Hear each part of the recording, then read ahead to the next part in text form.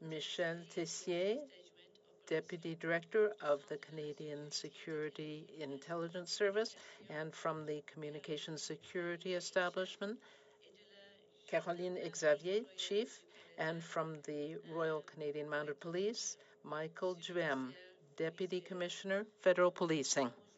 We have until noon, and I think we will take a little bit of time after that to finish up.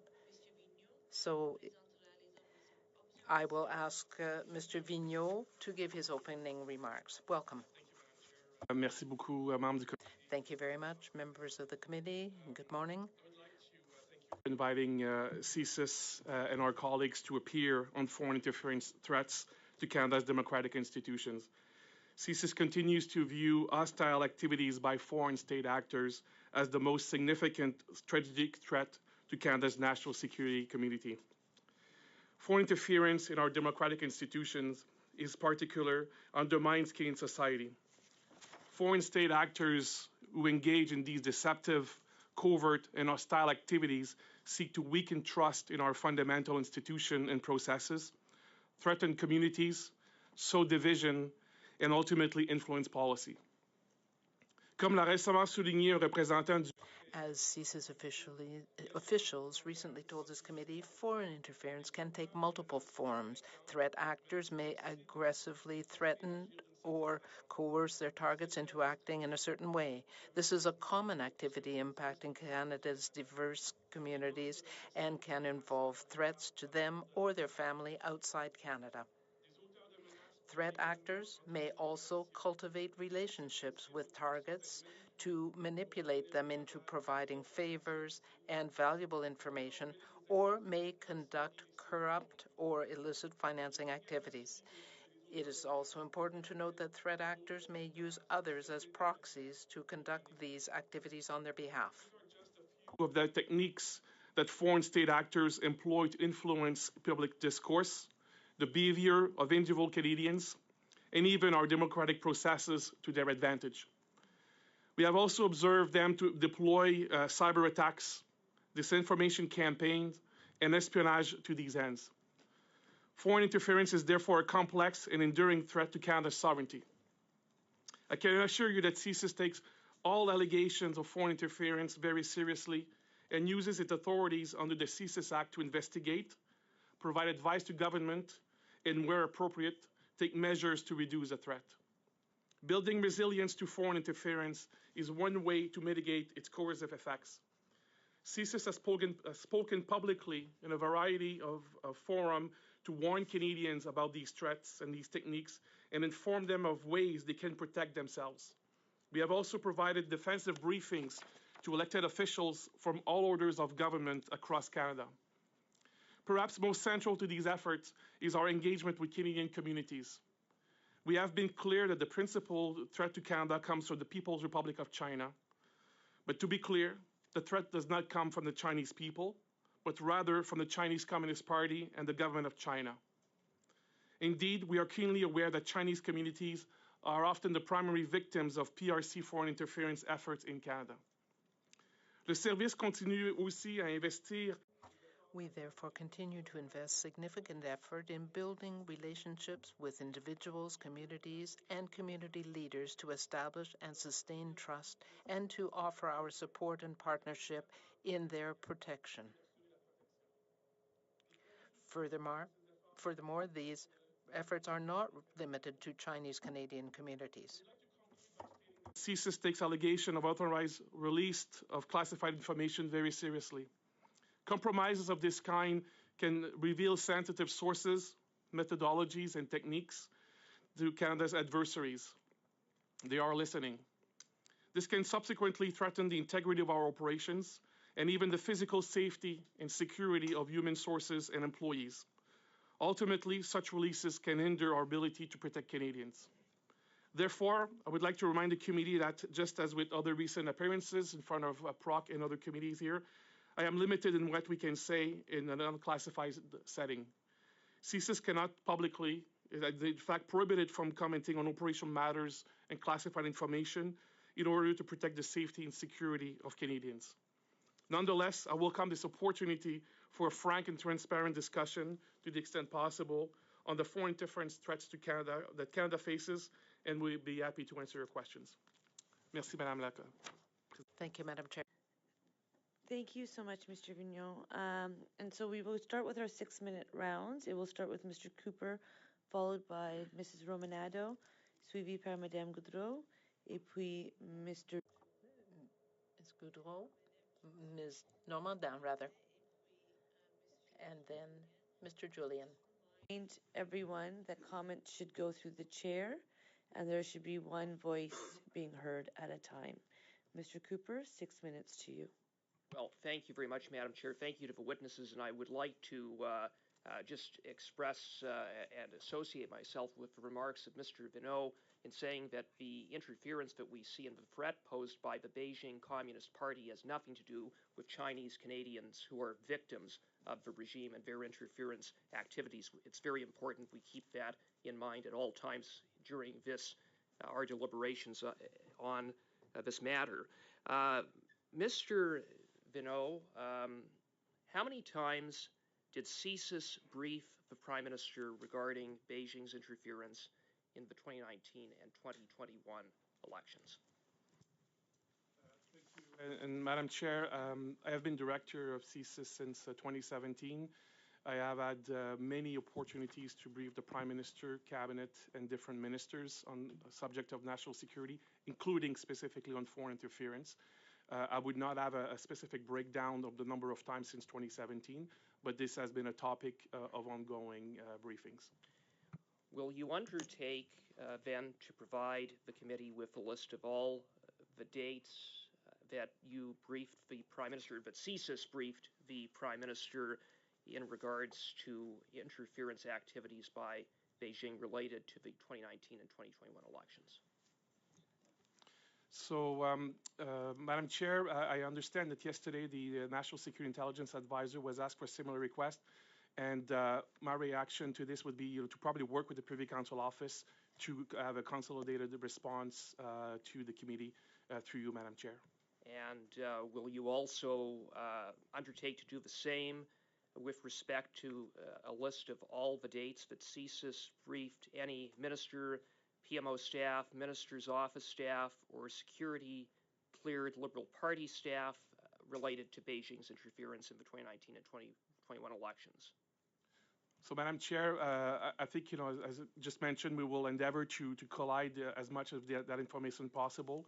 And bearing any specific national security considerations, we will endeavor to provide as much as possible to the committee. Okay, and I guess consistent with that, or in addition to that, will you undertake to provide a list of all individuals who are present at these briefings to the degree that this is possible? I will probably have to defer to the extent to which we know. We will again, provide the information in the context of bearing any other national security considerations, but we'll probably have to rely also on the Privy Council Office for some of the attendance of these briefings. So that consolidated piece will hopefully be answering many of these questions, Madam Chair. Thank you very much. On February 24th, 2023, Sam Cooper of Global News reported that 3 weeks before the 2019 election, CSIS officials gave an urgent briefing to senior aides in the Prime Minister's office, warning them that a Liberal candidate who is a sitting Liberal MP now had received assistance from Beijing's Toronto consulate in his nomination campaign. What are the names of the PMO aides who were briefed? Madam Chair, as I just indicated, we'll have to review the list of and the dates of such briefings. It will be important to remind colleagues that I will, or this committee, I should say, that I do not take the premise of that the question at face value. I need to be able to provide information respecting the proper classification of the information. So that the spirit of that question will be answered through the consolidated response. And to that end, did CSIS brief the Prime Minister? CSIS, as I mentioned. No, but specifically in relation to the 2019 circumstances surrounding a Liberal candidate and Beijing's consulate in Toronto assisting him in his nomination campaign. So maybe, Madam Chair, on that question, I think it's important to put in context that information that is in the public domain may or may not be coming from the service or from other agencies. There's been indeed information that is now reported by the media, and it is not because the information is in the media that I'm at liberty to confirm or deny the specific nature of classified information. So along these lines, I will not be able to provide a specific answer to I understand that allegation. That you're not able to provide a specific answer at this time, but again, would you undertake to go back and provide this committee with any date or dates that the Prime Minister was briefed on this matter? I will be able to provide, Madam Chair, a consolidated response to PCO of dates where the subject of foreign interference was discussed. However, I am not at liberty to disclose information directly or indirectly that would provide classified information in a public setting. So there will be limit, Madam Chair, to the specificity of the topic discussed. But as I said, I think it's important that people understand that foreign interference was indeed briefed regularly. Okay, and the same would apply with respect to Liberal Party staff or other officials who may have been briefed. If you could also undertake that, if they were briefed, to come back to this committee, having regard for what you had previously said, unless it doesn't apply in that case. We will, I think in the spirit of these hearings, Madam Chair, we will absolutely endeavor to provide the most consolidated and thorough response possible to the committee. Thank you. Thank you. And now, Mrs. Romanado, up to 6 minutes for you. Thank you very much, Madam Chair. I'd like to thank the witnesses for being with us today and for providing the information that they are able to, because I understand full well, given security issues, we can't publicly discuss in public things that we do not have clearance for. My first question is for Mr. Vigneault. I'd like to know a little bit about the tools that CSIS has to disrupt foreign interference. And in the Rosenberg report that was released this week, it says that one of the options CSIS has is to engage with diplomats who may try to interfere in our elections. So if a foreign official was trying to interfere in our election, does CSIS have the tools in its mandate to address that? So thank you for the question. And Madam Chair, through you, I would say that the CSIS Act provides a number of tools for CSIS to investigate foreign interference activities, including when it comes to diplomats posted here in Canada. We are, as an intelligence service, our professional are looking at the best way possible to get at the intelligence using all the techniques that are available to us. And when we do face questions or situation where there's a specific threat activity, we are also using, and we have used, and will continue to use, our threat reduction measures mandate to engage in those activities. We will often, work with partners. We will not work in isolation because, these issues are very complex, and you do not have one to take an action and have unintended consequences. So we work in partnership. So in this case, when it comes time to diplomat, we would likely be working with the Department of Global Affairs Canada, GAC, to do so. But I can assure the committee that, as I said in my opening remarks, that CSIS and our partners at this table, we do take any allegations of foreign interference extremely seriously. We investigate these allegations, and we use all the tools at our disposal to try to better understand, characterize these activities, and reduce the threat where possible. Okay, and thank you very much. CSIS has the ability to share information with the RCMP for them to launch an investigation. Is that correct? Yes, CSIS is actually over the years, since the inception of CSIS in 1984, we have developed between the CSIS and the RCMP very elaborate processes to be able to share information. I think the committee has heard some of the challenges that exist in using intelligence and passing it on to law enforcement agencies or investigative bodies, because intelligence is not a question of evidence. So, the RCMP in this specific case needs to determine how to use the information and further their own investigation. It is a complex process. The two organizations working with Department of Justice continue to work on this issue. The notion of using intelligence to pursue law enforcement matters continues to be a challenge that a number of organizations are actively working on. But we do have robust processes with the RCMP and with other law enforcement and investigative bodies to do such an exchange. So on that, Mr. Vigneault, I'm sure you're aware that yesterday the Deputy Minister of Public Safety confirmed that there are actually no investigations into allegations of foreign interference from the last election underway. So based on your previous response that information is shared, what they have in front of them, they do not have any active investigations. I'd like to just talk a little bit about the briefings next. You mentioned that you do participate in briefings of the panel. Do you personally do that briefing, or is that somebody else on your team or along with you? I normally, I'm the one who would be doing these briefings. There may have been one or two that my colleague, Deputy Director Operations, may have undertook, but it's normally would be myself briefing the panel directly. Okay, and from what I understand, based on those briefings, there has been no incident or incidents of interference that have threatened the integrity of the election. Is that correct? Madam Chair, it's indeed the conclusion that the panel has taken.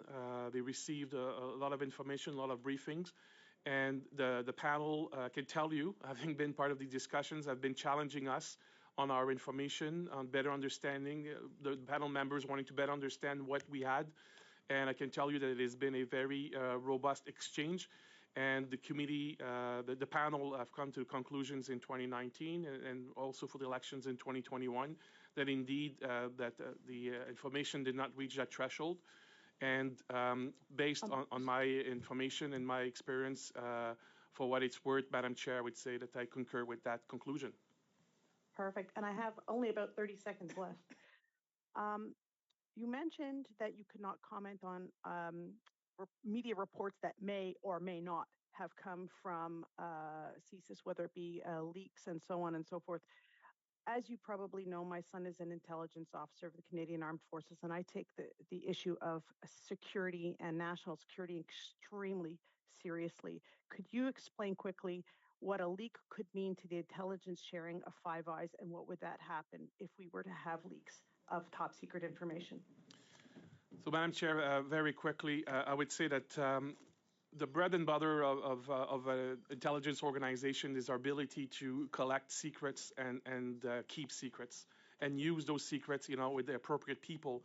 When that ability is threatened, it undermines the confidence of our partners domestically and internationally. And this is something we take very seriously. But I would say it's also the ability of to protect our people and our sources, people who put their lives at risk to protect Canada. So would you say Thank you, sorry. letting information like this out would actually put our members of the Canadian Armed Forces at risk? If you can give it in one answer, I would take it. I would say that any information that is disclosed in an unauthorized way, you do not know the consequences. You cannot foresee the consequences down the road. So I think it's very serious. Thank you. I have matter. To end our time there, and I would just like to keep it tight. I will go, Madame Normandin, jusqu'à 6. Ms. Normandin, 6 minutes. Thank you very much to all of the witnesses for being here. You just mentioned that it's a hypothetical situation where there are leaks, but in fact we had a leak apparently to global, and this has serious consequences. But is it perhaps because that the people who had that information were dissatisfied with how the information was handled by CSIS or the government? And does it say something about the tensions that might exist? Madam Chair?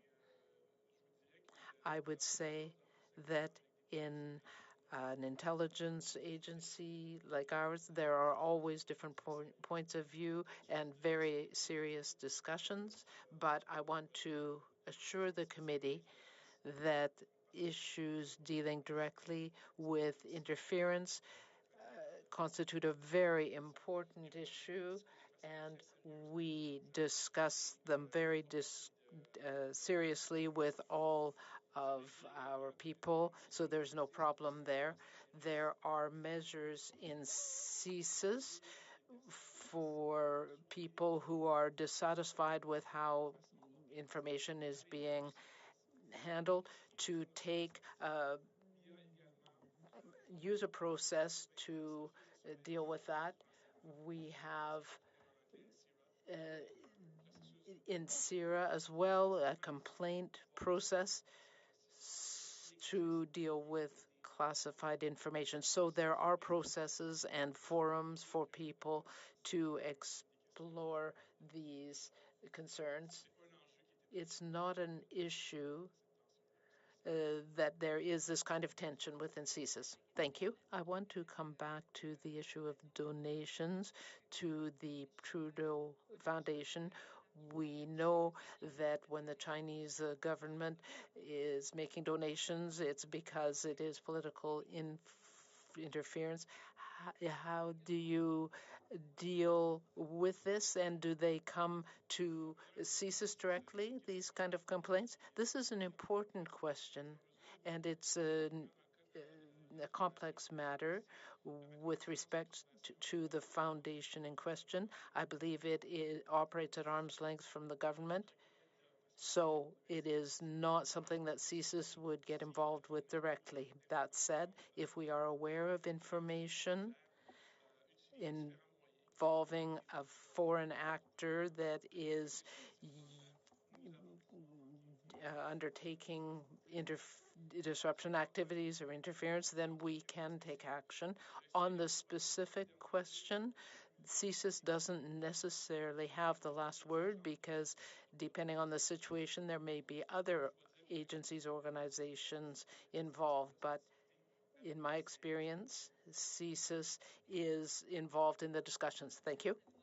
You mentioned in your opening remarks that when it is appropriate, one of the roles of CSIS is to counter threats. What happens in those situations, and who else has a role to play in deciding whether those steps are taken? Madam Chair, the powers that CSIS has for countering threats go back to 1998, I believe. The changes were made then, and it's always evolving how we use those powers. As I mentioned earlier, generally, we don't work alone. We work with our partners to understand clearly the context of the situation and the impacts to ensure that we take the most specific action possible to deal with the threat. So we would not usually take action without consulting our agency, but before taking action. We heard that from our previous witnesses, that is Elections Canada and the Commissioner's Office, that they are not able to take specific action. So I would like to hear from you, since the Prime Minister seemed to brush aside the recommendation that more needed to be done. So is there enough power available to deal with these situations for CSIS? I mentioned in my opening remarks, Madam Chair, that foreign interference is taken seriously, and over the past few years, we have noted that the types and sophistication of foreign interference have evolved, have increased. They have learned how we work and the types of work of powers that we have and what we can do. And that is why we need to protect certain parts of our information. CSIS, the CSE, the RCMP, and the Commissioner's Office all have complementary powers. And do we need more tools in our toolbox? That's certainly something that we can look at. We work very well together, but there is certainly room for improvement.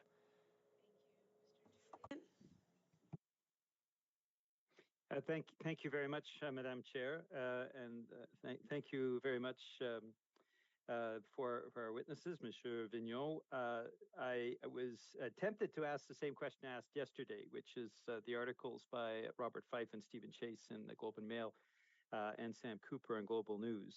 If you could acknowledge their factual articles, I don't believe you're willing to do that. However, I do want to ask whether the concerns around multiple Liberal and Conservative candidates being involved, potentially being favored by Beijing, if this is something that you can confirm, whether there are multiple Liberal and Conservative candidates that were of concern.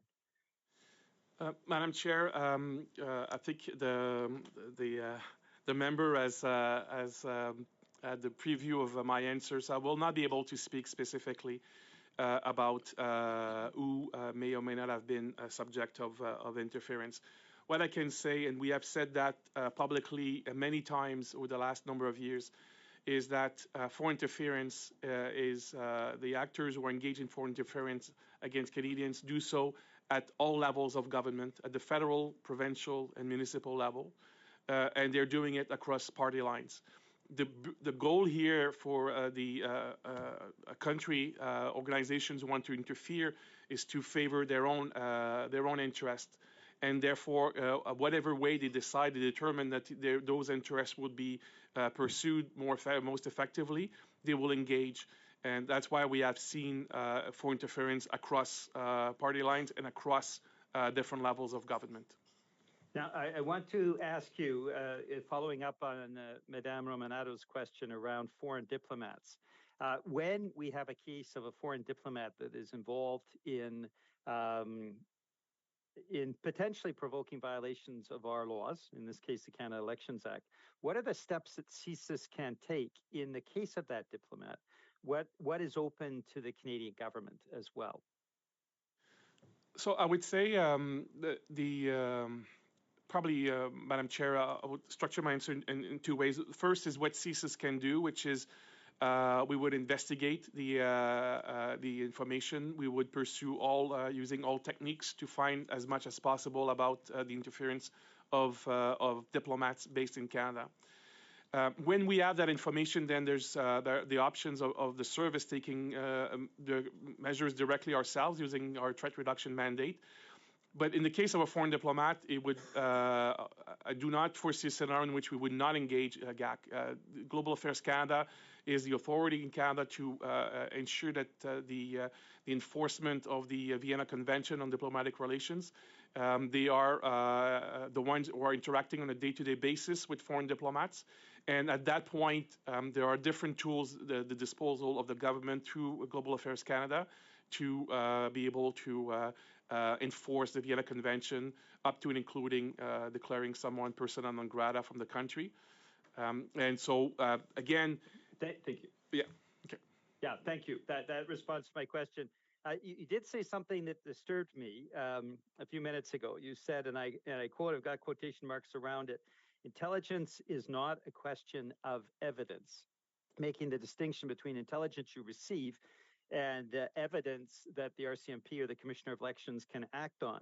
So my question is, how do you validate intelligence then in that case to ensure that you're moving from intelligence to actual evidence that is actionable?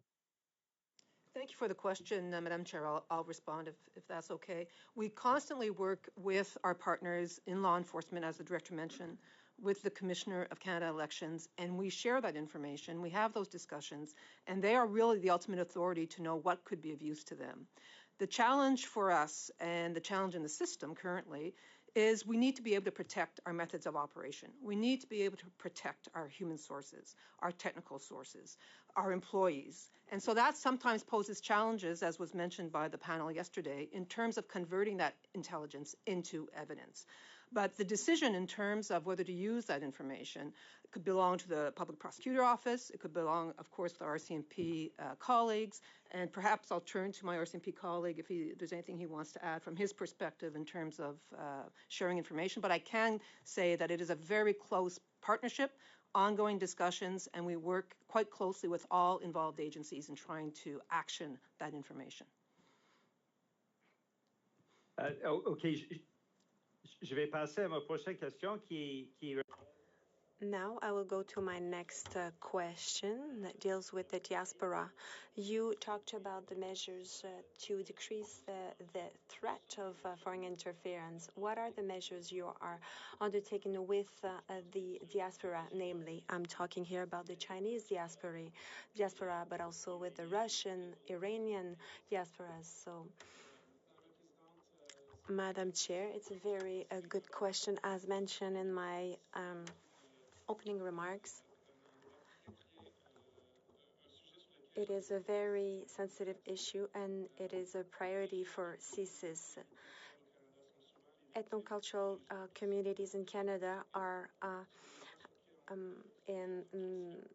being pressured when it comes to foreign interference. And to answer your question, in the last year, we've published a report on foreign interference. We've published it in the different Chinese dialects, in Persian and in Russian. We've released a guide for communities to better counter foreign interference. So this is a tool. It's a public information tool. We engage people to talk to us to see what more can be done. Merci beaucoup. Thank you very much. We will now go for 5-minute round. Madam Dancho, you have the floor. Thank you. Thank you, Madam Chair. Thank you to the witnesses for being with us today. Regarding the specific allegations report in the Globe and Mail from CSIS documents that Beijing was responsible for illegal cash donations, tax receipts, and hiring campaign workers using illegal methods, as well as disinformation campaigns in the 2021 election. This information from CSIS would have been shared with our Five Eyes intelligence allies. Is that correct? Madam Chair, as I mentioned earlier, I will not be in a position to comment specifically on these allegations, this information. What I can say, however, is that indeed CSIS and our intelligence partners do share information extensively with international partners. This foreign interference, amongst other threats, is one that is shared by many countries. The PRC specifically and other countries are engaging in foreign interference in other countries. And one of the advantage we have is having a number of countries in not only amongst the Five Eyes, but more broadly in Western Europe, in Asia, in the Middle East. We work very closely with these partners to share information, and that is one way we have to protect Canadians, is to benefit from the enriched picture here. It was also, it was also reported that a Consul General of Beijing took credit for the defeat of a Conservative MP in the 2021 election. Is that correct? Madam Chair, I would unfortunately have to reiterate my answer. I cannot specifically confirm some of the information that is in the public domain in this current setting. This has been asked, but I'll ask again. Was the Prime Minister briefed of any of this information, and when would that have been? What would have been the dates? Madam Chair, we will be, as I in answer to the previous question, we endeavored to be able to provide information to the working with PCO to this committee in terms of what has been briefed and who has been briefed, but I'm not in a position to specifically answer the question. Thank you, Mr. Vigneault, and I appreciate your service to this country, but I am surprised. Of course, you were all aware that you were coming to this committee today, and I know you all take, I'm sure, very detailed notes in your calendar, so I'm a bit surprised that that information is not readily available to committee members, as I'm sure you anticipated the questions of when the Prime Minister would or would not have been briefed by you or others in CSIS, but I would appreciate if you would provide that in short order to the committee. Thank you. To the RCMP, has CSIS shared any of this information regarding election interference with you? Any sharing of information would have been done through the site committee, and then if it falls into the criminal space, the RCMP would investigate. And you're not investigating? We're not investigating any elements from the 2019 or the 2021 elections. We did not receive any actionable intelligence that would warrant us to initiate a criminal investigation. So no charges have been laid to anyone concerning any election interference, is that correct? No charges have been laid. And no charges have been laid concerning the Beijing police stations illegally operating in Canada for the purpose of terrorizing Chinese Canadians? No charges have been laid in that regard either? No, but the RCMP has taken overt action on 4 specific sites where we were present in uniform, marked vehicles to demonstrate to the community that we're taking this seriously, and we've had a positive impact on the actions that we've taken. And that positive impact in particular, does that mean that the operations from those illegal Beijing police stations have ceased? Our understanding is that they've ceased, and we're continuing our investigation of the ongoing. Anytime you have a representative from the embassy who's a law enforcement liaison officer comes up to us and not pleased with the actions we took, I think that's a sign that we did our job. I appreciate your work very much in that regard. Yesterday, I believe it was shared in committee from the Deputy of Minister of Public Safety that legislative changes would need to be made, or he implied that they would need to be made for charges to be laid. Is that correct? That legislative changes would need to be made for the RCMP to lay charges. Is that correct? When we talk about legislative changes, the RCMP operates in a criminal environment, and this is the work that Michelle alluded to earlier, my colleague, with regards to the work we do with the service. The service is in the intel business, but as the intel starts building towards a criminal offense, that's when it's shifted to the RCMP. So we work with the existing legislation that we have under the criminal code.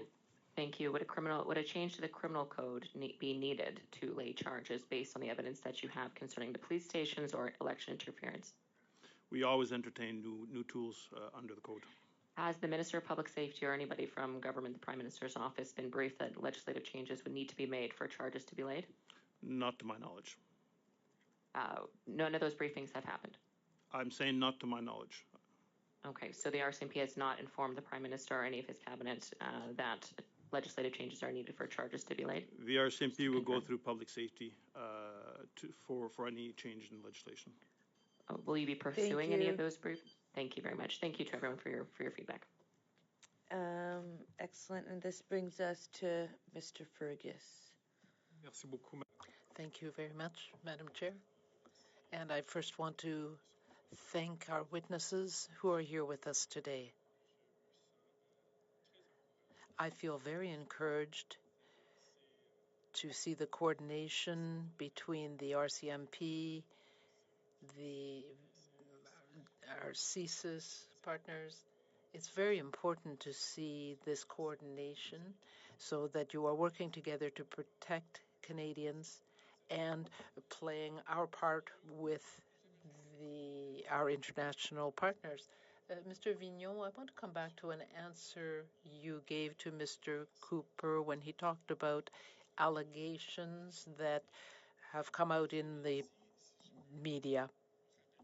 If I remember correctly, you confirmed, rather, you could not confirm the veracity of those allegations. These allegations may or may not come from CSIS. And this leads me to a sensitive question. Now, I know you can't comment about the specific case, but so let me just take this into a hypothetical range. When you see, with your knowledge of foreign interference and the different techniques which are used in foreign interference, is it possible, in your opinion, that unverified or unconfirmed leaks from secret sources that may or may not come from official sources could in itself represent a form of foreign interference? Madame la Présidente, Madam Chair, I will answer in English, or rather in French, if you don't mind. I think that this is one of the key aspects of this whole situation. Foreign interference is very complex. there is a whole spectrum of activities that goes from a diplomat that might speak openly to exercise influence, and that would be acceptable. And then there is a whole category of activities that would be a gray area, that would be a little more secretive or would be revealed only later, and that would also be foreign interference in a way. So that's very complex, as you can see. So Department is the organization, UFWD, United Front Work Department, is an organization of the Communist Party. It is as old as the Chinese Communist Party. Under Xi Jinping, this organization, has been provided new budgets, and that now the budget of the organization dedicated to engage the Chinese abroad, but also to interfere in other countries' internal affairs that done by the FWD. The budget of that organization now is bigger than their entire Department of Foreign Affairs. So the budget of an organization dedicated to foreign interference is now larger than the entire overt diplomatic work that the PRC is engaging in. It gives you a sense of how important this is. And I would say very quickly, Madam Chair, this is why the President of China, Xi Jinping, calls the UFWD one of its magic weapons. So then it's not beyond reasonable to see that undermining democratic systems, democratic institutions, could be a primary purpose of the UFWD. Chair, in terms of foreign interference writ large, carried out by the PRC, but also we have seen it by Russia, disinformation is one of this very specific tool that is being used. That is why, as an intelligence service, we have very rigorous processes to be able to ingest information, challenge that information, validate it, assess it, and that's how intelligence is then put together at the end. And so that I would just invite everybody to be mindful that some of the information that may be in the public domain could be accurate, could also be information that is part of that process, that it's still part of an evaluation and assessment process. So this is why we are very concerned when we see this in the public domain, because you need to have experts also be able to assess the specific information. Thank you. Madame Normandin, 2 minutes et demi. 2.5 minutes for Ms. Normandin. I understand that you can't say whether or not the information that was provided to the Globe and Mail is accurate, but there is information that indicate that some CSIS officials may have leaked information about how information was managed with the PMO, and the Prime Minister has brushed aside the possibility that one of his candidates may have had interference work in his favor. So we've got these activities by the Communist Party of China, but I want to hear about whether there are any tensions between your organization and the Prime Minister and the PMO. Thank you. Through you, Madam Chair, there are various aspects to that question, so I would like to quickly say that there is an investigation underway by CSIS and our partners regarding the sources of the information, the leak. We are in a democracy. People do have the right to speak freely.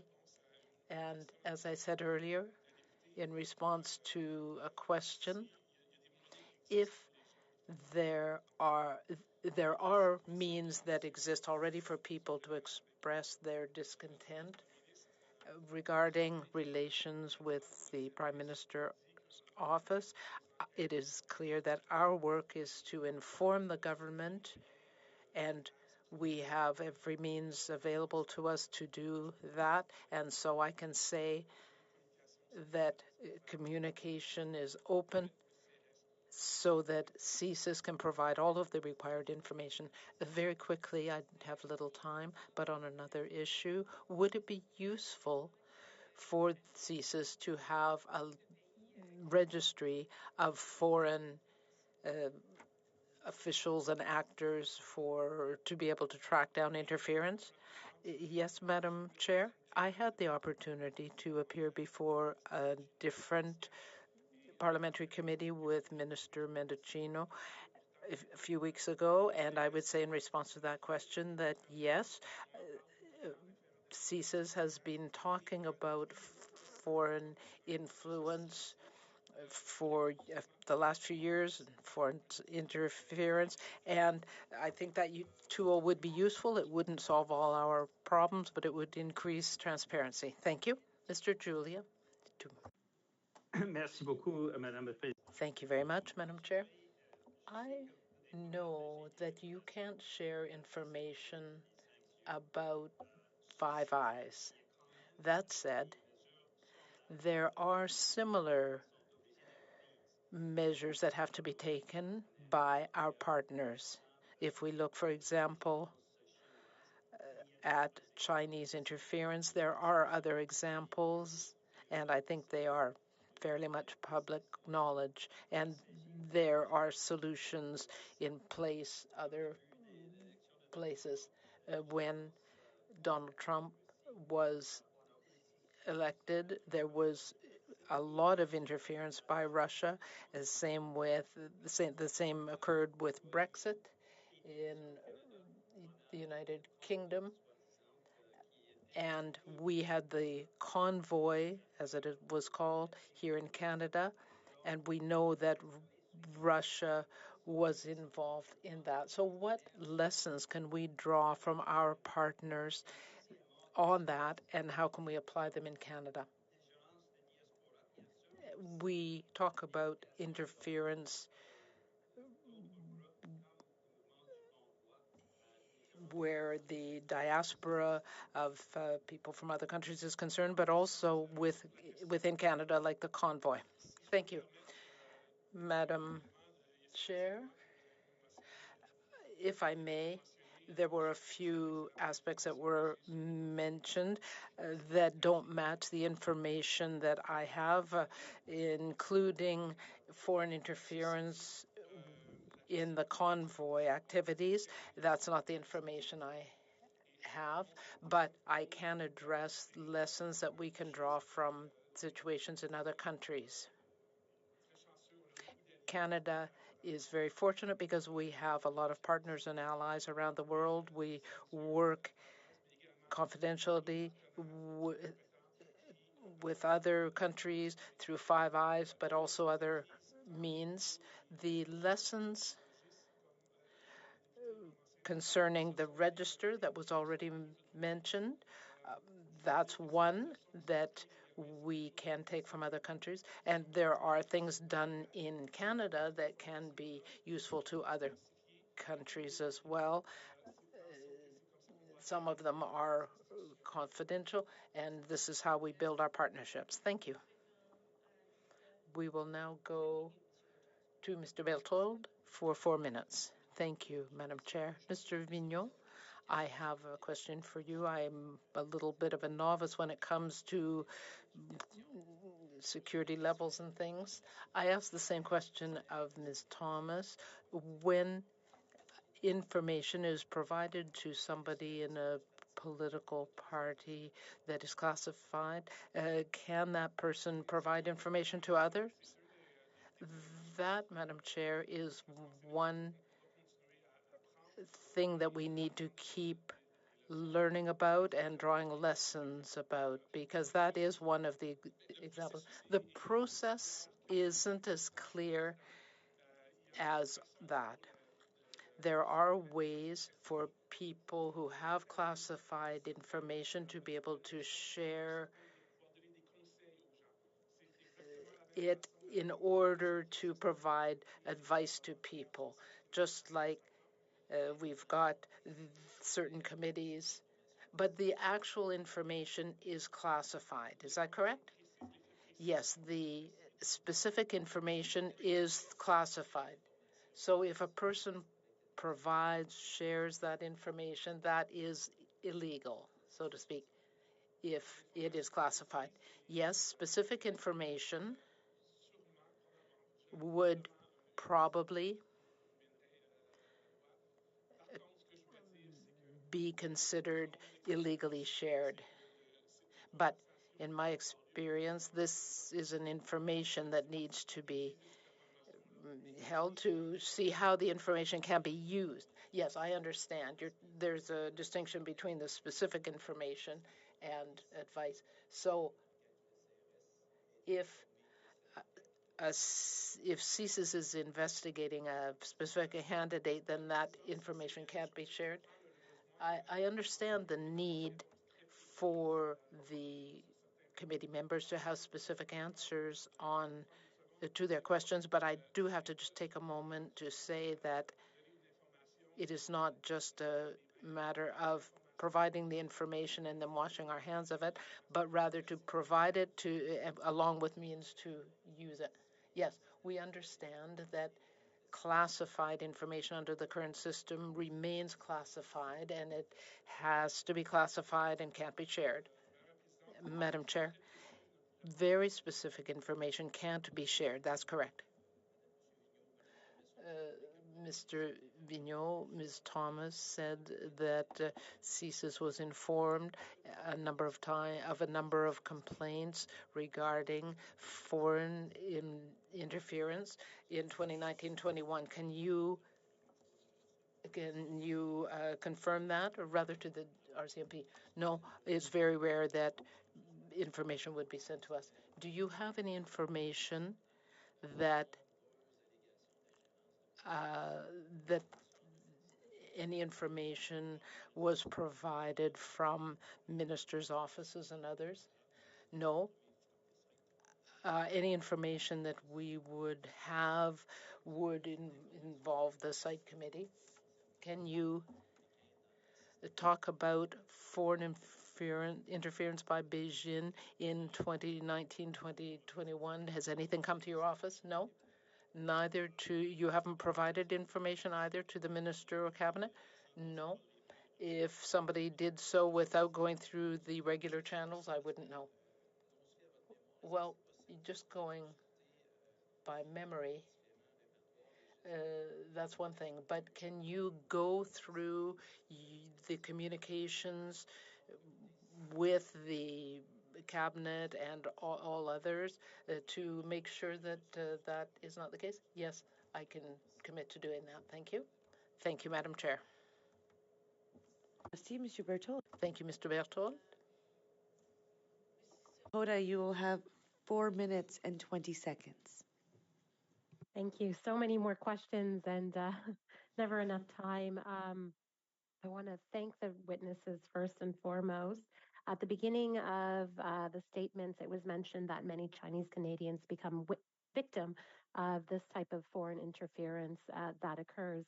Would you also say that candidates could also become blindsided and victim of this type of foreign interference? Canadians? Candidates. Madam Speaker, Madam Chair, sorry. I would say that the purpose of foreign interference is to, again, push an agenda of a foreign country.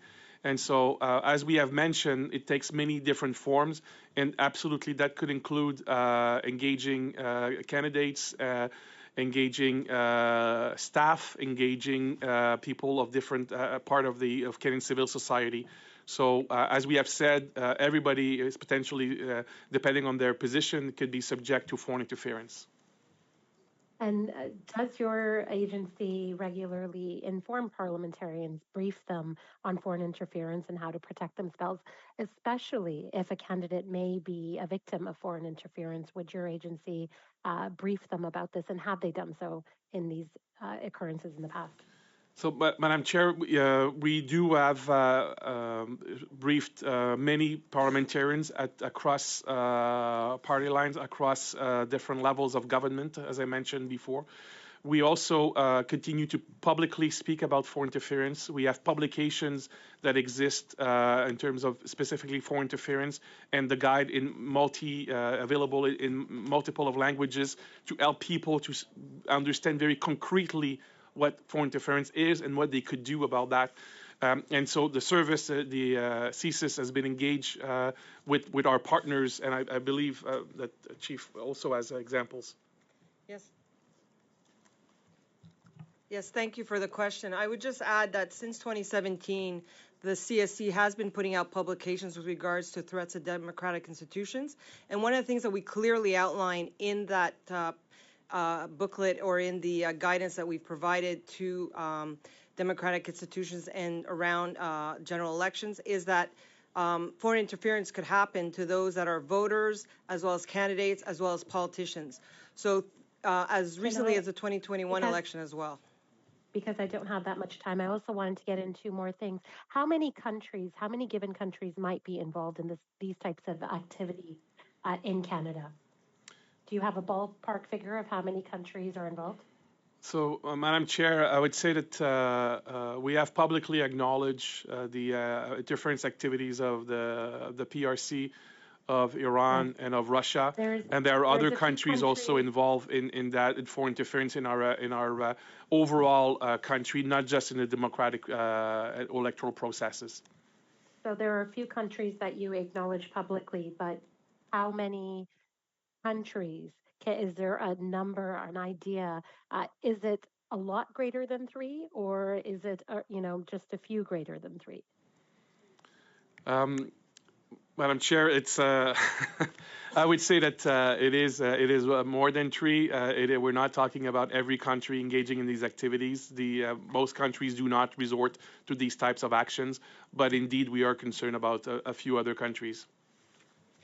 Would a public inquiry be, and many of former directors of CSIS have commented on this recently, do you believe a public inquiry might be a good forum for us to continue this conversation? And do you think that CSIS and our country would have something to gain instead of having it in a committee hearing like this, or at NCCOP, or briefings to site? And we've seen that the Rosenberg report has recently come out, and I'm sure that you were involved in briefings with them in order for them to reach their conclusions. So having done all of these things and being engaged in these ways, do you think a public inquiry on top of that would be beneficial? Madam Chair, I would say that the goal of the focus of CSIS of the last number of years has been to publicly engage in talking about foreign interference. We're using all platforms available to us, including parliamentary committees. So whatever decision is made to continue this discussion, CSIS would be, of course, engaged actively in continuing the discussion. The one, of course, remaining consideration is the classified information. How can we find the best possible way of having classified information, part of a classified discussion, but inform the proper debate without becoming public? Is that the key conundrum? So with that, I would like to thank all of our guests for coming. It's been really interesting. And something that I also often hear is, when does the public get to know? These meetings are taking place in public. You've really demonstrated just the level of detail and just the layers of it. So I can speak for myself to say I appreciate that you are responsible for our security and that you are doing really important work. So I thank you. And for being available today, I thank you, and I'm going to let witnesses go so that we can get to the next. Well, just it's related to the witnesses. Just very briefly, Madam Chair, Mr. Vigneault undertook to provide a consolidated response in consultation with PCO. I would ask that the clerk contact the PCO to request that that response be provided within a week. These are the briefings were matters that I think were easy to anticipate and would not require a significant amount of time for calendars to be checked. So I think I appreciate that, and I have full confidence that everyone who is appearing here will get us information as quickly as possible. I have not found one person yet who does not take this matter seriously and who wants to ensure that our elections are protected, open and transparent and fair. So I would ask that you provide us information as quickly as possible to the clerk. If there's other information you would like to provide us, to the clerk, and we'll make sure it's circulated to all members. With that, on behalf of committee members, thank you for your service, and to your teams, have a great day, and we'll get ready for the next panel. For committee members, I am going to suspend for till 12:20 so that everyone has time to go to the washroom or take a health break or whatever you need to do, and we will resume at 12:20 with the next panel. Thank you and have a great day.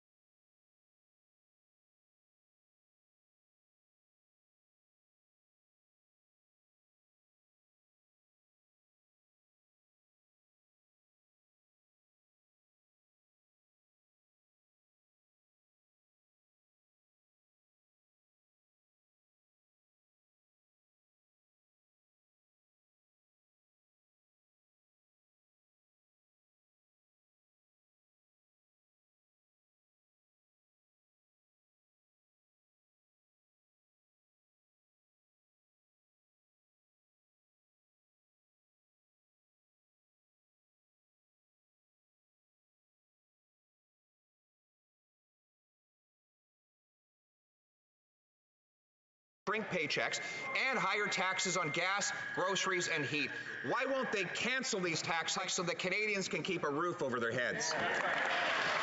The Honourable Minister can't even afford to have a family in the first place because they can't get out of their parents' basements or out of 400 square foot apartments after housing prices have literally doubled in this country under this Prime Minister. And now, with rising interest rates, which this government promised would not happen anytime soon, families have to spend 50% of their income just to keep a roof over their head, the highest in over 3 decades. And the solution from the Liberals? Higher taxes on gas, groceries, and paychecks. Will they follow the Conservative demand and cancel all of these tax hikes on workers and seniors? The Honourable Minister. Absolutely focused on the issue of housing affordability in this country. That is why we've put forward real solutions like the Housing Accelerator Fund, which is about increasing more housing supply. It's about also turning more Canadian renters into homeowners. It's about introducing the first-time homebuyer tax credit and putting in place a first-time homebuyer savings account to enable more young Canadians and others to access their dream of home ownership. We can't take the leader of the opposition seriously on these issues because on every single tangible solution that we've brought forward that actually works, he's voted against it. Leader of the Opposition. They've worked to double the price of housing in this country and give us the second worst housing bubble of any country on planet Earth. Now, Canadians have had the cost they must pay for monthly housing bills go from 32% of their paycheck to 50% of their paycheck. And what's the Prime Minister's solution? To reduce their paychecks by taking a bigger bite out of them with higher payroll taxes. And he wants to raise gas taxes, home heating taxes, and indirectly the price of groceries by tripling the carbon tax. Will the government cancel these tax hikes so that Canadians can afford to eat, heat, and house themselves? The Honourable Minister for Tourism. Mr. Speaker, over the course of this session, you're going to see two competing visions. One, which shows our government doing what needs to be done for Canadians as they are facing higher inflation, and the other vision...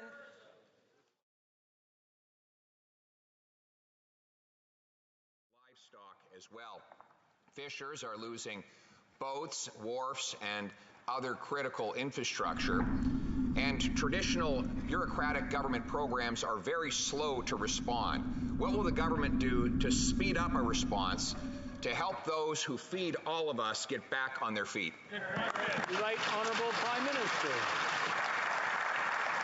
Mr. Speaker, as early as last Tuesday, we started working with local communities on the ground, provincial leadership to prepare for what we knew would be a big storm coming. And indeed, when the storm hit, we were connecting immediately with premiers, with municipalities, with Indigenous leaders to make sure they were getting all the support they have and they need. We will continue to be there as a federal government with immediate supports, with the military where it's needed, with investments in the short term, but we will also be there over the medium and indeed long term as people rebuild, as we support the people who work so hard to keep us fed and supported. The Honourable Leader of the Opposition. Nova Scotia Power reported that the ArriveCan app blocked American crews that were trying to rush into the province to help with the recovery response and wasted valuable time. Originally, the Public Safety Minister denied that that had happened, but only to be contradicted by the Emergency Preparedness Minister, who said, in fact, there was an issue at the border. Mr. Speaker, will the Prime Minister suspend the ArriveCan app today, not Saturday, so that no more holdups happen at the border for those who are trying to help those in desperate need? The Right Honourable Prime Minister. Obviously, Mr. Speaker, everyone's focus was on getting support to affected areas as quickly as possible. I myself saw off an Ottawa Hydro crew heading out to Nova Scotia to help out. We know how important it is that people get across the border quickly, and I can confirm, Mr. Speaker, that there were no delays at any border because of ArriveCan or otherwise. On the working poor, and yet that is exactly what the minister admits she will do. She admits that raising the EI premiums, the EI payroll taxes, will take $2.5 billion extra dollars out of the hands of Canadian workers, and not to fund EI. She also admits through her own public filings that the government will take $10 billion more in EI taxes than it will pay out in benefits, money that the Prime Minister will raid from the account and spend however he likes. Will the Prime Minister get his hands off the EI fund and the paychecks of our workers? The Honourable Deputy Prime Minister. Mr. Speaker, the EI contribution rate today is 1.58. Next year, it'll go up to $1.63. Both of those rates are lower than the EI contribution rate was in every single year when Stephen Harper was Prime Minister. Yet the new Conservative leader, who was actually the employment minister during those years, now wants to slash our contributions. So who do the Conservatives think was the better economic manager, Prime Minister Harper or their new leader? The Honourable Leader of the Opposition. Well, we were terrific economic managers together, and we will be again. So I'm just getting a little practice in on answering questions, Mr. Speaker. We'll be doing more of it when we're in government soon. But in fact, EI payments have gone up for the average $60,000 a year worker from $930 when I was the minister to $948 now. That's a small increase, but the big $2.5 billion tax increase is just ahead. This minister admits the money won't even go to EI. It'll go to government spending. Why won't they get their hands off the EI fund and the paychecks of our workers? The Honourable Deputy Prime Minister. Mr. Speaker, in 2015, a Canadian earning $49,500 a year, paid $931 in EI premiums. Next year, that same Canadian will pay $807. That's nearly $125 less than she paid when the Conservative leader was the minister in charge. So, yet again, Mr. Speaker, Canadians really need to understand whose policies do Conservatives support, Stephen Harper's or their new leaders? The Honourable Leader of the Opposition. And both. And the total payroll tax of a $60,000 a year earner went from $3,400 under the previous Conservative government to $4,168 today. The reality is, none of that was necessary, and they want to use the money for anything but EI. Mr. Speaker, on top of that, now they plan to triple the carbon tax, raising gas, heat, and grocery costs and killing jobs for many people in many sectors. Their policy is paychecks down and costs up. And in fairness, they're succeeding at both. Will they stop that policy and cancel their tax hikes? The Honourable Deputy Prime Minister. Mr. Speaker, I've already explained that Canadians earning around $50,000 a year next year will pay $125 less in EI premiums. But now I want Conservatives to come clean on what they want to do to our pensions. Their proposal is an irresponsible scheme to eviscerate our pensions. As Rob Carrick pointed out, quote, Canada Pension Plan premiums are not a tax. The CPP is the bedrock of a Canadian retirement plan. The Conservatives want to undermine all of our pensions, but we won't let them. The Leader of the Opposition. That is absolutely false. Conservatives protected the CPP, increased benefits for seniors every single year we were in office, and did it without any tax increases at all. We can do that again. Everybody agrees we should keep contributing. Nobody agrees that we have to hike taxes on workers to do it. But back to the carbon tax. They want to triple this tax on groceries, gas, and heat at a time when Canadians can barely afford to pay their bills. They want to add 40 cents a litre to gas taxes right now with 40-year high inflation. Will the government cancel this tax on Canadian energy?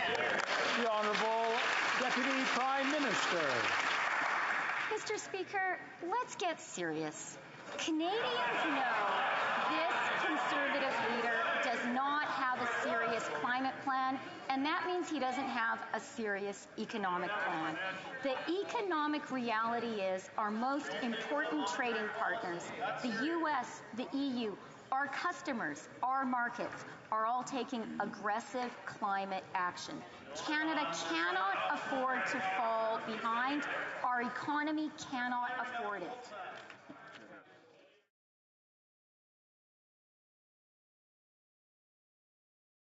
Stewart, Deputy Minister, International Trade, and Mr. Morrison, I understand you will be delivering opening remarks on both of your behalves, and we'll give you up to 7 minutes. You can return any time that you need to. Thank you. Thank you, Madam Chair. Good morning, everyone. I'm pleased to appear before this committee to discuss foreign election interference. I'm joined today by a fellow member of the panel that stands at the heart of Canada's critical election incident public protocol, Mr. Rob Stewart, Deputy Minister of International Trade and previously Deputy Minister of Public Safety. I thank the Standing Committee on Procedure and House Affairs for looking into the issue of foreign electoral interference, ensuring that we defend Canada's federal elections against electoral interference is a critical part of keeping Canada's democratic processes legitimate, credible, and trustworthy. Madam Chair, the critical election incident public protocol was created ahead of the 2019 general election as part of the plan to protect Canada's democracy, which put in place a number of measures to safeguard Canada's democratic institutions and processes, including our elections. The plan is a whole-of-government effort based on 4 pillars, which are enhancing citizen preparedness, improving organization readiness, combating foreign interference, and ensuring a healthy information ecosystem. The protocol lays out a simple, clear, and impartial process by which Canadians would be notified of a threat to the integrity of a general election during the caretaker period, whether national or in one or more individual ridings. The government created a panel so that there was a clear, nonpartisan oversight of the election, as well as a clear process for informing Canadians about any incident or incidents that could impair our ability to have a free and fair election. The decision to make such an announcement must be agreed by all panel members, that is, by consensus. Panel members are responsible for determining whether the threshold for informing Canadians of a threat to the integrity of a general election has been met. That threshold is high and limited to exceptional circumstances that could impair Canadians' ability to have a free and fair election, whether due to a single incident or an accumulation of incidents. The incidents in question would need to pose a significant risk of undermining Canadians' democratic rights or have the potential to undermine the credibility of the election. It is important to note that an announcement by the panel is a last resort. There are other actors in the ecosystem who may also speak up before an incident meets the threshold for an announcement by the panel. For example, the media could be in a position to call out disinformation, or a candidate themselves may step in to provide correct information. Civil society also plays a key role in fact-checking and correcting false narratives. The mandate of the protocol is limited. It is only initiated to respond to incidents that occur within the caretaker period and that do not fall within Election Canada's area of responsibility as defined in the Canada Elections Act. At the center of the protocol are the panel members who bring different perspectives to the decision-making table based on experiences working in national security, foreign affairs, democratic governance, and based on a deep understanding of the democratic rights enshrined in the Canadian Charter of Rights and Freedoms. During the 2019 and 2021 elections, the members of the panel received regular and frequent security briefings from the Security and Intelligence Threats to Election Task Force, known as CITE, including a daily SITREP update note during the election period. As you know, CITE is comprised of CSIS, CSE, RCMP, and Global Affairs. Officials from each of these organizations have appeared before you. Moreover, the Cabinet Directive on the protocol states very clearly that whenever national security agencies become aware of interference, they must consider all options to effectively address the interference. As part of that process, they do inform the panel, but in addition to that, barring any overriding national or public security reasons, the agencies may also directly inform the affected party of the incident.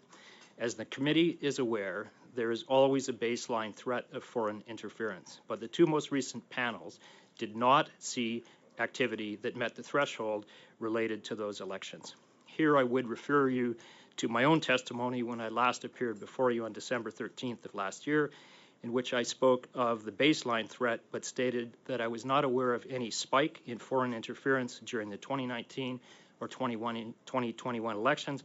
That remains the case today.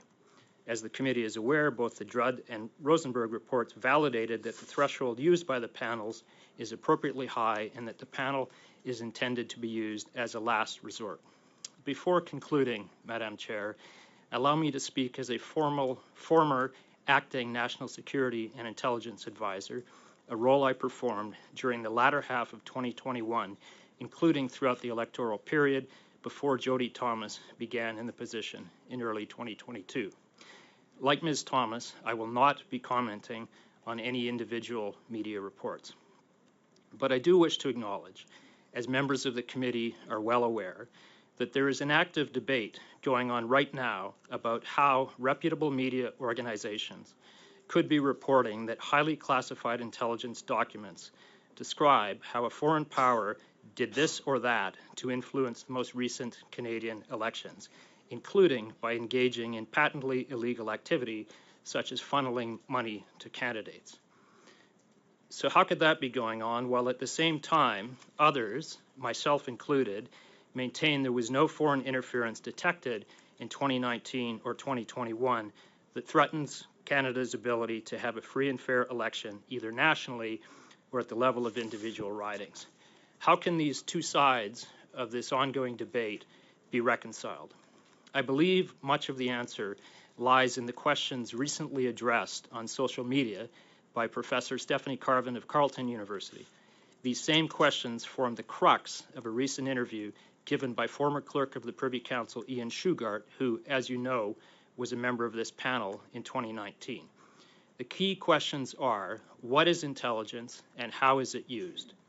Without repeating all of the points made by Professor Carvin and Mr. Shugart, let me simply say that intelligence rarely paints a full or concrete or actionable picture. Intelligence almost always comes heavily caveated and qualified in ways designed to caution consumers, such as myself, from jumping to conclusions, while at the same time helping us at least to gain a little bit more awareness. An example would be a report based on, quote, an uncorroborated source of unknown reliability. In layman's terms, I would call this a report based on rumor. Now, I, for one, am very glad we live in a country where even information of unknown reliability is passed up the chain, because that allows people like myself, daily consumers of intelligence, to begin to form a picture of what might be going on and the steps that might need to be taken if the information turns out to be accurate or part of a larger pattern. But let me say it is extremely rare to come across an intel report that is concrete enough to constitute a smoking gun. Intelligence is much more a game of disparate pieces of information, many of which don't seem to fit together, at least initially. Keep in mind that people doing nefarious things don't want us to know about those things. It is often only after one reads a full body of intelligence over time that one can approximate an actual picture of what might be happening and why. And there are glaring historical examples, Madam Chair, even when that picture finally emerges of the intel being just plainly wrong. The war in Iraq comes to mind. I'm just finishing. In this context, I would make one final point. Intel that gets leaked and is then taken out of context, for example, a report from a single uncorroborated source, if that report instantly becomes taken as fact, this can actually be prejudicial to Canada's national security. I believe Jody Thomas tried to make this point yesterday. There is nothing our adversaries would like more than to divide Canadians and have us call into question the very institutions that keep us safe and free, including our electoral processes. We must take all suggestions of foreign interference seriously, even where we only have partial or dubious information. And let me assure you, we do just that. But the larger point is that intelligence needs to be seen for what it is and what it is not. And if that doesn't happen, we will all end up much worse off. Thank you. Thank you. And because one person is speaking of the two of you, I was able to provide some leniency, and both of you combined would have had 10 minutes, and you are under that 10 minutes. So thank you for those opening comments. We will proceed with 6-minute rounds, starting with Mr. Cooper, followed by Mr. Turnbull, puis Madame Normandin, suivi par Mr. Ms. Normandin, Mr. Cooper, Mr. Julian. Sure, I'm going to direct my questions to Mr. Stewart, since he is the first member of the Critical Election Incident Public Protocol Election Panel to appear before this committee. Mr. Stewart, for you, Madam Chair, did the panel during the 2021 election refer any intelligence or other information that it had to the RCMP or the Commissioner of Elections Canada? For the record, Madam Chair, Mr. Morrison was also on the panel for the 2021 election. So I stand corrected. No. No. Is my answer. So Mr. Morrison said that foreign election interference is a serious matter, and that partial information, partial intelligence has to be taken seriously and looked at carefully. So I find it incredible that nothing was passed on to the RCMP or the Commissioner of Elections Canada, notwithstanding the fact that based in the Rosenberg report, it's evident that there was information the panel did have about foreign interference. At any time, did the panel consult with or report to the Prime Minister, the PMO, or any minister or minister's office? No. did the panel alert any candidates in the 2021 election that they may be a target or a victim of foreign interference? Not as such.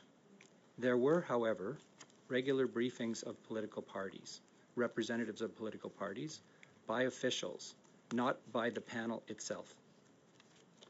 So, under the cabinet directive, it provides that barring national security considerations, that candidates who are a target of foreign interference be informed. Why didn't that happen when the rapid response mechanism, which provided and shared information with the panel about disinformation about on Chinese language social media platforms targeted against conservative candidates in the Lower Mainland, including former Member of Parliament Kenny Chiu, in the face of that information, why wasn't Kenny Chiu and those candidates informed, given having regard for the cabinet protocol?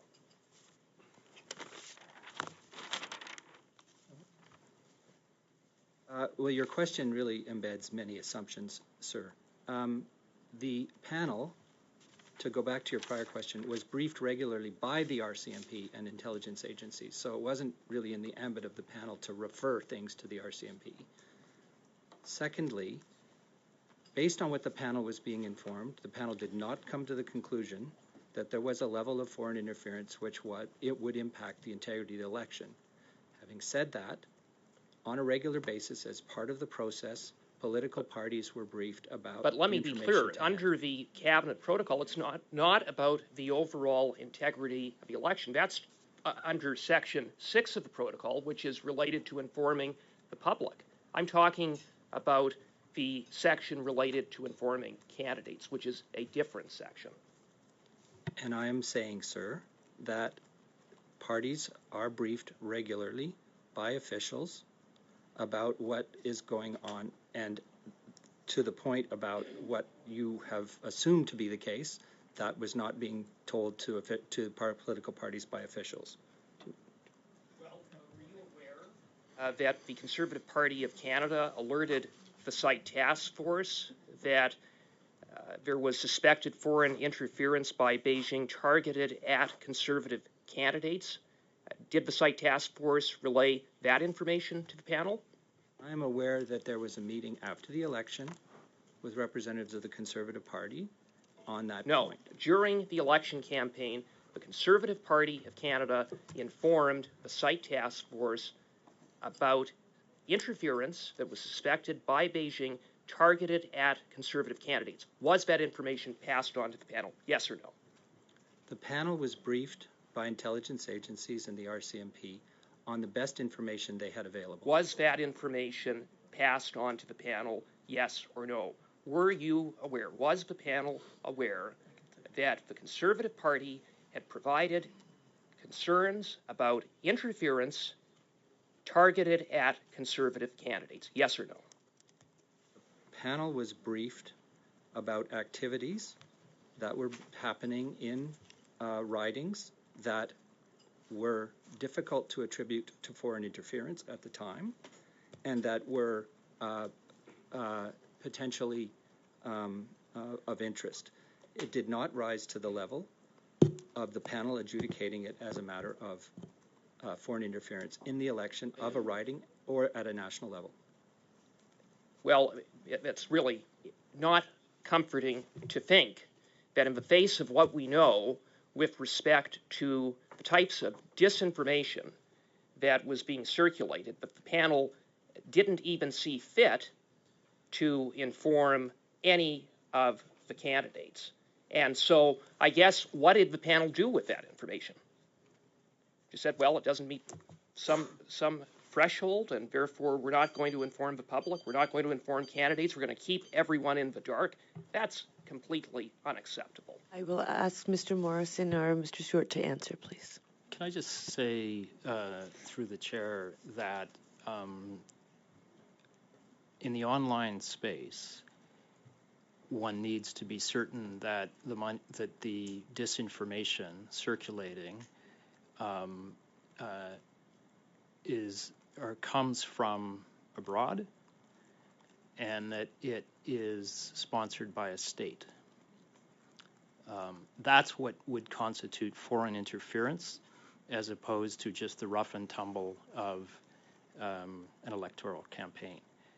We were aware of what I think the rapid response mechanism called activity or unusual activity, but we were advised by the rapid response mechanism that it was not possible, and they did read everything in Chinese, that it was not possible to attribute that to necessarily to non-Canadian sources, non-Canadian citizen sources, or to state-sponsored sources.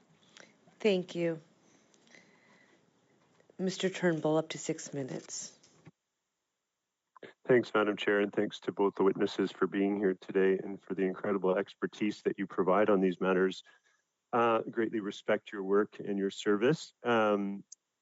So just maybe, Mr. Morrison, you could just give us, I feel like with the last line of questioning that there seems to be a misunderstanding perhaps among my colleagues around the table as to what the protocol is and how the protocol and the panel functions and works. Could you give a really brief overview of that, Mr. Morrison? Sure, thank you for the question, Madam Chair. The panel exists by design only during the caretaker period.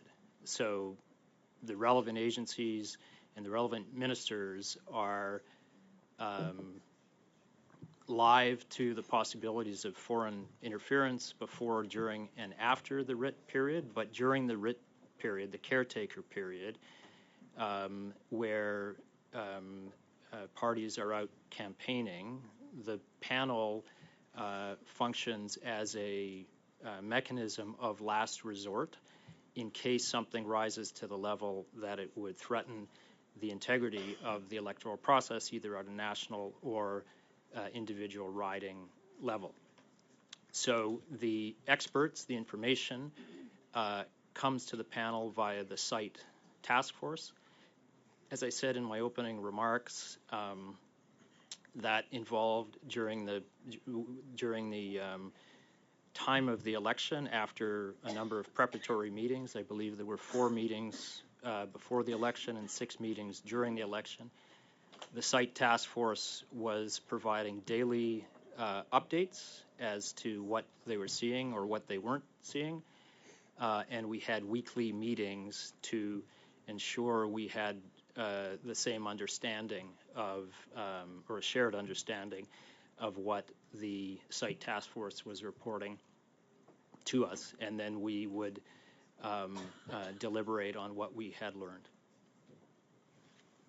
Thank you. That's a great overview. And just to be clear, that panel and protocol were set up in 2019. So prior to that, was there any mechanism like this that would operate, to identify and notify the public of a potential threat during an election?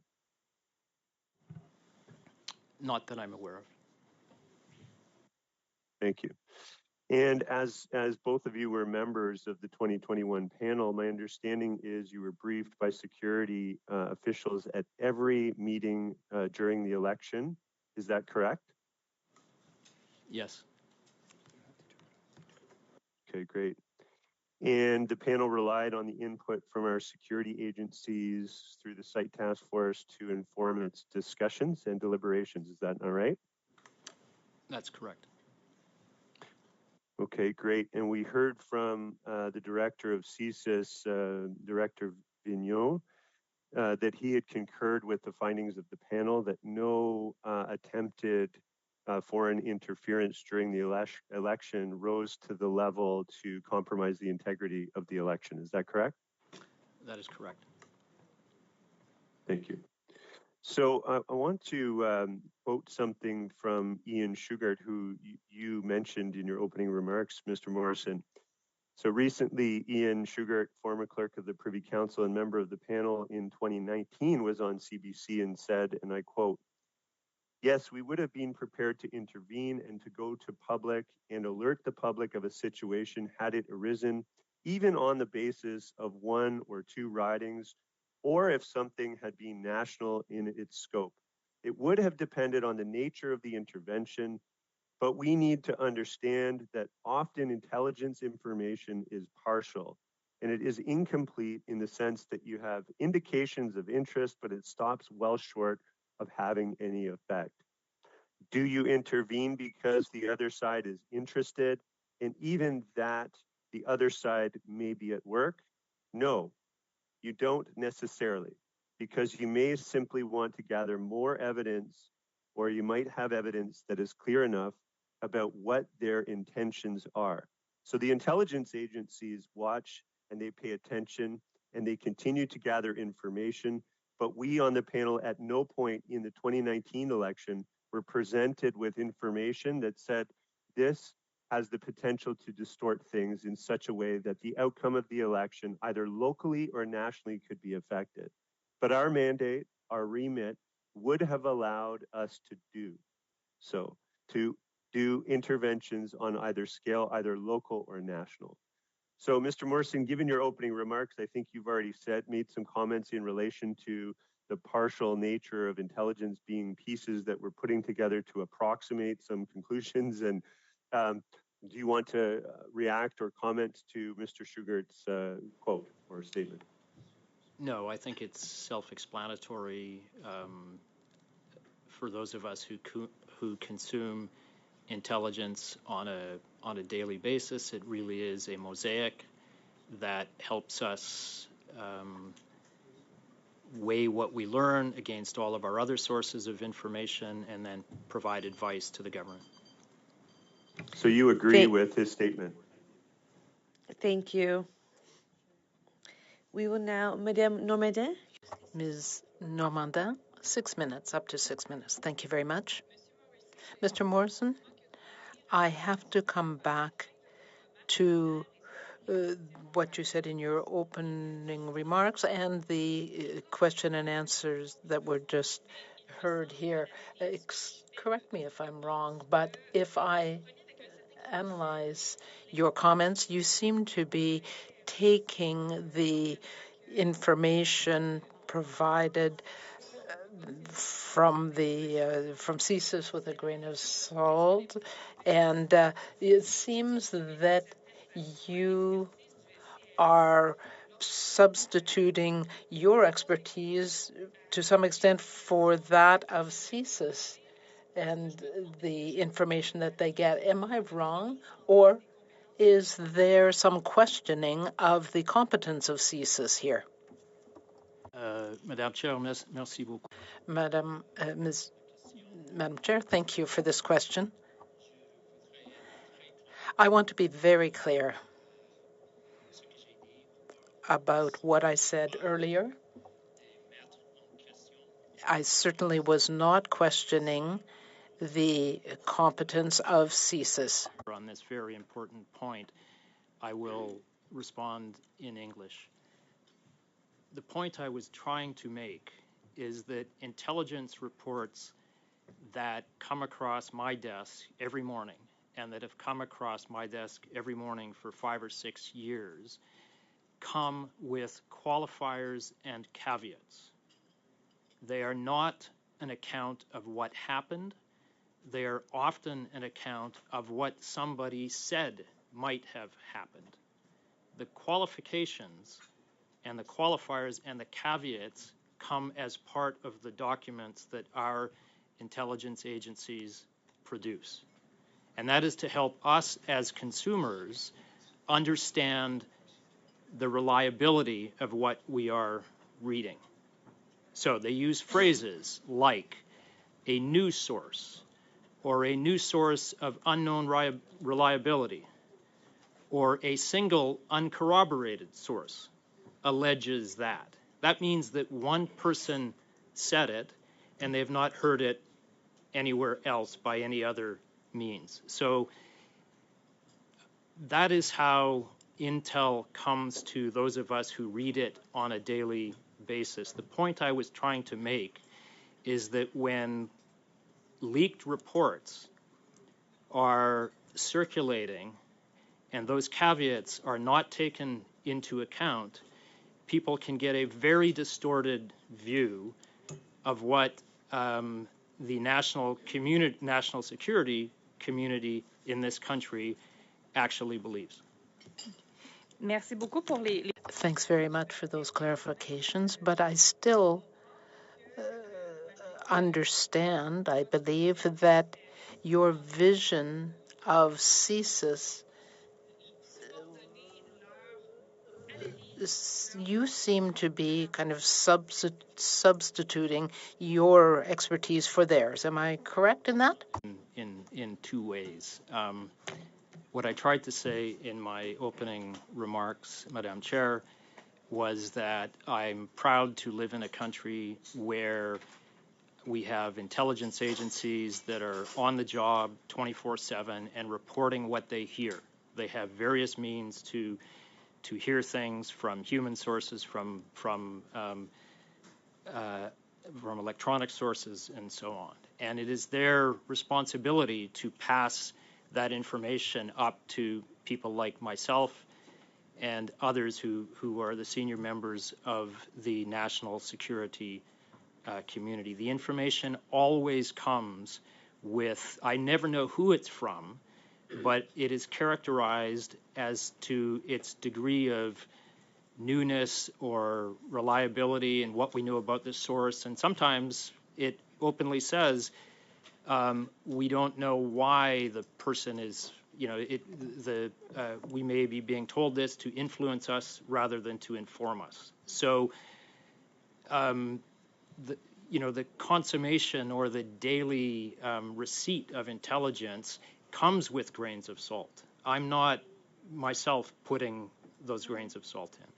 The second point that I would say is that it is one input into how people like myself form a worldview and use that worldview to inform the government. And here I would point to the example I used in my introductory remarks, that there was a consensus view that Saddam Hussein, consensus view in the Western intelligence community or the U.S. intelligence community, that Saddam Hussein had weapons of mass destruction.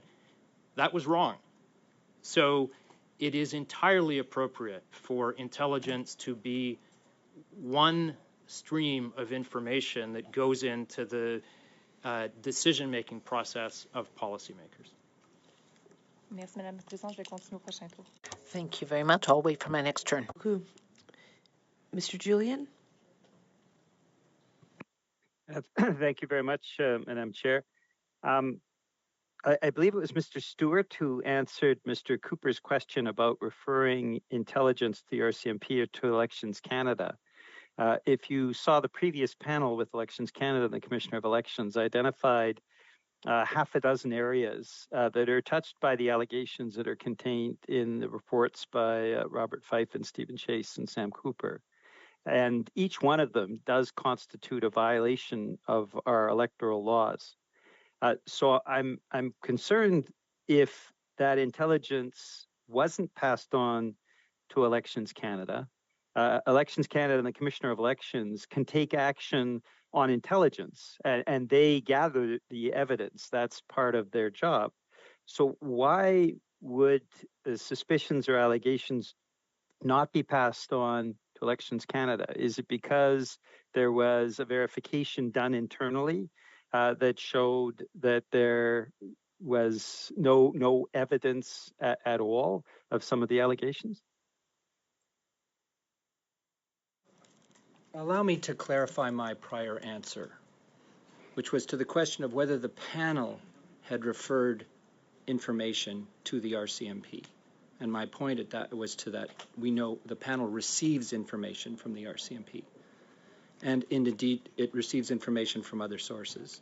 And prior to the meetings of the panel, which at times included the Chief Electoral Officer, there was a process of gathering and distilling information by the site task force.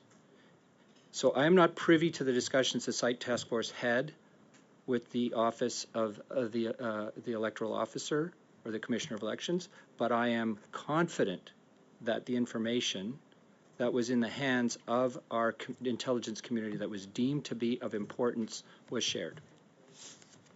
With Elections Canada? Correct. Okay, thank you. Thank you for clarifying that. I'm sorry, we're getting some feedback. You had mentioned, Mr. Morrison, about the threshold, and this is a question that has come up before. That there's an issue of a threshold in terms of a national campaign and having an influence in a national campaign, but there are also thresholds at the riding level. And I wanted to know at what point, whether there is an evaluation of something that can have an impact at the riding level and what that threshold is, or is this something that is simply not considered? Because ultimately, the threshold in each riding can have an impact, unfortunately, on the overall campaign. Madam Chair, through you, it's a very important question, and it is one that is addressed by the Ian Shugart, a member of the 2019 panel, in his remarks, which I think have already been referenced today. The threshold exists at the national level, and it also exists at the level of individual ridings, because, as has just been pointed out, mathematically, an individual riding or a handful of ridings could be material nationally.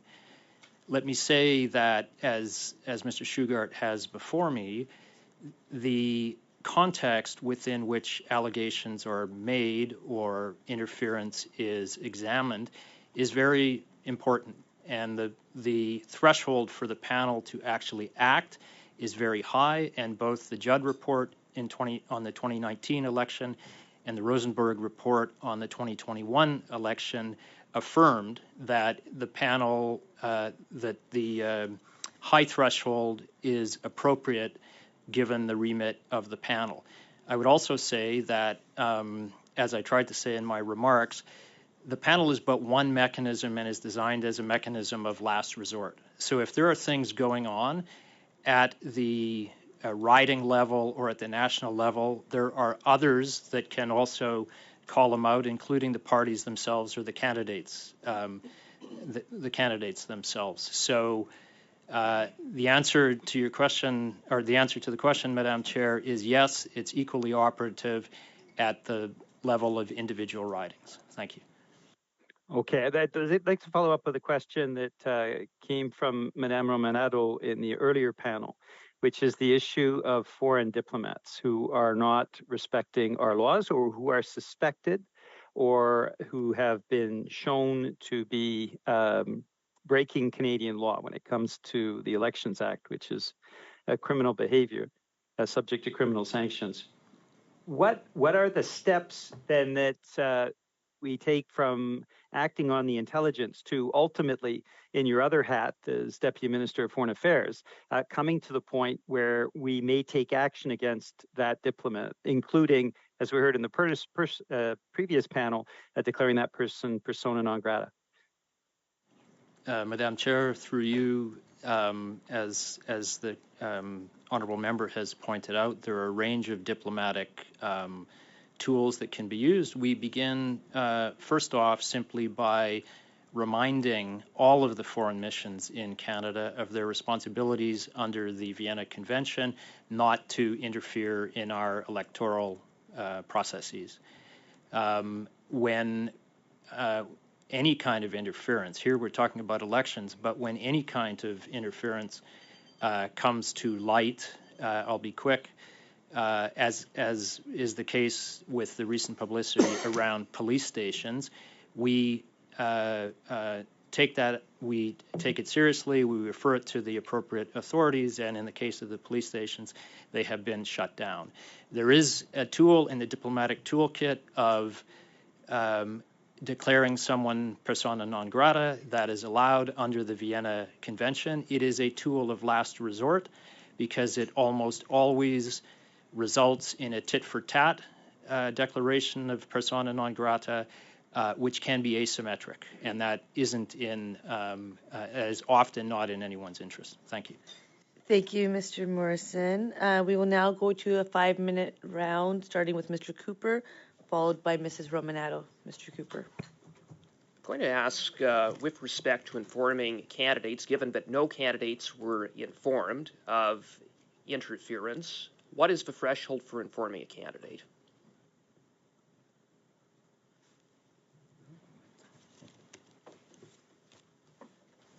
So I will go back to a point that Mr. Morrison just made, which is that the panel is briefed by the site task force and looks at the evidence that it has to hand, and the threshold for deciding that foreign interference committed by a foreign entity with covert and clandestine properties has occurred, and the threshold for that determination is high. In retrospect, looking back at the 2019 and 21 elections, that threshold was not met and was adjudicated as not met at a riding level and at a national level by the panel. It would be hypothetical for me to answer the question. And I appreciate you answered as to what the threshold is. You said it was a high threshold. That's correct. And it seemed to me it's a threshold that almost renders the process useless, given the fact that if you're going to combat foreign interference, you've got the most effective way of doing it is in real time when it's happening. And that didn't happen. And with that, I do want to make note of recommendation 11 of the Rosenberg report that states that there should be a further study of the issue of whether the protocol should be amended to provide for the possibility of announcements below the threshold set out in Section 6, Section 6 being the section relating to informing the public. Recommendations do not come out of thin air. So was there a disagreement amongst panel members about whether that threshold had been met? The panel operates by consensus. There was no disagreement. And the recommendation Mr. Rosenberg makes is a worthy recommendation. But as things stand, under the protocol, the announcement would only occur were the threshold to be met. Can I simply add that we as a panel were informed by site on a regular basis of things that the various intel agencies were picking up. We had vigorous debates as a panel as to whether what they were picking up constituted foreign interference. We did not have, in this election year, to the best of my recollection, any debates on whether a threshold had been met, because per my comments in my appearance before this committee, Madam Chair, on the 13th of December, we did not see a spike in foreign interference activities during the 2021 election. Well, that just seems incredible that you would say that there was no spike in the 2021 election, notwithstanding the hundreds of complaints that were received by Elections Canada, notwithstanding the alarming reports of interference by Beijing based upon a review of CSIS documents reviewed by reputable journalists at Global News and the Globe and Mail. And here you are citing the Prime Minister's favorite talking point, or among his favorite talking points, that there was no spike in foreign interference. I have some difficulty believing that.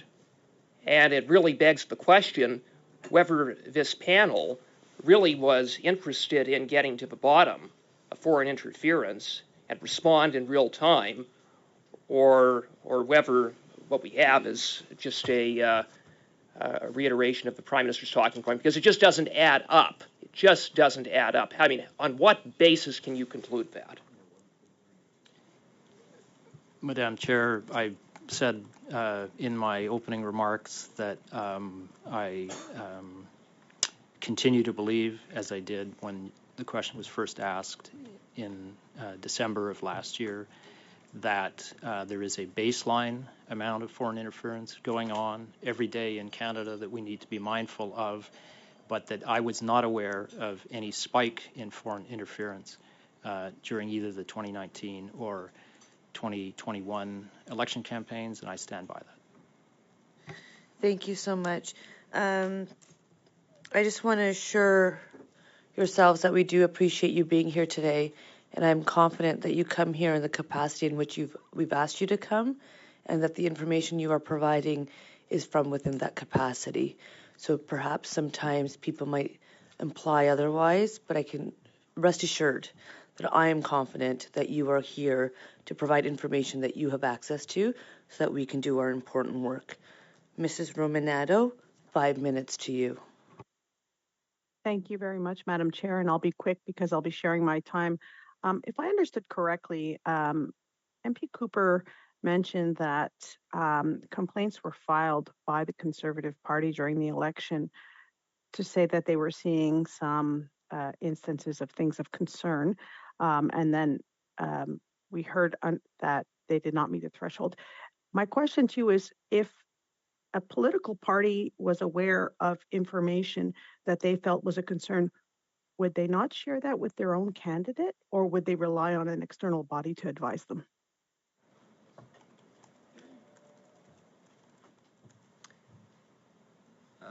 You'll forgive me. I think the question is for someone other than us.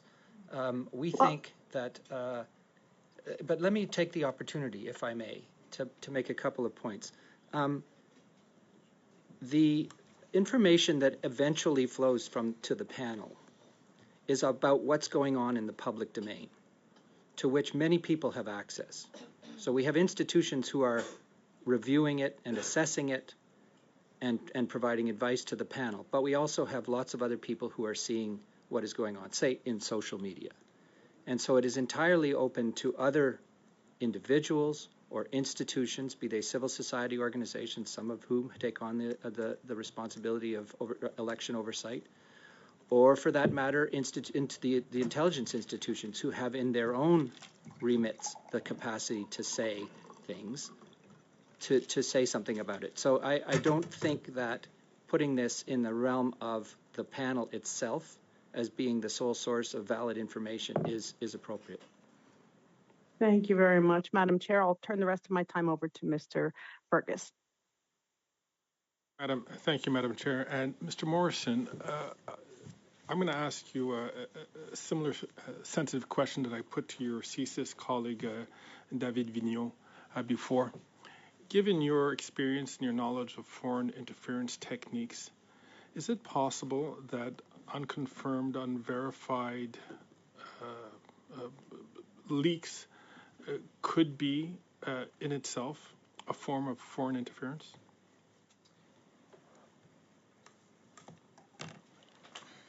I don't know where leaks are coming from, would be where I would start, Madam Chair. But I did try to say in my prepared remarks that the current debate that is going on social media, in the mainstream press and in this committee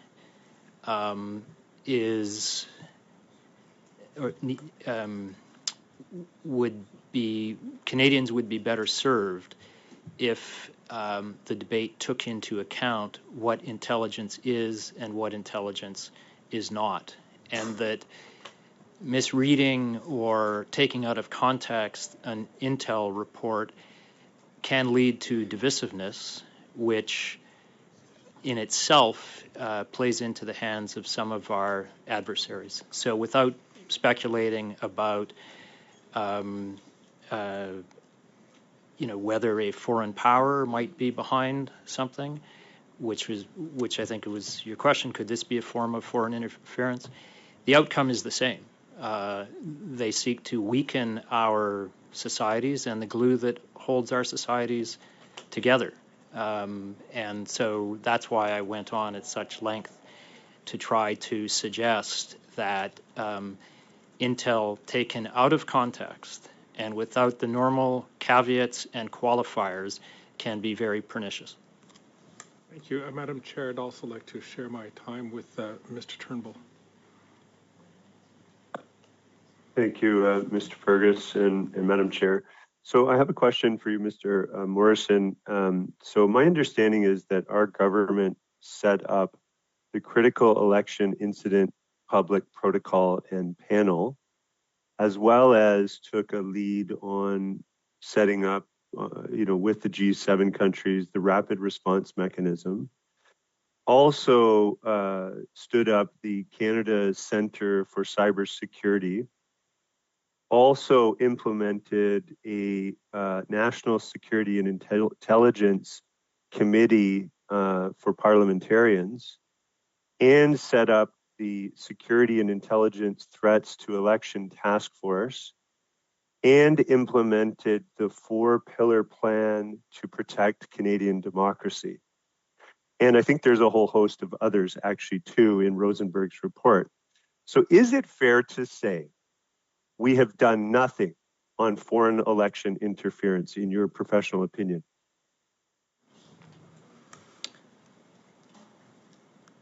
I would say that the threat of foreign interference, including from our major adversaries, has increased in recent years, and it is therefore reassuring to know that our mechanisms and tools, and I would hope the vigilance of Canadians, particularly within the political process, is also increasing. Because the final point I would make is that we will, I think, as officials, certainly do our best to continue to implement, continue to use the tools we have. But it is awareness of the threats throughout the country that will be the best antidote. Thank you. Thank you. Madame Normandin. Thank you very much. I want to come back to my line of questionings and the comparison you made with Saddam Hussein. I know that there is a very political side to this, in addition to what has already been raised. Of course, we've talked about China, and we know that the intelligence agencies around the world are seeing interference. It seems to me that there may not be enough deference to the expertise of CSIS. So I would ask you the same question that I asked earlier to another witness. How are the relations between the different players, for example, with intelligence and the other government officials? Is it good? Merci, Madame. Thank you, Madam Chair. I would say that this is a very important question. Intent in using the example of what happened in Iraq was to suggest that even when there is a consensus view amongst an intel community, that view can sometimes be wrong. So I think it is entirely appropriate within our system and within all pluralistic systems to welcome a range of views on any one subject, particularly something as threatening as foreign interference. There is absolutely no intention on my part to question the expertise and the authority and the judgments of our security agencies on questions of foreign interference. But equally, for all of the reasons that I've tried to set out here today, that is but one stream of information that goes into the policy-making process. Intelligence is not truth. It's not, and it is often inaccurate or partial or incomplete or, in fact, designed to throw us off our track. And therefore, I believe there are no tensions between Global Affairs Canada and CSIS. We do have healthy debates, as Canada would expect when the stakes are so high on something like foreign interference. And I would expect that there are healthy debates within CSIS as well, because of the picture I've tried to paint on what intelligence is and what intelligence is not. Thank you. Mr. Julian? Thank you, Madam Chair. We believe in the NDP that we need to have urgently a national public inquiry on the issue of foreign interference. We've seen certainly the examples, the allegations from China, the allegations from Russia. There is no doubt that we need to clear the air on a number of issues. I wanted to put that forward in the context of your reply, Mr. Stewart, around the threshold, and I believe Mr. Morrison, you contributed as well, around the threshold at the riding level. And your comment that, well, the political parties as well can step up on this. But if the candidates are not aware, if the threshold is different in informing the candidates, then it's very difficult, I think, for political parties to intervene in the case where foreign interference may make a difference in a riding. So how do you reconcile that, the issue of understandably not acting with information that is not necessarily complete, but at the same time, a non-action or non-information could mean the difference in a riding? And I'm particularly thinking of an upcoming election campaign. Thank you for that question. It allows me, I hope, to clarify. In the instance that we have been talking about, which is the 2021 election, for which I was a member of the the panel, and due to through a series of meetings and a significant amount of discussion based on information flowing to the panel, we determined that a threshold, and this is not a bright line, this is a value judgment on the part of the panel, had not been met. And that, as it happened, means that we did not define a threshold since it was not met. But we were seeing, indications that foreign interference could be occurring. And indeed, I think it's been on the public record for a long time that this is an ongoing issue. Reports by intelligence agencies, reports by the National Security Intelligence Community of Parliamentarians, etc., have pointed to the fact that foreign intelligence is an issue, and it's a growing issue, as Mr. Morrison has said. I think the problem becomes here understanding what you're seeing on the ground, and whether social media campaigns, to pick an example, are a reflection of the politics of the day, or whether they are in fact instigated by foreign actors. And there is a very difficult and gray area there. Thank you. Mr. Berthold, 4 minutes. Merci, Madame. Thank you, Madam Chair. I've been listening to you from the beginning, and I really wonder about the utility of the panel, because an election campaign may last 30 days, so it's almost impossible to think that one day there might be a critical incident decided on, that meets the threshold that the panel would actually be effective and be called on to make decisions, because foreign political actors are threatening Canada's democratic institutions, and they carry out these activities for strategic objectives that are short and long term, and they want to threaten our prosperity and the well-being of Canadians, and there's almost no doubt that we will have an increasing amount of these activities. But in fact, what are we seeing in the media?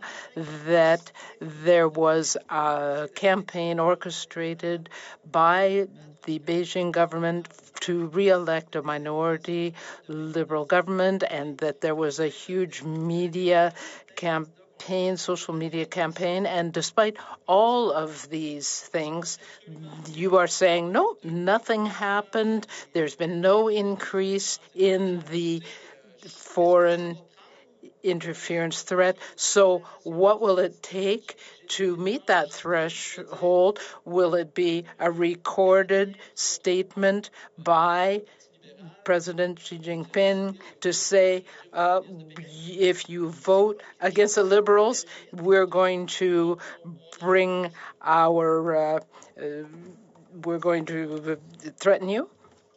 Thank you, Madam Chair. The question of a 30-day period, the panel exists because it's in the caretaker period. Before that period, after that period, there are elected officials that are that have the remit to keep Canada safe from foreign interference. It would be inappropriate for a panel of unelected officials to be doing that when there is a ministry in place.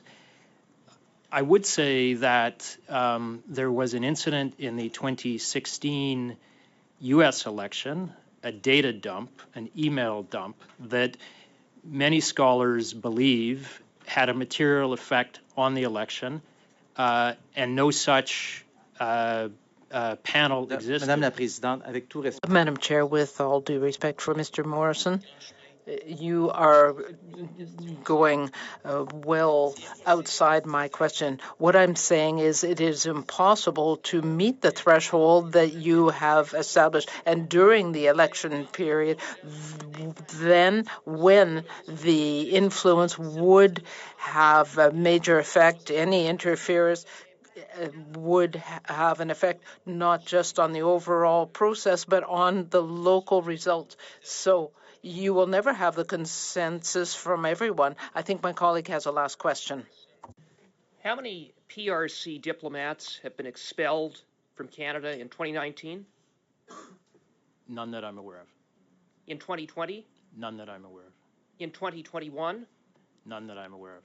In 2022? None that I'm aware of. Zero. Zero, zero, zero, zero. This is clearly a government that doesn't take foreign interference by Beijing seriously.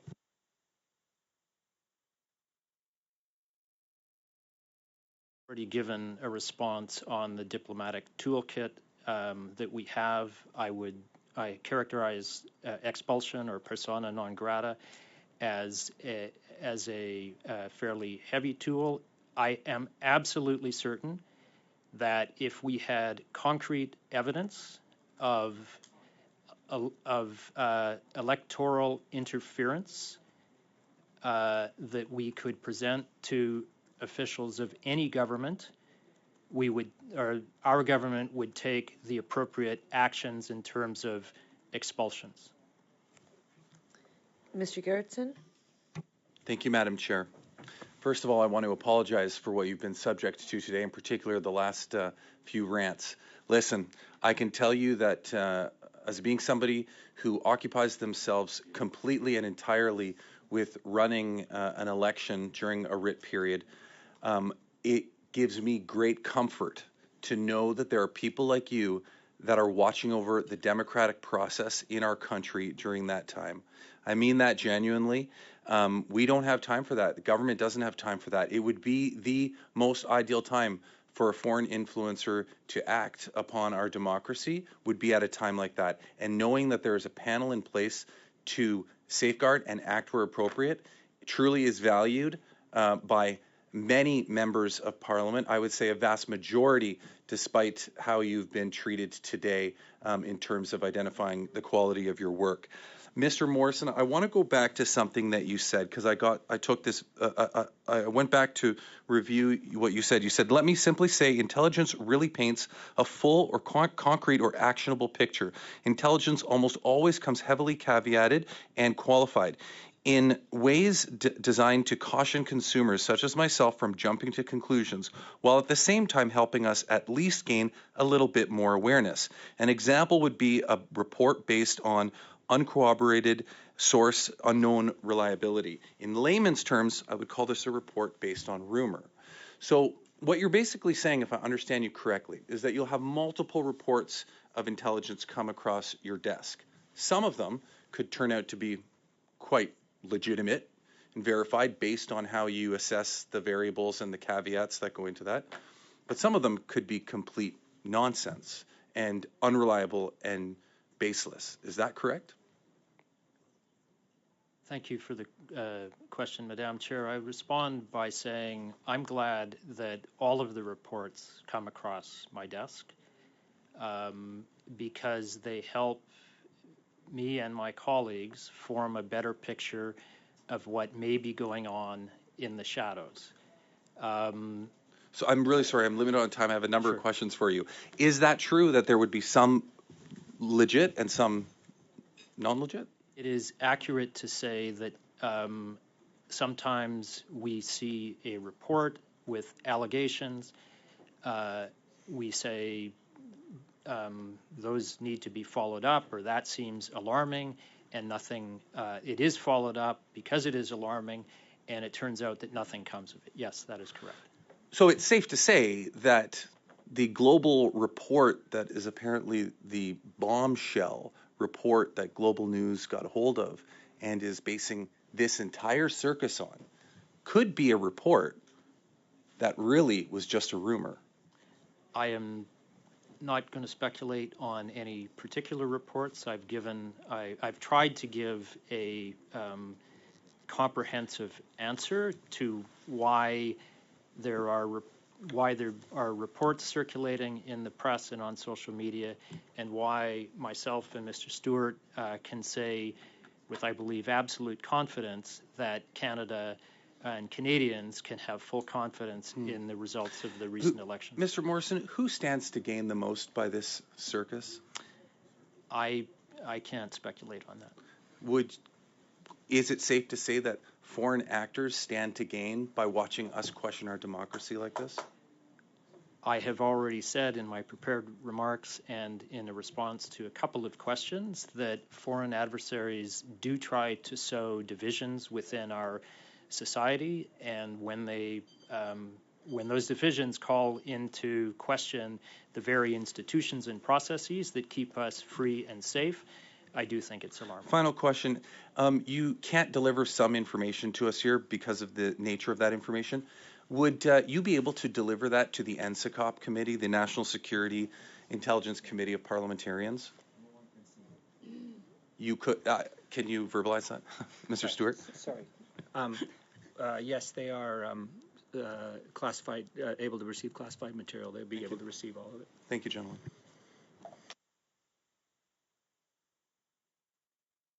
With that, our time has come to an end.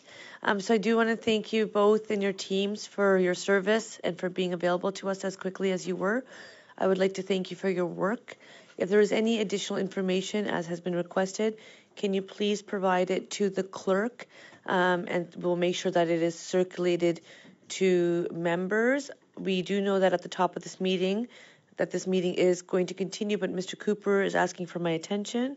Thank you very much, Madam Chair, and I want to thank on behalf of the official opposition, the witnesses, and I know that Mr. Julian does have a motion on notice. However, it's my position that we need to finish unfinished business from last evening first, based upon a notice of motion that we had put and that resulted in an abrupt adjournment as a result of Mr. Julian. And I believe there's a very easy path forward. Mr. Julian has stated that he does want to see Katie Telford appear before this committee, just as the Bloc and certainly we want to see. Point of order. Yes, I really do believe that if we can release our witnesses, and as I have said to you, that we would come back, and I have said this now multiple times, I'm not sure how much more I can demonstrate that I would like our committee to function, and I too believe we can find a path forward. So Mr. Gerritsen has a point of order first. I was just going to encourage that we allow the witnesses to leave rather than subjecting them to this. Mr. Julian, was it yourself who asked for the point of order? Yes, Madam Chair. I think we should allow the witnesses to leave and have a brief suspension. And as I've already indicated, I will be moving my motion on the public inquiry right after that. Welcome to PROC. So with that, I am going to say to our guests, thank you for joining us. We are going to suspend for a minute of 5 minutes, and we're going to come back as members of the committee to figure out a way forward. Is that fine? Excellent. With that, have a great day. We'll be back in 5.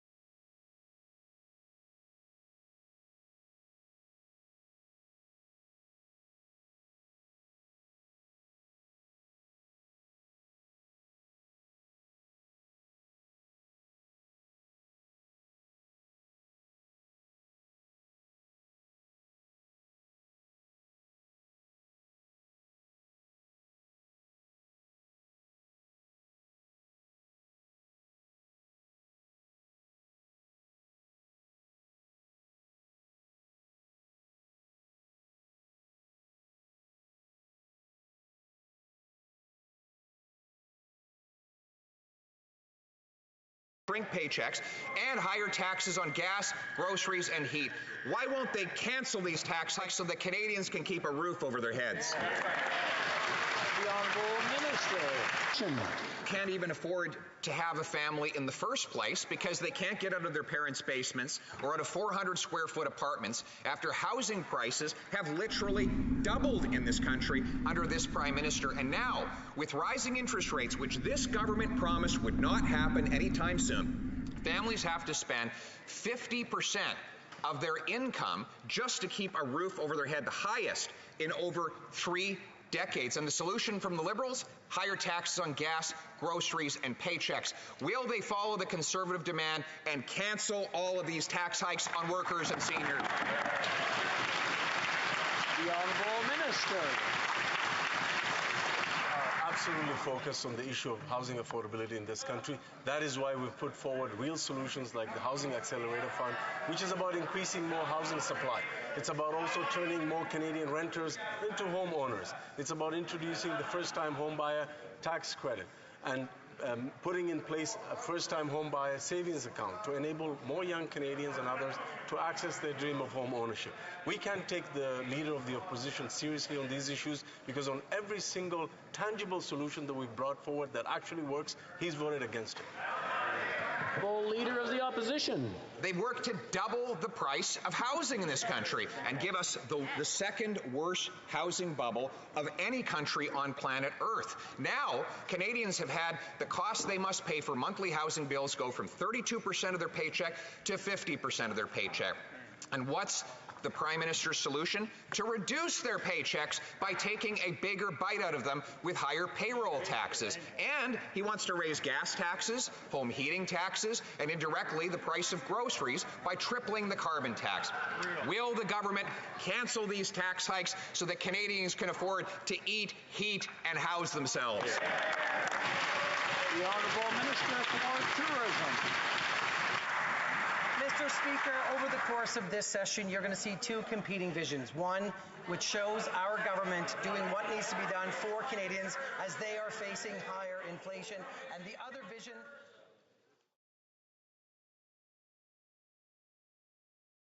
Livestock as well. Fishers are losing boats, wharfs, and other critical infrastructure.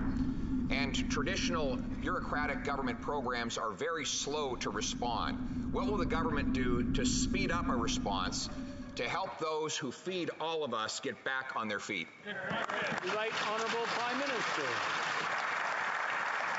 Mr. Speaker, as early as last Tuesday, we started working with local communities on the ground, provincial leadership to prepare for what we knew would be a big storm coming. And indeed, when the storm hit, we were connecting immediately with premiers, with municipalities, with Indigenous leaders to make sure they were getting all the support they have and they need. We will continue to be there as a federal government with immediate supports, with the military where it's needed, with investments in the short term, but we will also be there over the medium and indeed long term as people rebuild, as we support the people who work so hard to keep us fed and supported. The Honourable Leader of the Opposition. Nova Scotia Power reported that the ArriveCan app blocked American crews that were trying to rush into the province to help with the recovery response and wasted valuable time. Originally, the Public Safety Minister denied that that had happened, but only to be contradicted by the Emergency Preparedness Minister, who said, in fact, there was an issue at the border. Mr. Speaker, will the Prime Minister suspend the ArriveCan app today, not Saturday, so that no more holdups happen at the border for those who are trying to help those in desperate need? The Right Honourable Prime Minister. Obviously, Mr. Speaker, everyone's focus was on getting support to affected areas as quickly as possible. I myself saw off an Ottawa Hydro crew heading out to Nova Scotia to help out. We know how important it is that people get across the border quickly, and I can confirm, Mr. Speaker, that there were no delays at any border because of ArriveCan or otherwise.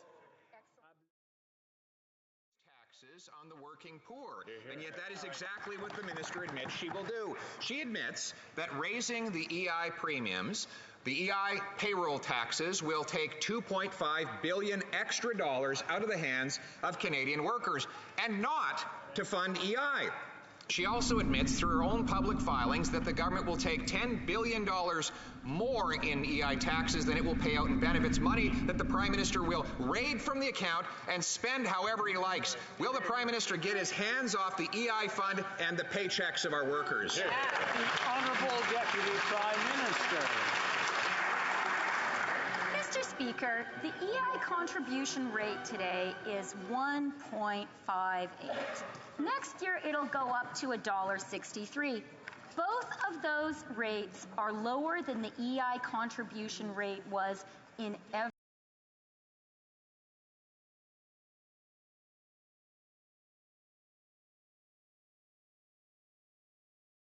to pause. Pause. One second. Mr. Cooper, I think very clearly we suspended the meeting. We're returning to the meeting. Madam Chair. As the chair, Mr. Cooper, the chair, no, I am acknowledging Mr. Julian, and then you can have the floor. Point of order. Point of order, yes, Mr. Berthold. Madame la Présidente, juste avant que vous ayez suspendu le meeting, une suspension ne veut pas dire qu'on reprend à zéro, juste avant que vous aviez suspendu. Well, you suspended, but before doing that, you recognized Mr. Cooper, you gave him the floor, and then there were 2 points of order that you recognized. And Mr. Cooper still had the floor when you suspended the meeting. So I believe firmly that according to the established customs and rules, you should recognize Mr. Cooper. Thank you for that, Mr. Berthold. I have confirmed that when we return to the meeting, it is a matter of who gets the chair's attention. Before I even said anything, Mr. Julian had his hand up. I see it on the screen in front of me as I see people. And so therefore, Point of order. Mr. Cooper, point of order. I proposed a path forward rather than blowing up 6 hours of work from yesterday. There were 2 points of order. You said that we would suspend and then we would deal with finding a pathway forward. And that's what I seek to do, because I wasn't even able to present my sub-amendment before I was cut off yesterday, and the meeting was shut down. And I think that if we're going to deal with the motions before us, and I am eager to get to Mr. Julian's motion, but I think it's appropriate that we deal with the motion that had been put on notice before and that had resulted in Mr. Julian shutting down debate yesterday. We all agree, or at least the NDP, the Bloc, and Conservatives agree, that it is important that Katie Telford appear before this committee to answer. Point of order. This is not a point of order. To answer questions about what she knows about Beijing's interference. I had put forward a very minor sub-amendment to Mr. Julian's amendment that would simply establish a panel comprised of all chiefs of staff and national campaign chairs for the 2019 and 2021 election of all of the parties. The only person who would not be included in that panel was Katie Telford, which I had explained the reasons why she needs to appear before this committee alone. And the second part of my motion was simply to Mr. provide Cooper, as you know, on a point of order, when you say point of order, I need to know the point of order. I would have to agree, I have another point of order now, that this is not a point of order. I know you're going to say no, but that's not how this works. So on your point of order, thank you for your comments. Mr. Gerritsen, point of order. Just first, Madam Chair, the screen keeps flickering in and out. If there's any way to fix that. Yes, Madam Chair, I would concur that a point of order is to address a point of order in terms of the manner in which the meeting has been conducted, not to enter into a debate about something one wishes they had the opportunity to speak to. In terms of a point of order, last night there was a motion that was on the table.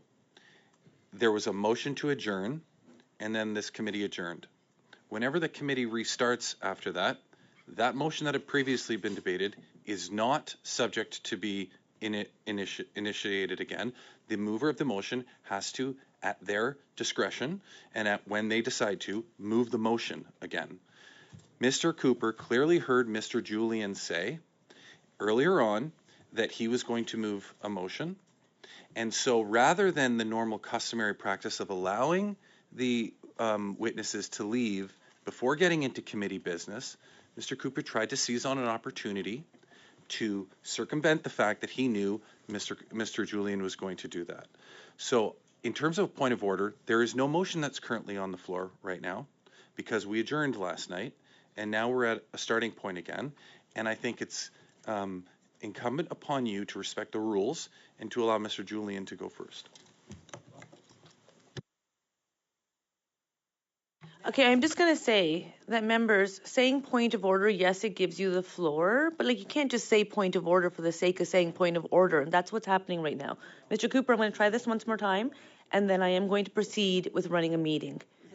What is your point of order? Madam Chair, what I'm trying to do is to be reasonable here, which is to provide a path forward for this committee to I would hope, deal with my amendment quickly, Mr. Julian's, his amendment to my motion quickly, to vote on the motion, and then turn to Mr. Julian's motion. The points pro and con have largely been made. I've attempted to explain the rationale for my sub-amendment, but Mr. Julian has tried and others to shut me down in that regard. And I don't know why this is so difficult. It shouldn't be difficult. I agree with you. Why is this being difficult? Well, because Mr. Julian took it upon himself to shut down debate midway through my attempt to present. Point of order, Madam Chair. I'd like the member opposite to tell us what standing order he is referencing in terms of his point of order, because all we're doing right now is giving him the floor for debate. I'm actually going to take back Point of order. my role. Mr. Berthold, yes, what's your point? Refer to your point of order. Okay, I'm honestly, I think by doing this, we're clearly demonstrating what the intentions are. And I think that might be unfortunate because we say this is something that's really important and that all parties want to work with. And now I'm seeing perhaps true intentions coming out. But what is your point of order, Mr. Berthold? I'm glad to learn what you're thinking, what our intentions are. Yeah, but I look forward to see it and to hear it, Madame Speaker. Madame la Présidente. Madam Chair, what I just wanted to say was that at the very end of the meeting, when you gave Mr. Cooper the floor, at the end of the meeting, you recognized him and he had the floor. And then there were 2 points of order. And very kindly and properly, you asked for us to suspend to allow the witnesses to leave. Mr. Cooper agreed because that seemed quite legitimate, the idea of letting the witnesses leave. So, and then the idea was that he would have the floor again after the suspension. Because when the committee suspended, at that time he was speaking, he was introducing his motion so that we could take up the debate again. Then there were 2 points of order. One was to release the witnesses, which was fine, but Mr. Cooper never agreed to give back the floor to anyone else. I think we need to take up where we left off. That is, Mr. Cooper had the floor and should have it again. That's what I understood about what we did before, and I think in good faith we could go forward on that basis. Thank you for your comments on that, Mr. Berthold. Mr. Cooper?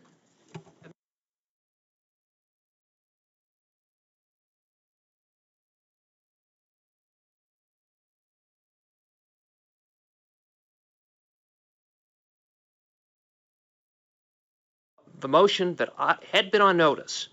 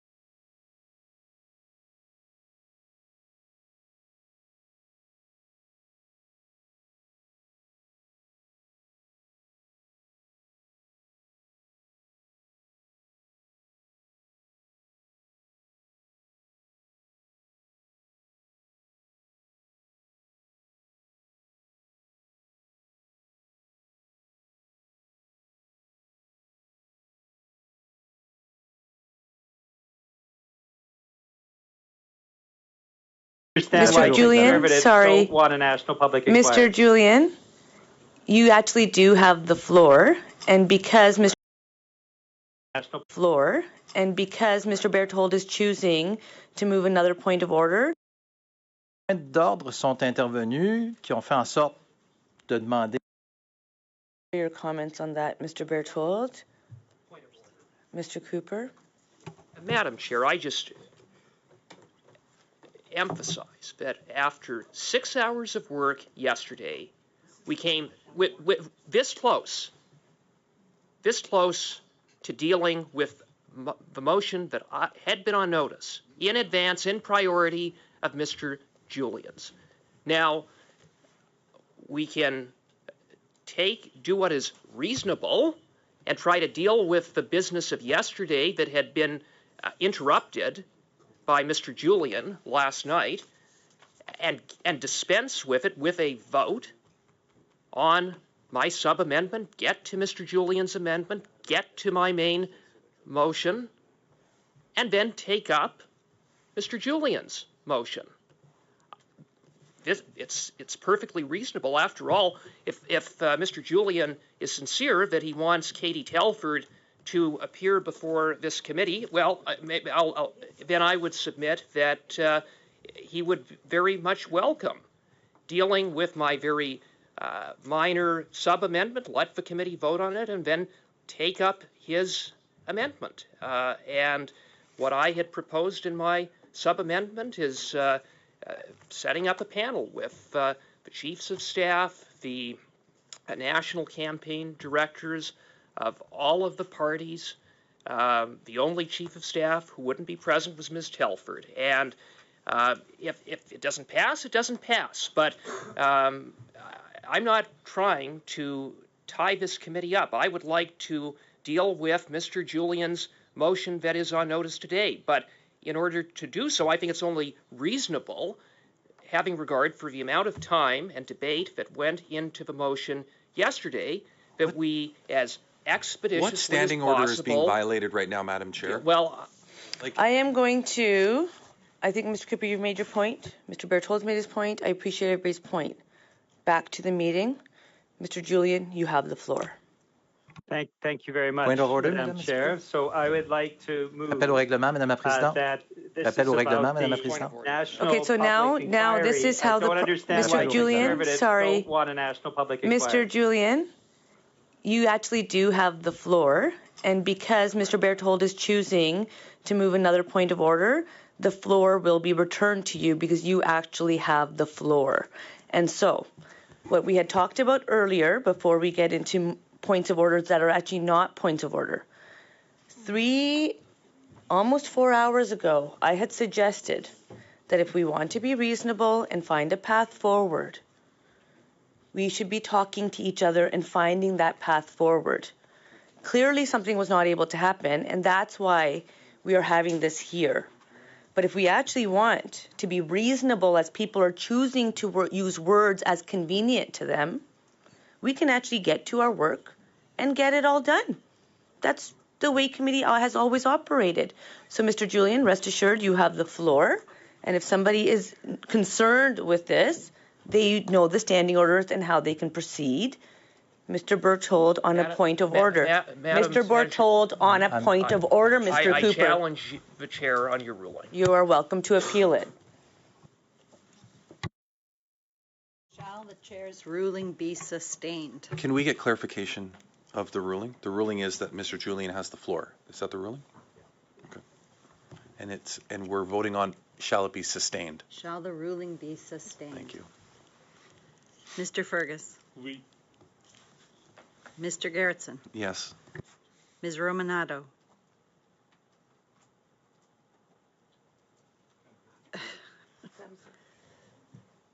Ms. Sahota. Yes. Mr. Turnbull. Yes. Mr. Berthold. No. Ms. Thomas. Mrs. Thomas. No. Mr. Cooper. No. Mr. Brossard. No. Madame Normandie. No. Mr. Julian. Yes, oui.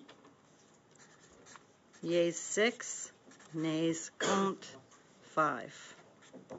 Sustained? Yeas sustained. The ruling has been sustained. Point of order. Mr. Point Julian. of order. There's no volume room. Mr. Julian, you have the floor. Thank you very much, Madam Chair. There's no volume on the feed, is what my understanding is. Point of order. There's no volume on the feed, is my understanding. The Conservative opposition to I have a point of order. Sorry, Mr. Julian, one more time. There is no, sorry? There's no volume on the feed, is what I have been advised. English feed. When somebody speaks in French, you can't hear it in English? That's correct. I can't hear it either. So can we just test the English feed? There is no volume on the English feed. No, Can we? We don't even get the floor. Okay. We will just take a moment to pause and look at the technical issues.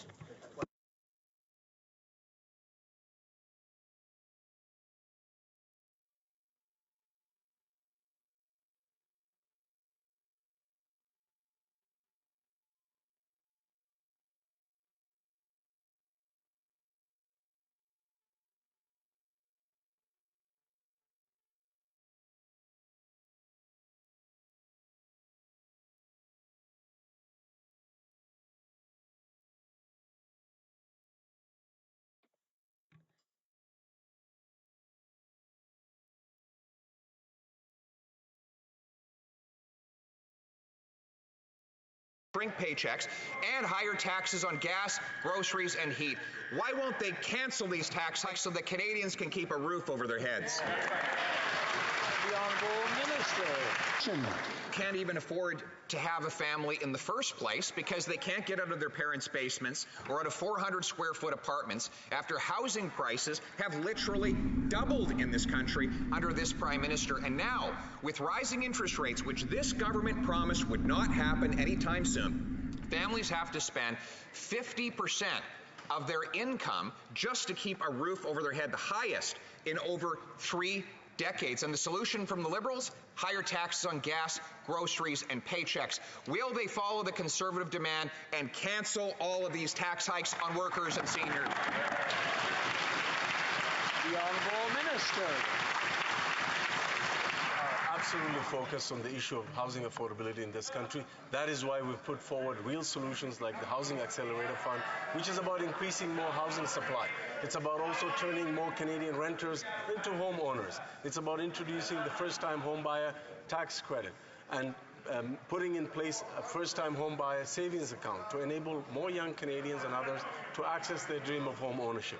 We can't take the leader of the opposition seriously on these issues because on every single tangible solution that we've brought forward that actually works, he's voted against it. Leader of the Opposition. They've worked to double the price of housing in this country and give us the second worst housing bubble of any country on planet Earth. Now, Canadians have had the cost they must pay for monthly housing bills go from 32% of their paycheck to 50% of their paycheck. And what's the Prime Minister's solution? To reduce their paychecks by taking a bigger bite out of them with higher payroll taxes. And he wants to raise gas taxes, home heating taxes, and indirectly the price of groceries by tripling the carbon tax. Will the government cancel these tax hikes so that Canadians can afford to eat, heat, and house themselves? The Honourable Minister for Tourism.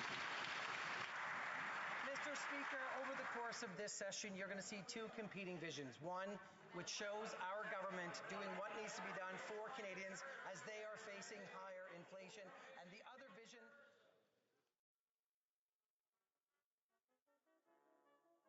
Livestock as well. Fishers are losing boats, wharfs, and other critical infrastructure. And traditional bureaucratic government programs are very slow to respond. What will the government do to speed up a response to help those who feed all of us get back on their feet? The Right Honourable Prime Minister. Mr. Speaker, as early as last Tuesday, we started working with local communities on the ground, provincial leadership to prepare for what we knew would be a big storm coming. And indeed, when the storm hit, we were connecting immediately with premiers, with municipalities, with Indigenous leaders to make sure they were getting all the support they have and they need. We will continue to be there as a federal government with immediate supports, with the military where it's needed, with investments in the short term, but we will also be there over the medium and indeed long term as people rebuild, as we support the people who work so hard to keep us fed and supported. The Honourable Leader of the Opposition. Nova Scotia Power reported that the ArriveCan app blocked American crews that were trying to rush into the province to help with the recovery response and wasted valuable time. Originally, the public safety minister denied that that had happened, but only to be contradicted by the emergency preparedness minister, who said, in fact, there was an issue at the border. Mr. Speaker, will the Prime Minister suspend the ArriveCan app today, not Saturday, so that no more holdups happen at the border for those who are trying to help those in desperate need? The Right Honourable Prime Minister. Obviously, Mr. Speaker, everyone's focus was on getting support to affected areas as quickly as possible. I myself saw off an Ottawa Hydro crew heading out to Nova Scotia to help out. We know how important it is that people get across the border quickly, and I can confirm, Mr. Speaker, that there were no delays at any border because of ArriveCan or otherwise. Taxes on the working poor, and yet that is exactly what the minister admits she will do. She admits that raising the EI premiums, the EI payroll taxes, will take $2.5 billion extra dollars out of the hands of Canadian workers, and not to fund EI.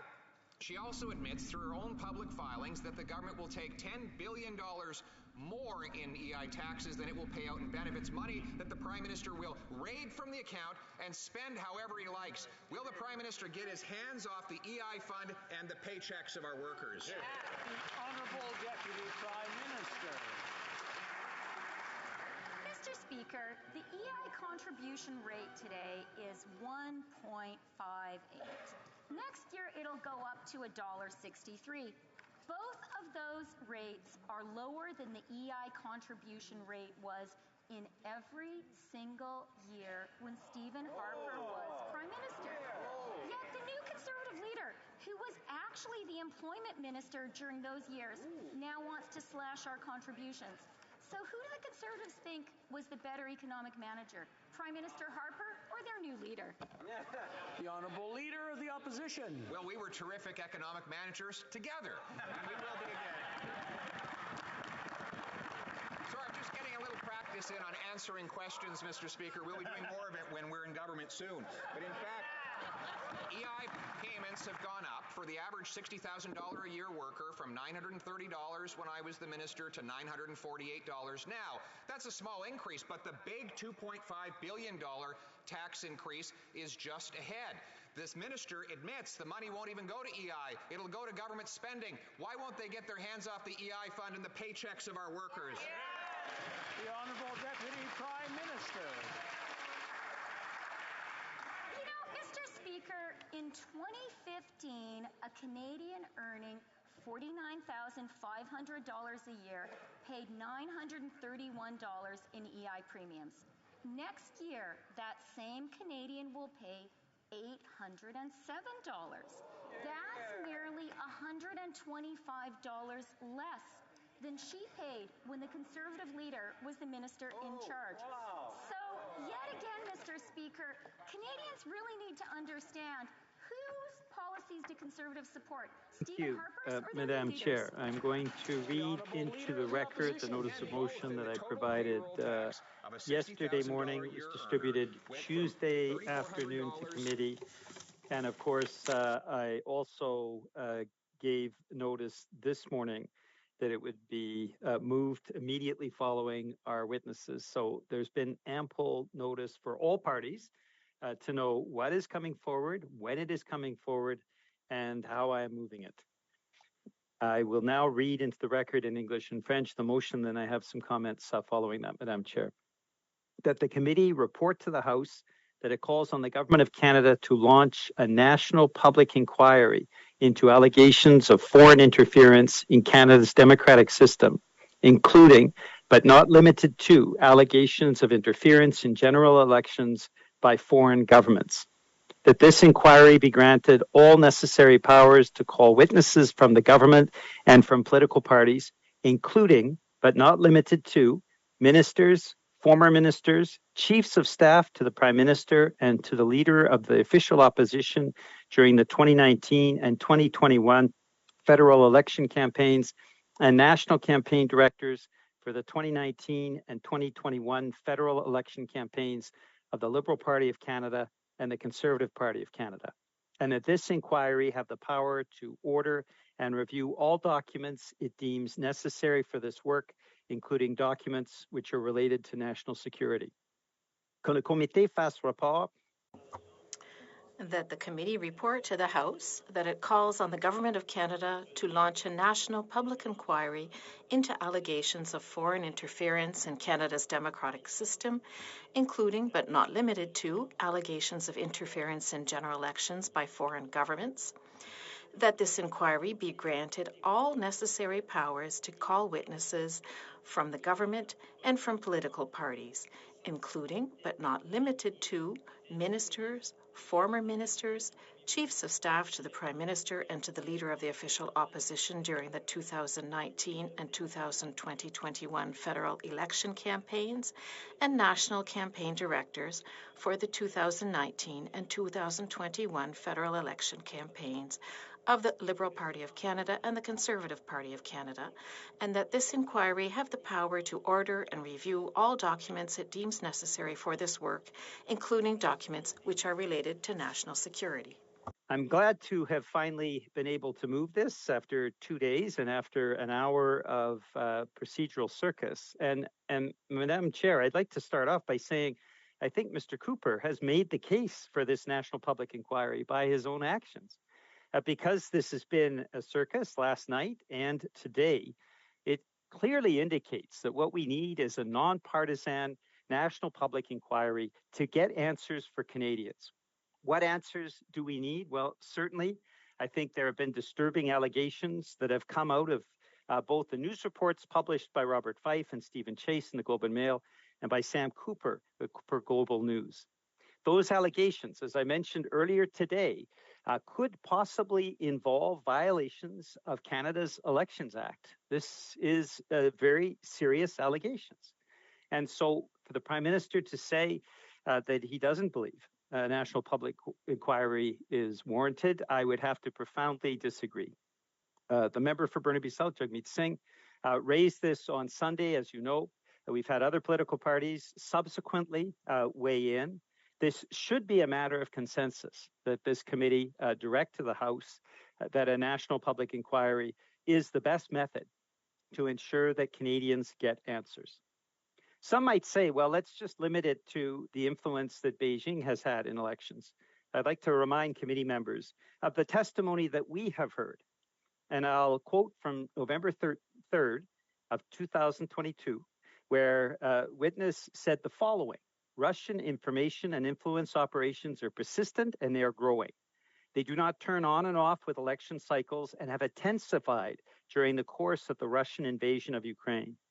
Russia's primary and full-time focus is to undermine and destabilize our democracy by exploiting the most polarizing issues of the day. These attacks affect our political environment and choices every day, not just during election periods.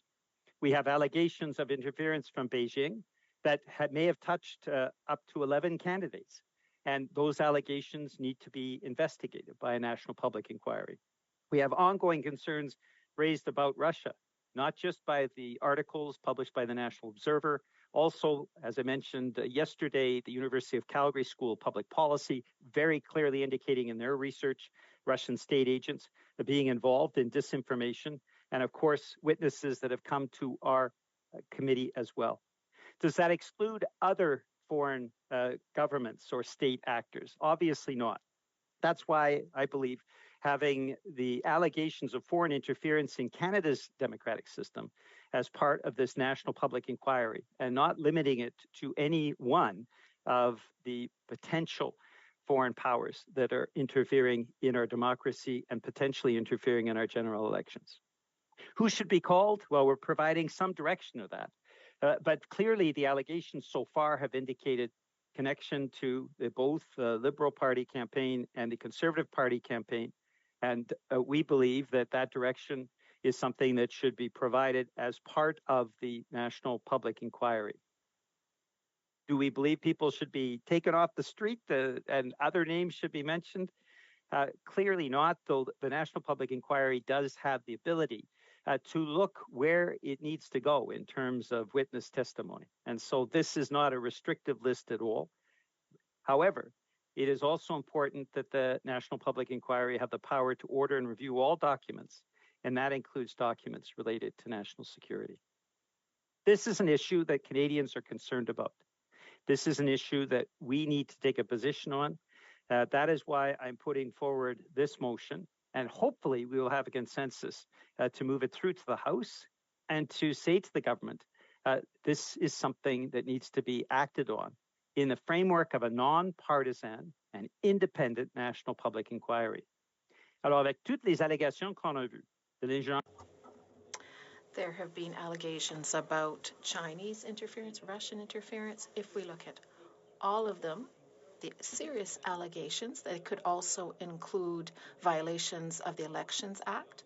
It seems important to me, as Jagmeet Singh said so well last month, it's important to set up a national public inquiry, a nonpartisan one.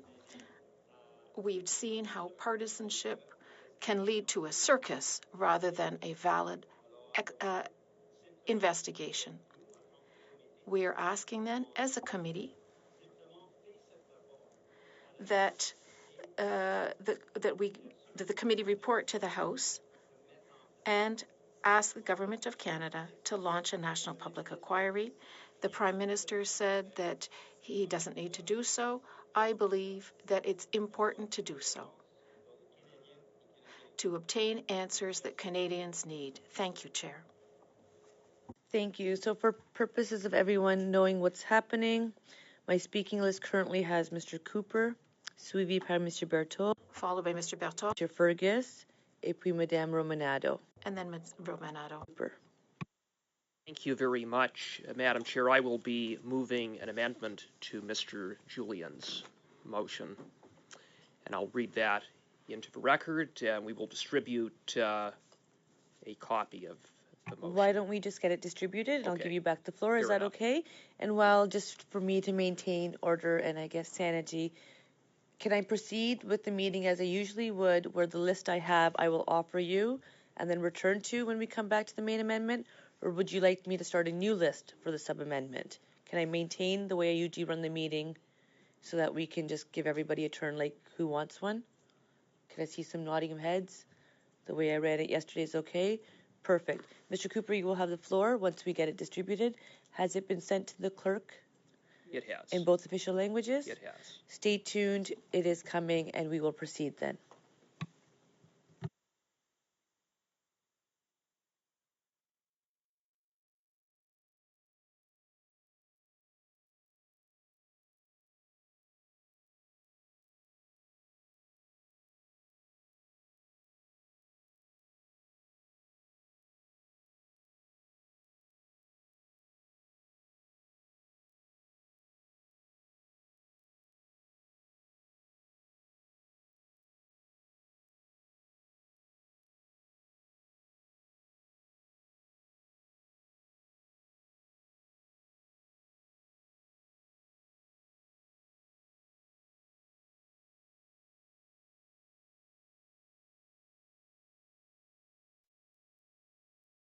By replacing all the words, I will.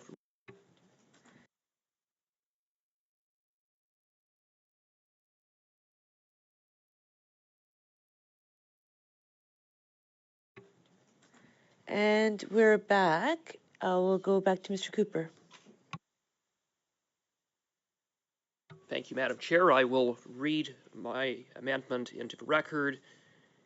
A, in the first paragraph, by replacing all the words after the words foreign interference with the following: by Beijing in the 2019 and 2021 federal elections. B, in the second paragraph, by replacing all the words after the words the government with the following: and from all political parties. C, by adding the following after the second paragraph: that the inquiry investigates abuse of diaspora groups by hostile foreign governments. And D, by adding the following after the last paragraph: that the individual heading this inquiry be selected by a unanimous agreement by the House leaders of the officially recognized parties in the House of Commons, and that this inquiry does not impede or stop the committee's study on foreign election interference, including the production of documents and calling of witnesses.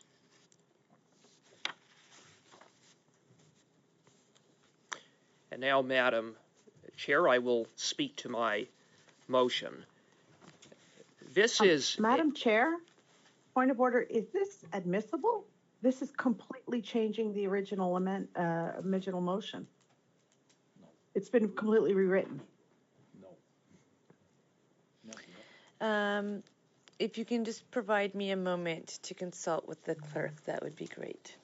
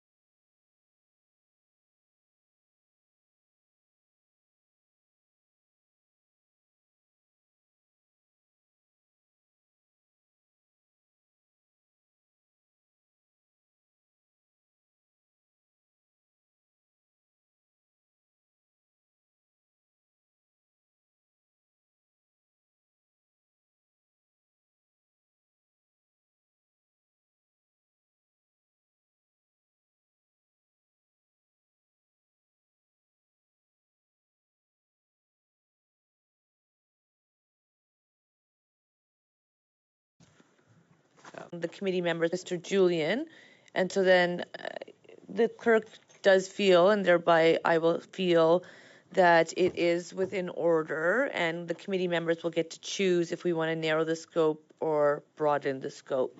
So with that, I'm going to proceed by returning the floor to Mr. Cooper. Thank you very much, Madam Chair. The amendment that I have put forward is fair, reasonable, and measured. It reflects the position taken by the leader of the official opposition, who is in support and spoke yesterday about the need for a national inquiry. And so, with respect to the overriding purpose of Mr. Julian's motion, we support it and we welcome it. But at the same time, we would submit that while there are other instances of foreign interference and other bad actors, that Beijing, pardon, I see that there is no camera. I'm being told it's not. Oh, that's me. It sees me, and it should see. Can we please, someone please get the camera on Mr. Cooper? Well, no, this camera should always be on the person who's speaking, and the camera definitely should not be on me when I'm not speaking. So can we just see Mr. Cooper? Do you want to speak again? Let's see if the camera comes to you.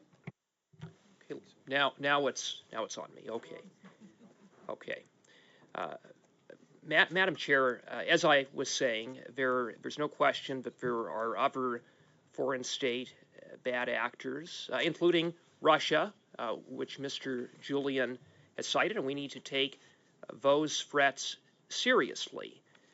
But at the same time, the biggest threat posed to Canada by any state is that of the Beijing communist regime, and that has been made clear by our security and intelligence agencies. It's what we heard this morning from CSIS.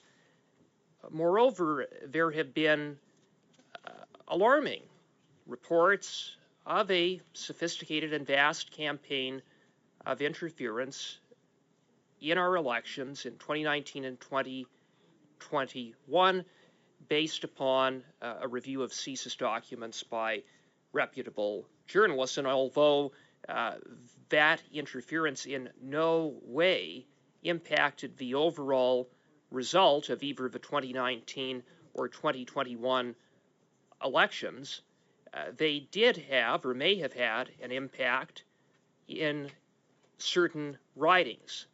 If even one riding is impacted, that is something that should be of grave concern for all Canadians who care about protecting our democracy and our democratic institutions. It should be Canadians and Canadians alone who decide elections, overall election outcomes in ridings, not hostile foreign state actors. And so in the face of that, what I believe is appropriate to get to the bottom of this interference by way of an inquiry is an inquiry that is targeted and focused, that can produce a report in the near future.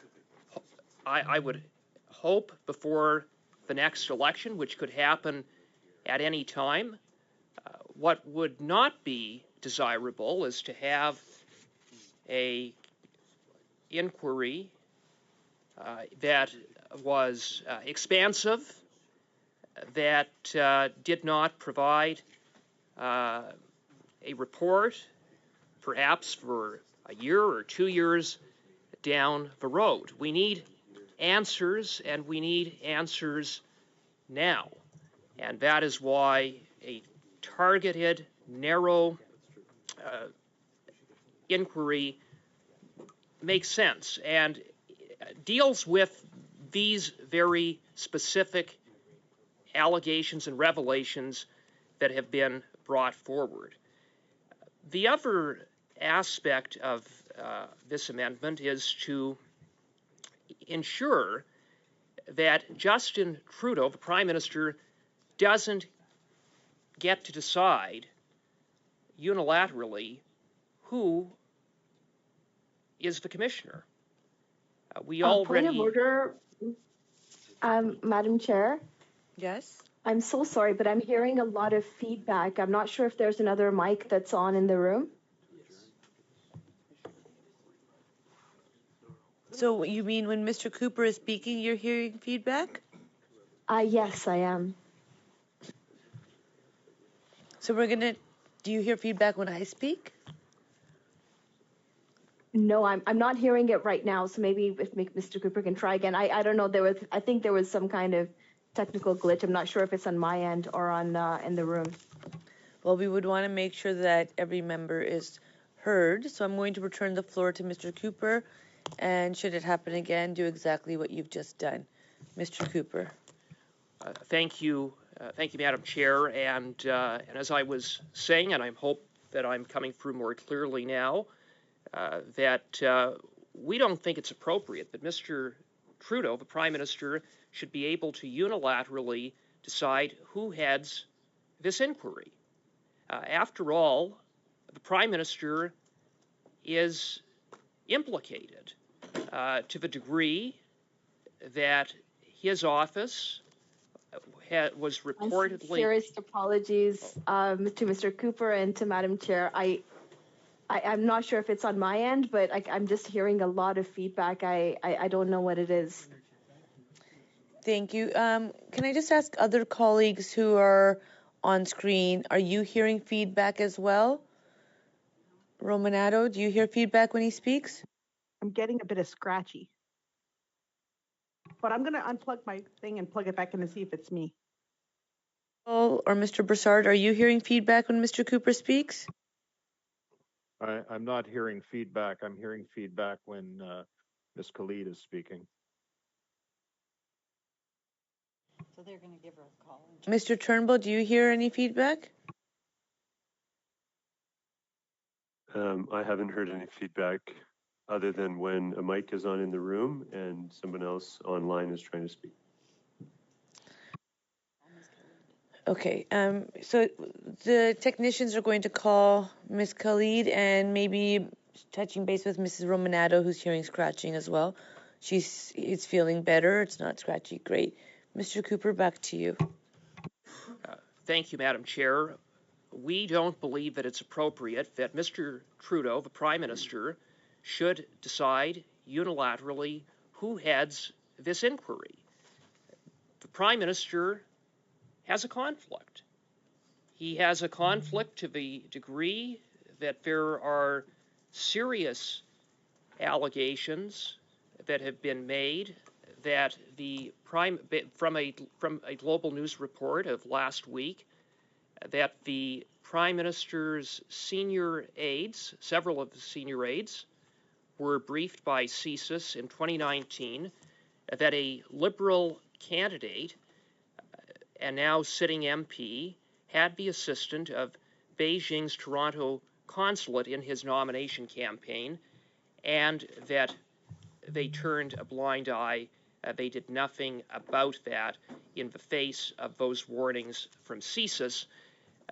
We have also seen no answer from the Prime Minister on the veracity of those reports. He has refused to answer basic questions, including whether he had been briefed.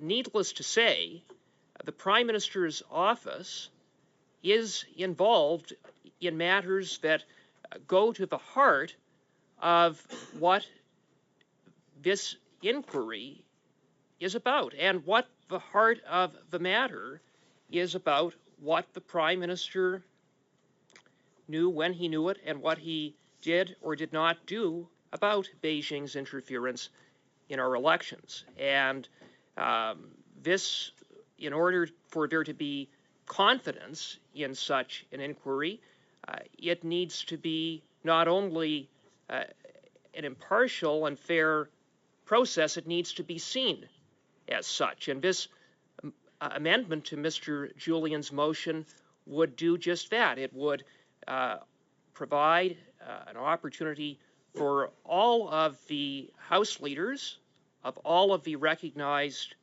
parties to reach agreement unanimously as to the individual who should head the inquiry. And while this inquiry is important, it is also important to recognize that much of the work of the Commissioner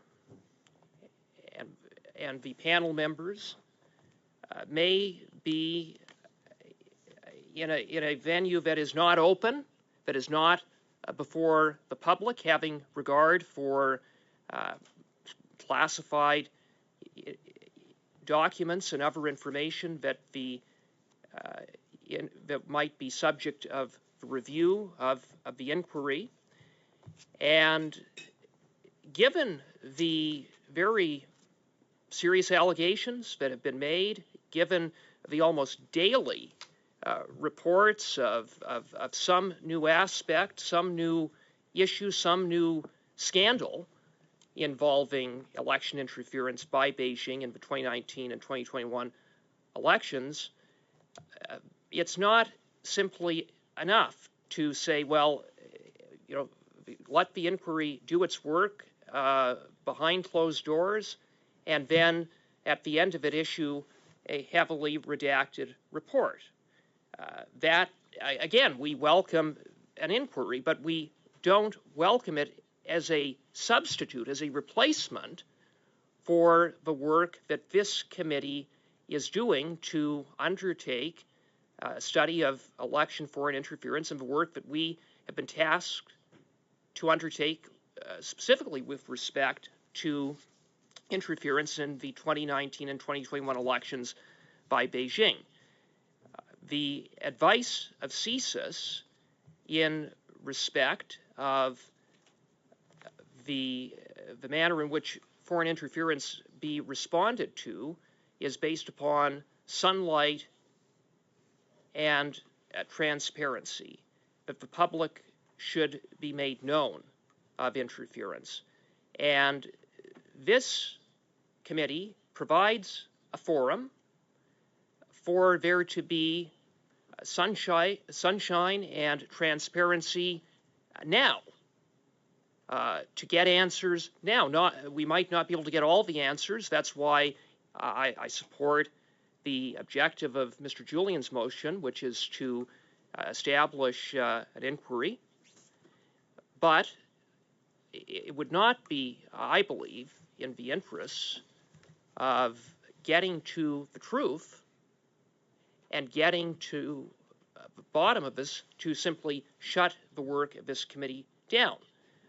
We need to continue to do our work. We need to continue to hear from witnesses, and we need to continue to insist on the production of documents. And there are a lot of witnesses that we need to hear from, including Katie Telford, the Prime Minister's Chief of Staff, who is someone who, as the Prime Minister said, when you're talking to Katie Telford, it's like talking to me. She is someone who is a key witness to getting to the bottom of the central issue at hand, which is what the Prime Minister knew, when he knew it, what he did about it or didn't do about it in respect to Beijing's interference in our election. So given that, this would strike, I think, the right balance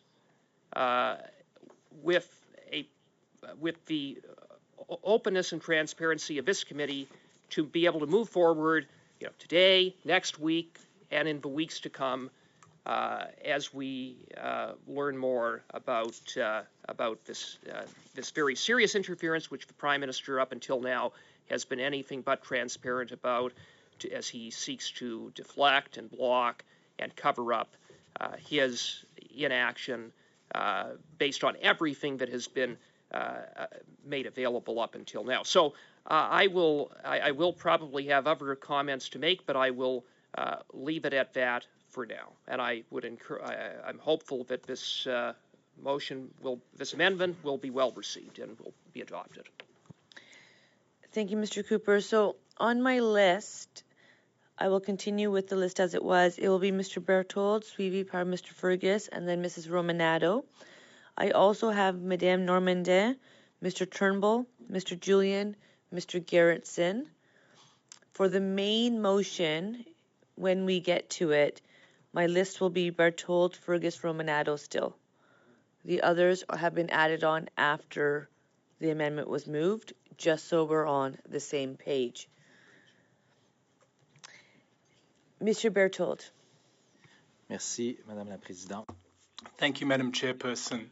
Madam Chairperson, what did the Prime Minister, Justin Trudeau, know? When did Justin Trudeau learn about all of this? What did Justin Trudeau do? Or rather, what did Prime Minister Justin Trudeau not do when he became aware of the numerous allegations of interference from the Peking or Beijing regime in the democratic processes in Canada? That is the fundamental question. That is why we need to set up this public commission of inquiry and why the leader of the Conservative Party yesterday showed his interest and willingness to move forward in that direction. Now, why? As Prime Minister of Canada, Justin Trudeau is, the buck stops with him, basically, vis-a-vis Canadians. When it comes to all issues related to national security and our democratic process.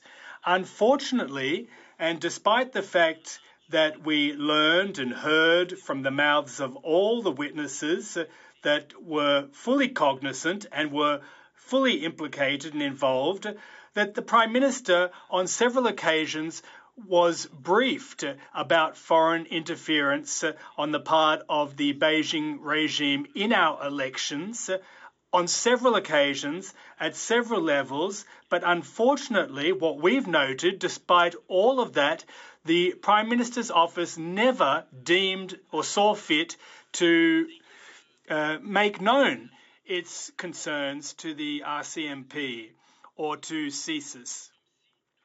As if everything was fine and dandy, Madam Chairperson. Now, I'd remind you that these are serious allegations afoot.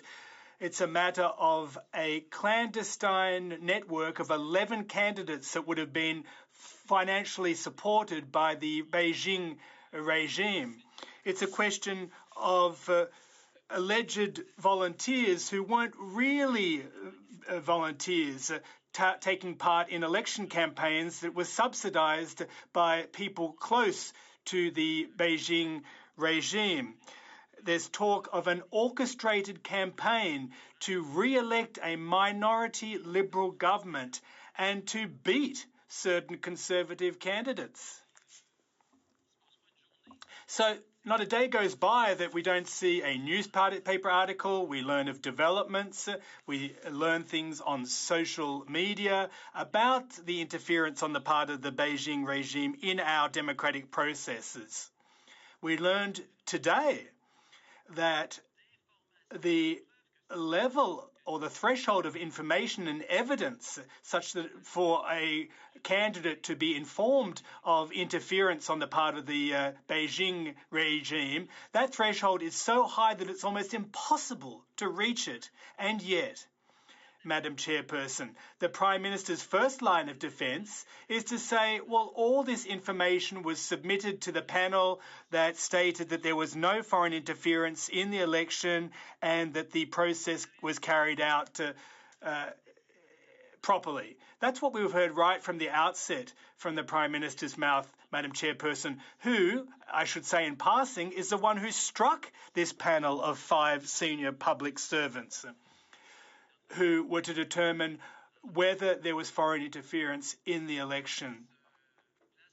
Now, that leaves things open to far too much interpretation and raises far too many questions for us just to leave this alone. And that is why my colleague's question is highly relevant. We can't just simply ask the Prime Minister that's headed up by the government, that's headed up by the Prime Minister that's embroiled in these allegations that the media has revealed in the global news, in the Globe and Mail, from other media outlets and other sources of news, aside from journalists. We can't just leave it up to him as to who will direct this public commission of inquiry.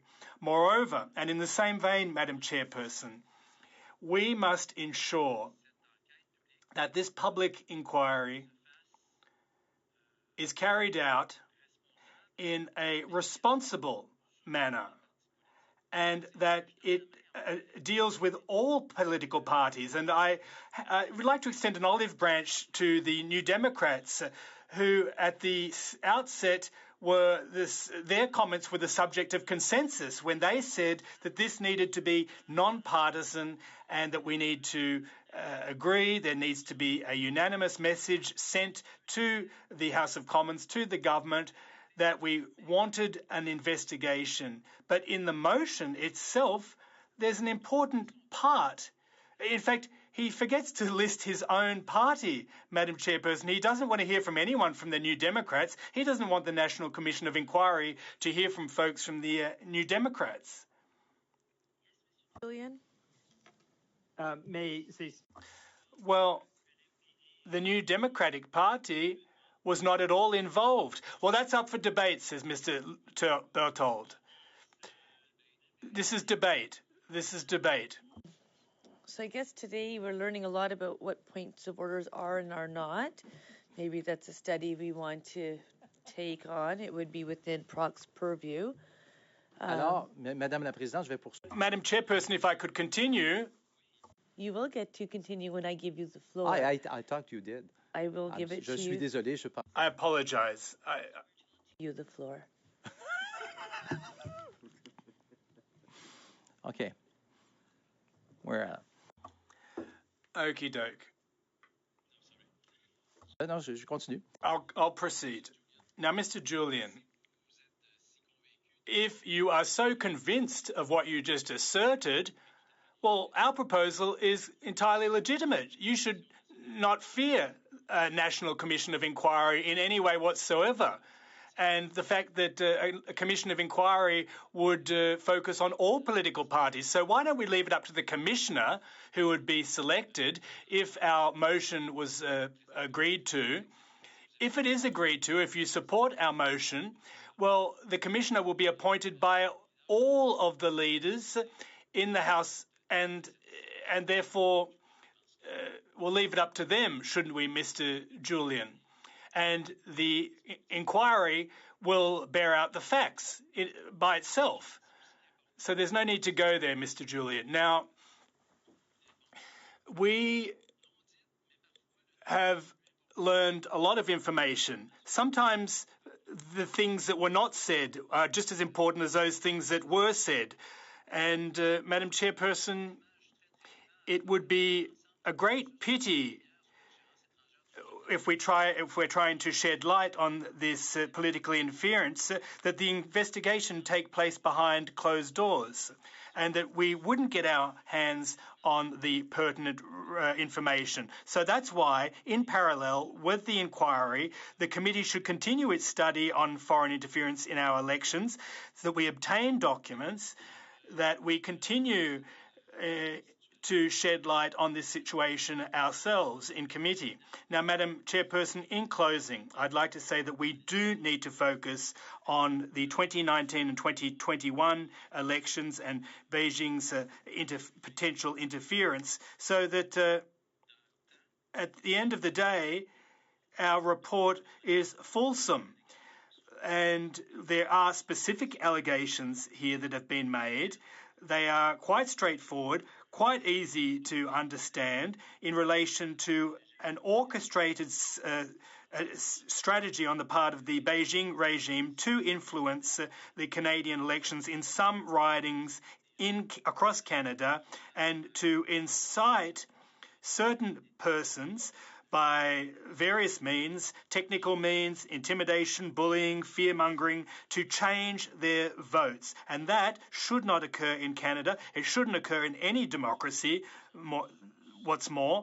And that is why we need to focus in closely on those allegations that have been demonstrated in numerous articles from numerous news outlets. And one can't forget, Madam Chairperson, in relation to all of this, that the groups from the diaspora that have been targeted by hostile foreign governments are the first victims, the very first victims of this kind of manoeuvring. They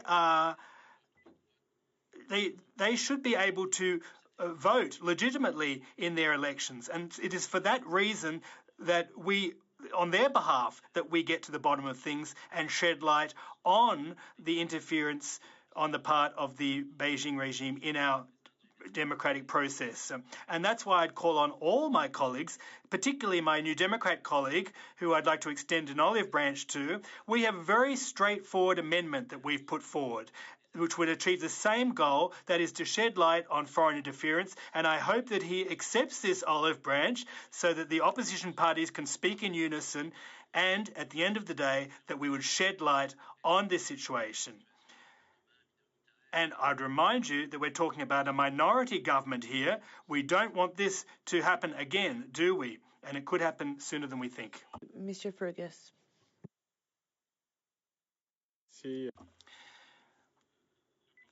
Well, thank you for the opportunity to speak to this motion, or the amendment to the motion moved by Mr. Julian. First, Madam Chairperson, I'm undecided. I'm on the fence when it comes to what the main motion entails. Now, why am I on the fence about this main motion? I can see that there are good elements to it. And as we heard from the witnesses today and yesterday, that the interference, the foreign interference, is not just limited to one single country. As the witnesses intimated, there are 3 or 4 countries that are specifically being targeted. And in response to a specific question, i.e., how many countries engage in, or rather who are subject to foreign interference, well, they didn't even want to draw the line at 4 countries. So, and that's one of the main advantages to what Mr. Julian is proposing. There are weak spots in his motion, nevertheless. And one of those weak spots, to be frank, is the fact that this National Commission of Inquiry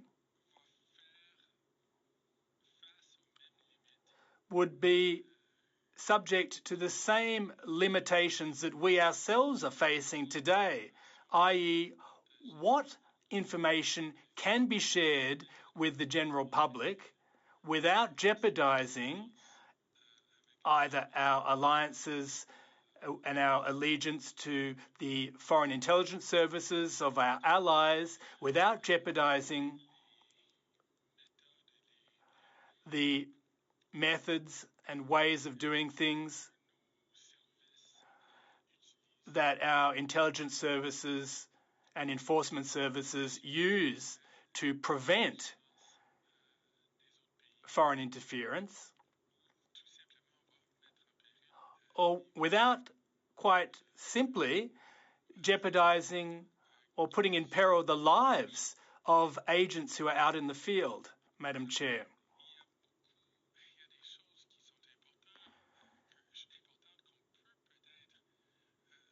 We may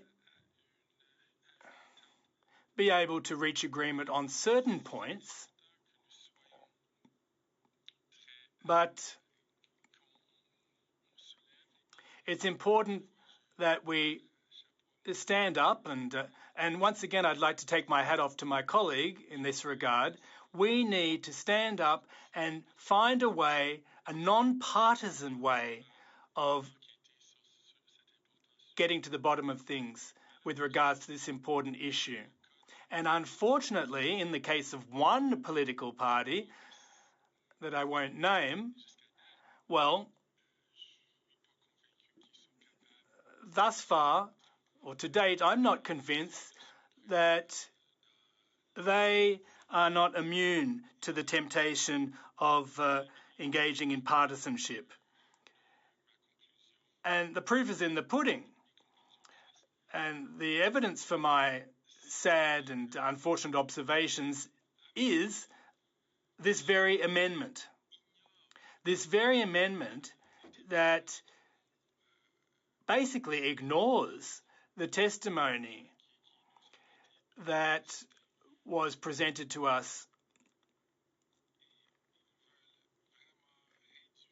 And that political party wants to limit the scope of Mr. Julian's motion, which as I said right from the outset, that is regrettable. Secondly, and if I can just put my finger on Mr. Cooper's motion here, secondly, once again, by playing political games and engaging in petty partisan politics, well, unfortunately, it targets Ms. Telford. And Madam Chairperson, I don't think that helps things in any way. It's limited to 2 elections whereas, as we know, based on testimony, that political interference has been going on since further back than just 2 elections. And what I'm afraid of is,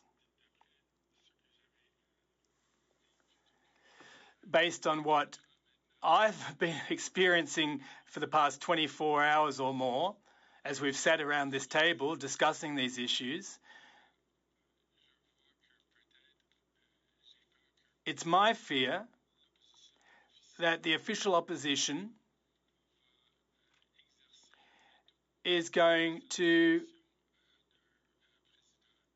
try and veto the selection of the individual who would be in charge. Now, perhaps I'll stand corrected, and I'd be happy to stand corrected. So, Madam Chairperson, I'm certainly going to vote against this amendment for the reasons that I just laid out. It will disfigure, this amendment will completely disfigure and render unrecognisable the main amendment. And I'm very much looking forward to hearing what my colleagues have to say about the main amendment. And I'd like to hear from fellow members who are going to play a proactive role in this process with a view to improving the main amendment. So on that, I'll conclude, Madam Chairperson. Thank you. Merci, Mr. Fergus. Thank you, Mr. Fergus. Ms. Romanado. Thank you very much, Madam Chair. And further to my colleague's intervention, I'm looking at this amendment to the motion, and I want to make it clear the one reason why I can't support it that is glaring to me is the reference to including documents which are related to national security, and I want to explain why. We've heard over the course of the last 2 days the Chief Electoral Officer, the Commissioner of Elections, On a point of order, Madam Chairperson, unless I'm mistaken, Ms. Romanado is talking about a point that is not germane to the amendment, but rather to the initial proposal. I just want to make sure that we're talking about the amendment here. The amendment, but I do think it's fair to provide some opportunity for her to come back to that point. So the way I was hearing it is that you are going to circle back, correct? I am. Mrs. Romanado sometimes does start large, and then yes, so I'm going to give her some time. Mrs. Romanado, back to you. Thank you very much, Madam Chair, and I will get to my point. We've heard from multiple people who are experts in their field, whether it be the National Security Intelligence Officer, CITE, the Director of CSIS today, the CSE, the RCMP, very clearly state that there would be no difference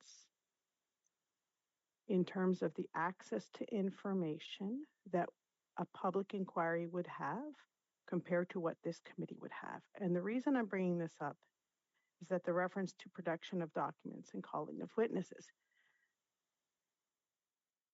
We cannot, for the purpose of national security, have information that would have a direct impact to our Five Eyes intelligence partners out there in the public forum. The impact of that, as we heard in the last panel, would be devastating. Not only in terms of our alliance, not only in terms of our partnerships, but in terms of the intelligence assets that we have around the world, including Canadian Armed Forces members. And I know full well that the Royal Military College is in the riding of Ms. Lenormandin, and I'm sure that she doesn't want to jeopardize the health and safety of the members of our Canadian Armed Forces. Strictly against us keep having a conversation of us not wanting to provide these informations. We cannot. This is not partisan. We cannot have this kind of information in the public domain. So we can keep putting it out there to pretend to wave around saying we get redacted documents when we know full well we cannot. So rather than playing games with respect to our national security, is there not another venue that has the proper clearance to look at that, whether it be NCCOP or something else? Because this is the big beef that I'm having with this conversation. I'm not making this up. This is being told to us by the experts. We cannot have this information out there. Thank you.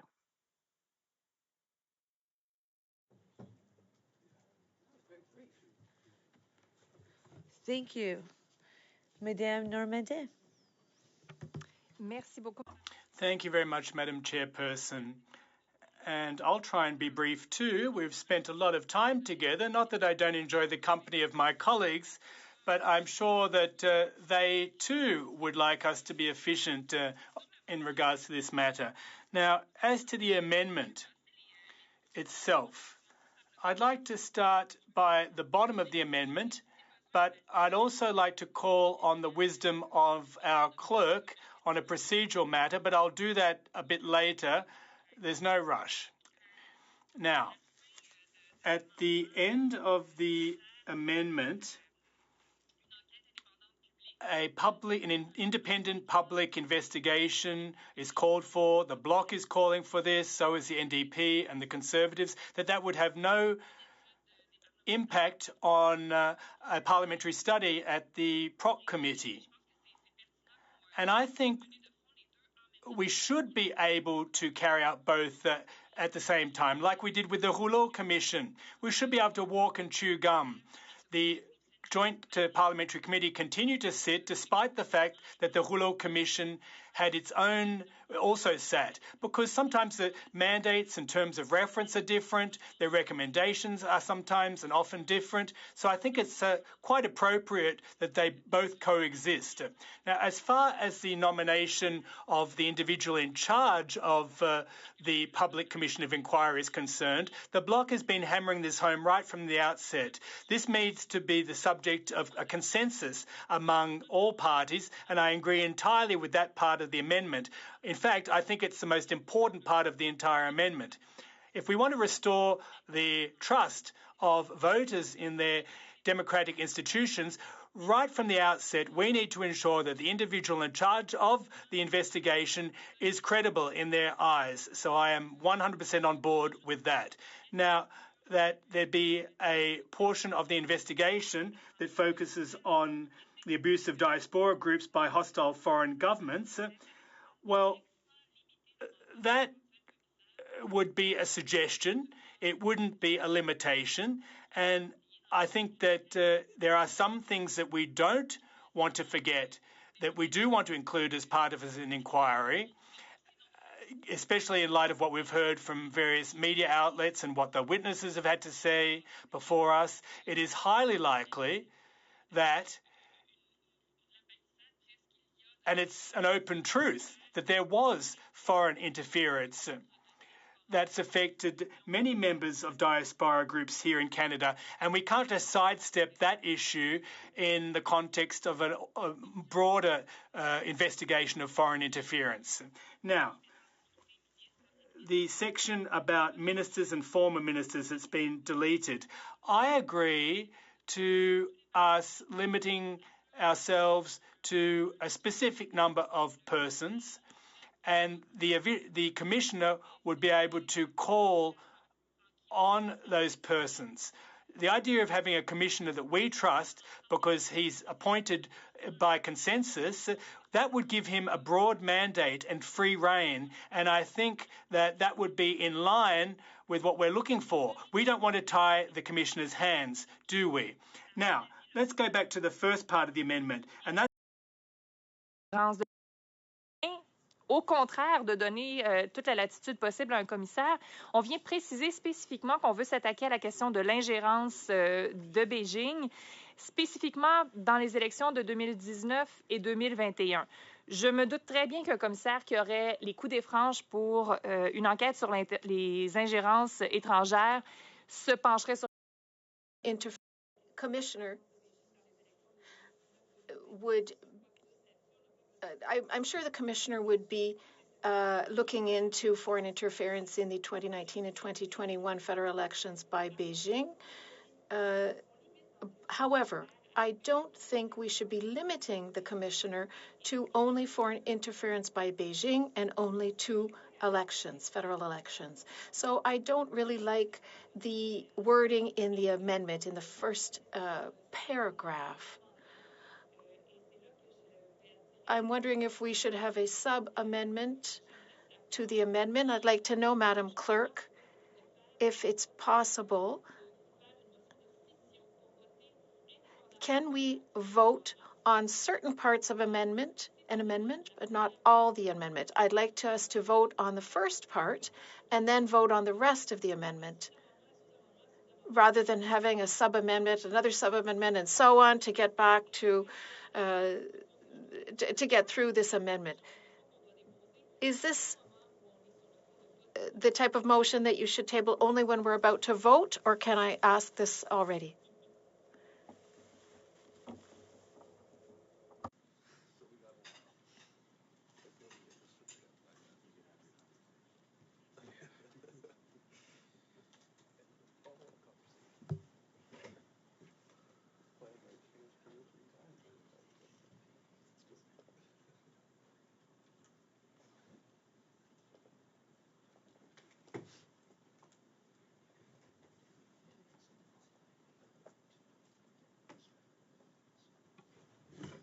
Madame Normand, you're wanting to take the amendment and divide it basically into two parts and deal with them separately?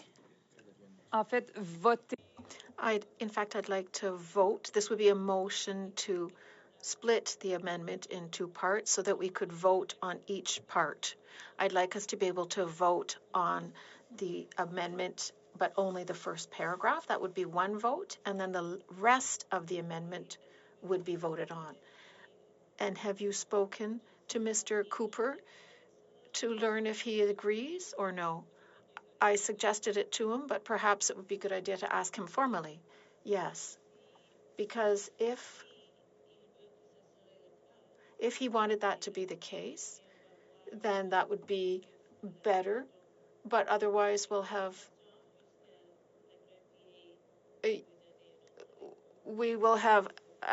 other chances. But you have a few minutes while the clerk just asked me and it gives me an answer.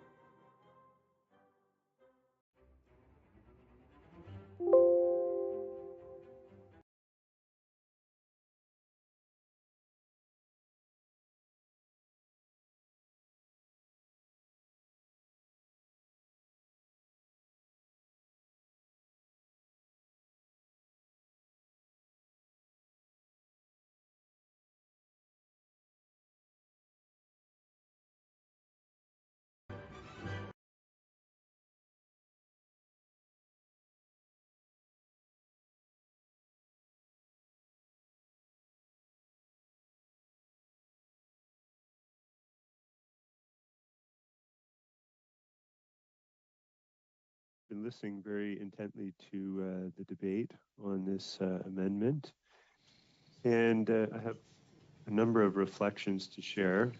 I think my colleagues have brought up some really important points, and we've heard from quite a number of witnesses that we're talking about highly sensitive information, that intelligence information and data that's, goes through a process of accumulation and validation and assessment, and is also, I think we've heard, can be injurious to national security if it's disclosed. And I share Ms. Romanado's position that this amendment, well, I guess the original motion and the amendment keeps this section that relates to including documents which are related to national security. So I think that's, that's problematic for a lot of reasons. The other thing that strikes me about a public inquiry in general is that my understanding is they on average take quite a long time. So I don't know if members are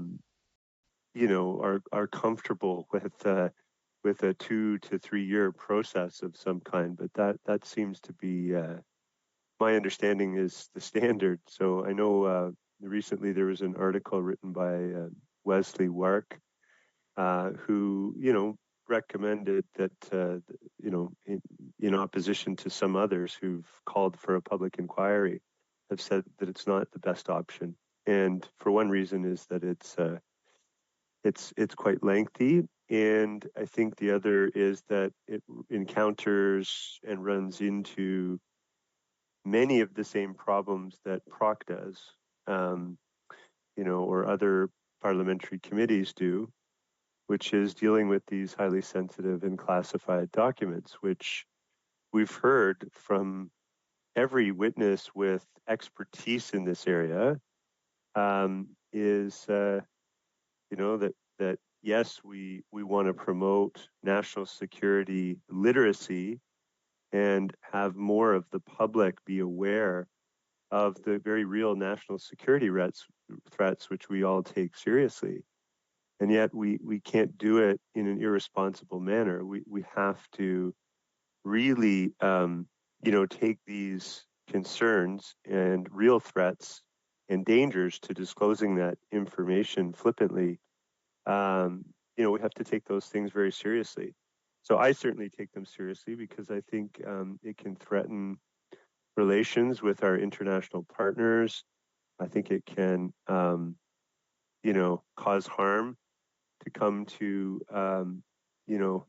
agents and others that are involved in the agencies that protect us every day. And I wouldn't want to see any harm come to those individuals.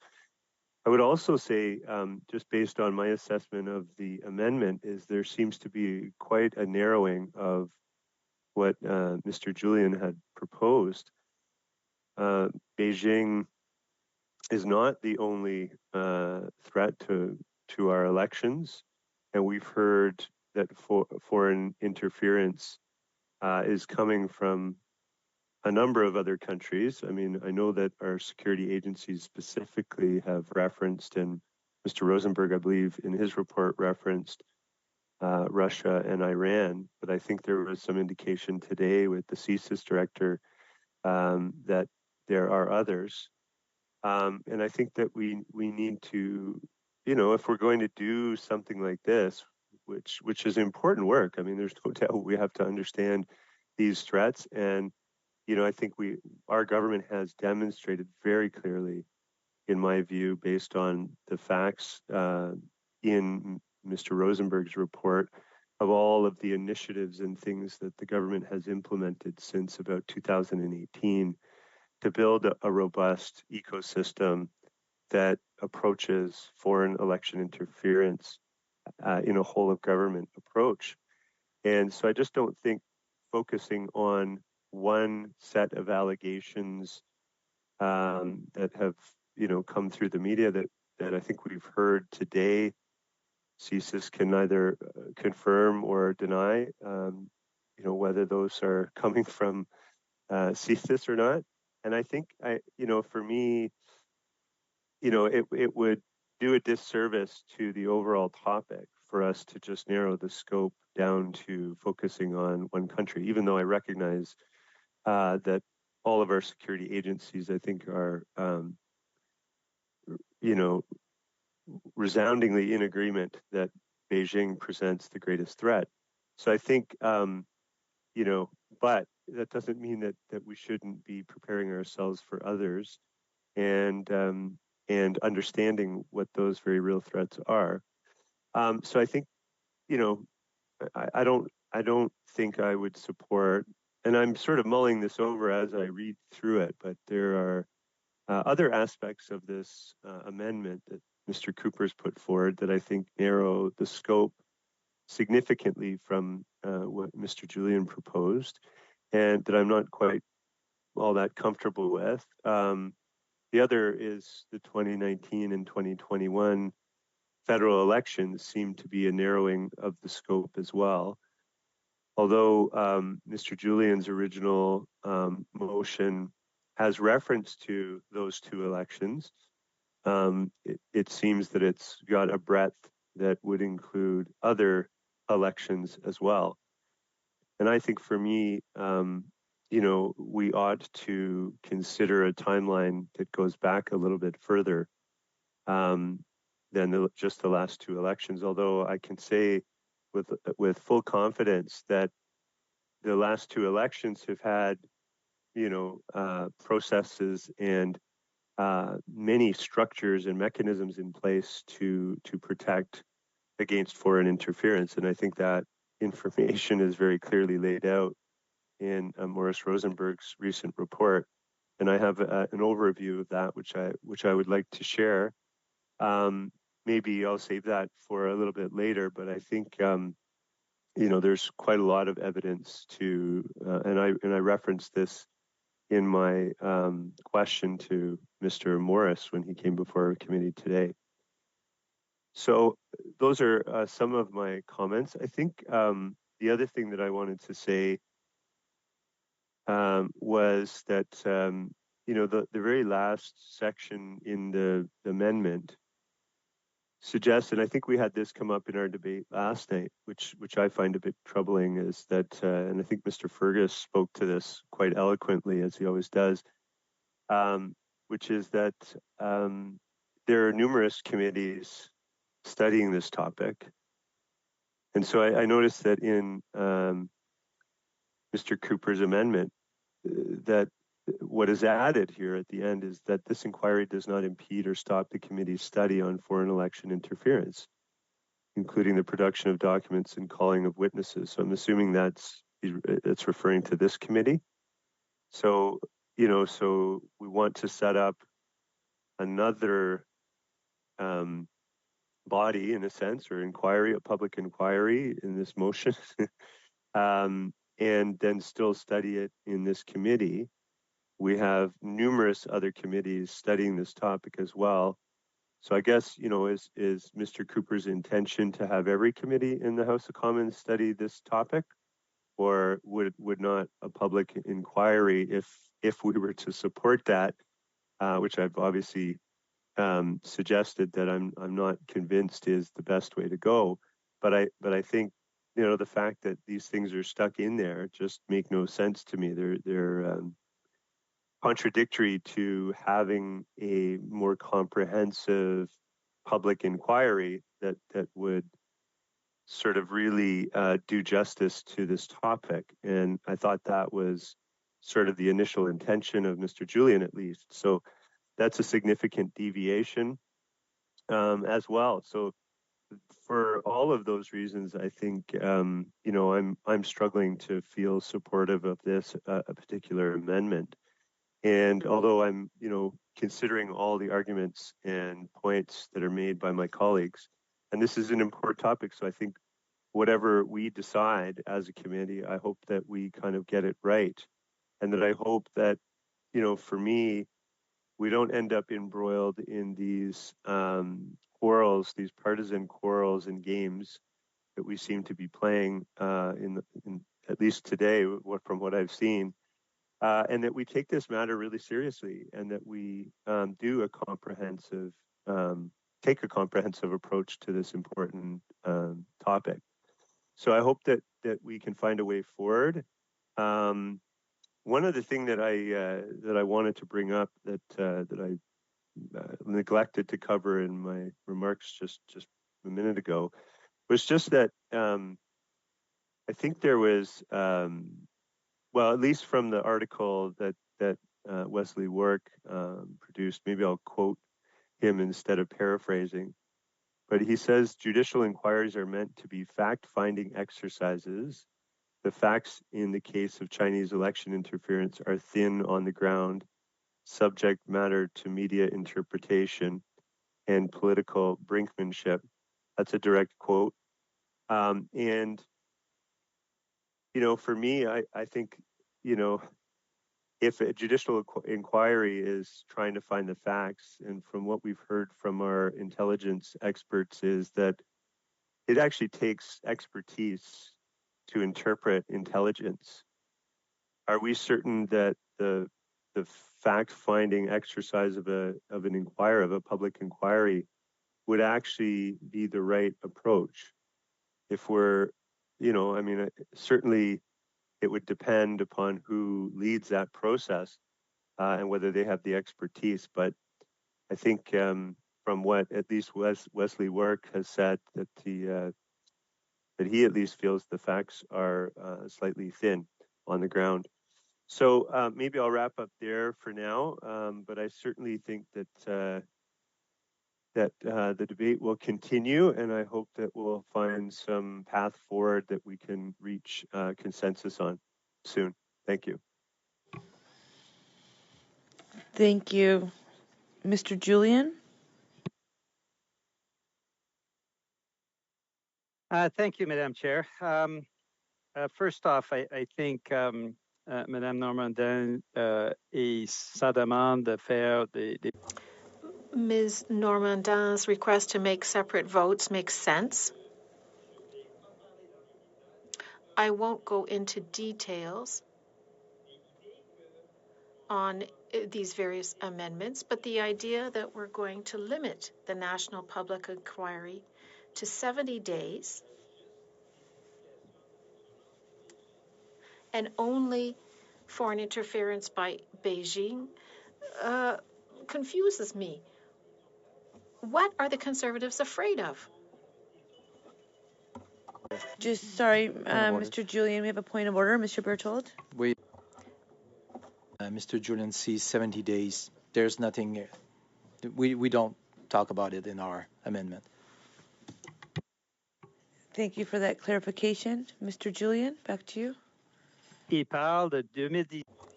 He talks about 2019 and 2021 federal elections. We're talking about a 70-day period and only Beijing.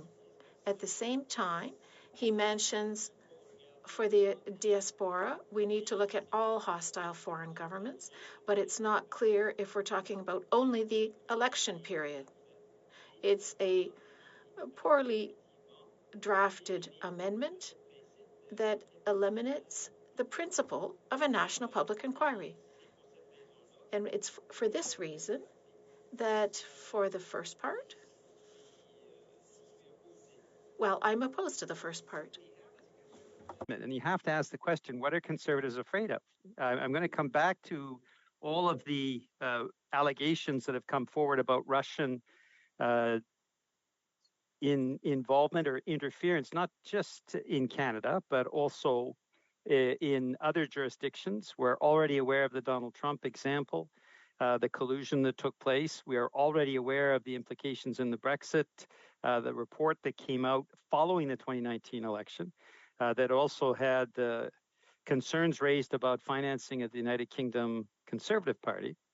And in Canada, I think it's important to note the concerns that have been raised, or the series that was produced in Canada's National Observer, talking about in January and February 2022, I'm now quoting from the article, a large number of public telegram channels were created or repurposed under the auspices of supporting the Freedom Convoy, including some with tens of thousands of members, started to feature Russian propaganda intermingled with convoy-related content. Eventually, part of this network of telegram channels effectively became a repository for Russian propaganda. The articles that came forward in that series are very, very disturbing. But there's more, and I could certainly spend hours reading through the concerns that have been raised. I now reference the Canadian Press, Marie Wolfe, on June 8th, 2022, speaking about the study that was undertaken by the University of Calgary School of Public Policy. An analysis of over 6 million tweets and retweets and where they originate from has found that Canada is being targeted by Russia to influence public opinion here. The study by the University of Calgary School of Public Policy found that huge numbers of tweets and retweets about the war in Ukraine can be traced back to Russia and China, with even more tweets expressing pro-Russian sentiment traced to the United States. Assistant Professor Jean-Christophe Boucher said in an interview that, quote, Russian state apparatus is associated with many accounts tweeting in Canada and is influencing posts that are retweeted, liked, or repeated by different accounts again and again. The study found in the Canadian Twitter ecosystem discussing the war, around 25% of the accounts were spreading pro-Russian talking points. The analysis of the content of the tweets found similar pro-Russian views expressed among right-wing figures and their supporters in the US and Canada. He said, this is Mr. Christophe, supporters of the Freedom Convoy and anti-vaccine movement, some of whom may not realize they have been digesting messaging originating from Russia, were also tweeting messages in support of the invasion of Ukraine.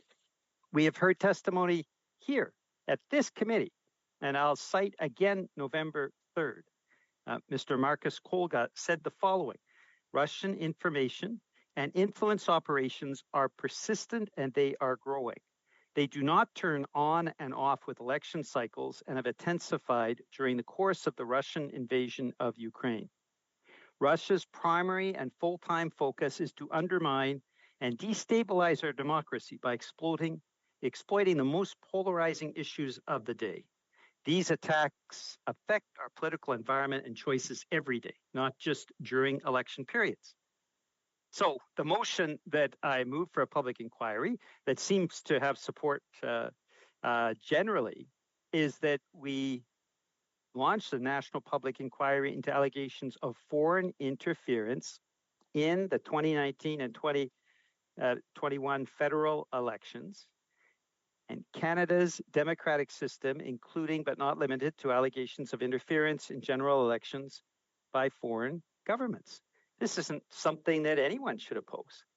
So it's perplexing to me that the Conservatives are trying to gut the sense of the concern that many Canadians are feeling about foreign interference. I believe it's disrespectful to 1.5 million Canadians of Ukrainian origin who have been subjected to these campaigns that we have been talking about. And these are campaigns that have been identified, as we heard earlier today, by CSIS and other agencies. So why would the Conservatives want to strip out the possibility of a national public inquiry that includes foreign interference, not just from Beijing, which is important, I agree, but also Russia, Iran, and other players that are hostile to Canada and to Canada's democracy?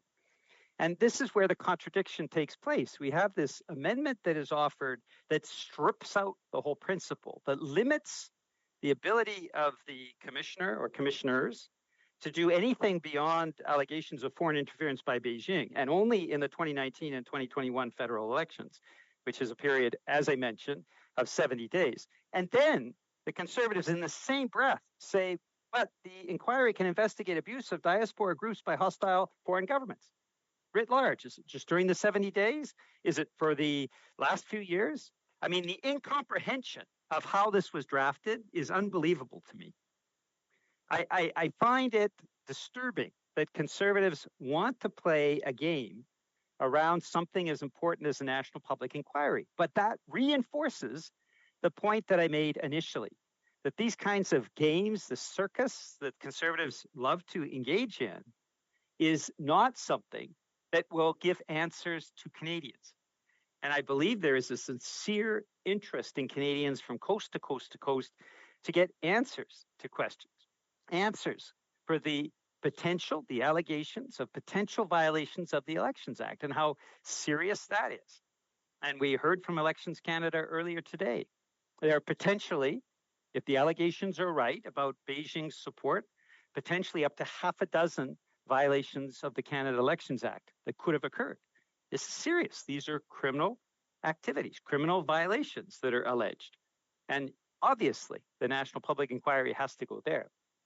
But with all the evidence that I've just read into the record about how Russia and how Putin's dictatorship attempt to have an impact on our democracy, I don't understand why conservatives are afraid of a public inquiry that actually examines that.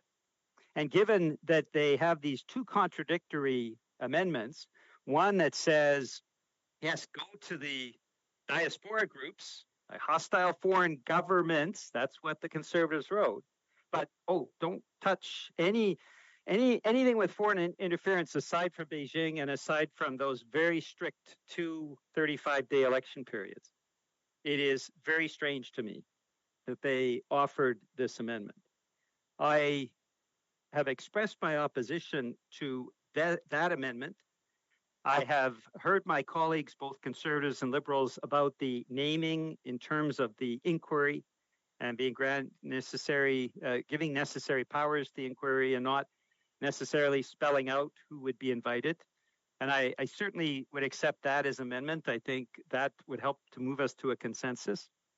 I do believe we need to investigate abuse by diaspora groups, but that means the original principal clause that I moved, which is ensuring foreign interference by any sources and in Canada's democratic systems, including but not limited to allegations of interference in general elections by foreign governments. So the inquiry have the power to order and review? Absolutely. That's a terms of reference that is normal. And there can be provisions made for national security. I don't accept the argument that terms of reference might in some way be threatening to national security. And I also agree that having the inquiry individual or individuals selected by unanimous agreement by the House leaders does make sense. We do this often, Madam Chair, and we've done this for a variety of issues, including issues of even most recently, the interim clerk of the House of Commons. So this is something that is a regular practice. What it actually ensures is that each party has a veto. So yes, it's true that would mean that the Conservatives might have a veto. It would also mean that the Liberals have a veto on that. And it could be somebody that is beyond reproach. I think we would find many names that we could offer, all of us, to ensure that this inquiry is done properly. Finally, this inquiry not stop the committee study. That's really up to the committee. I don't see the appropriateness of that. The committee can decide to continue the study or not. That depends on committee business. That's not up to any of us, Madam Chair. So I don't see that as a particularly a clause that is particularly useful. I think it's more for cosmetic purposes. But ultimately, what really offends me in this is that the Conservatives would seek to eliminate a proper investigation and answers to Canadians beyond that very, very, very narrow scope that they want to place on this public inquiry. I am not going to vote in favor of their modifications to the first clause. I think it's disrespectful to Ukrainian Canadians and other Canadians that have been impacted by foreign interference beyond Beijing. And I think as well, what it does is circumscribe the inquiry to the point where it can't produce the answers that Canadians are looking for. And I'm surprised that the Conservatives would put such a series of amendments, some of whom contradict other amendments, at a time when we really need adults in the room working together so that we can hopefully produce this national public inquiry and get answers for Canadians. Thank you. Thank you. On my list, just so that we are all in the loop, will be Mr. Gerritsen, followed by Mr. Berthold, then Mr. Cooper, Madame Normandin, Mrs. Sahota, Mr. Fergus. You don't want to go? No, you go. I want to hear what you have to say.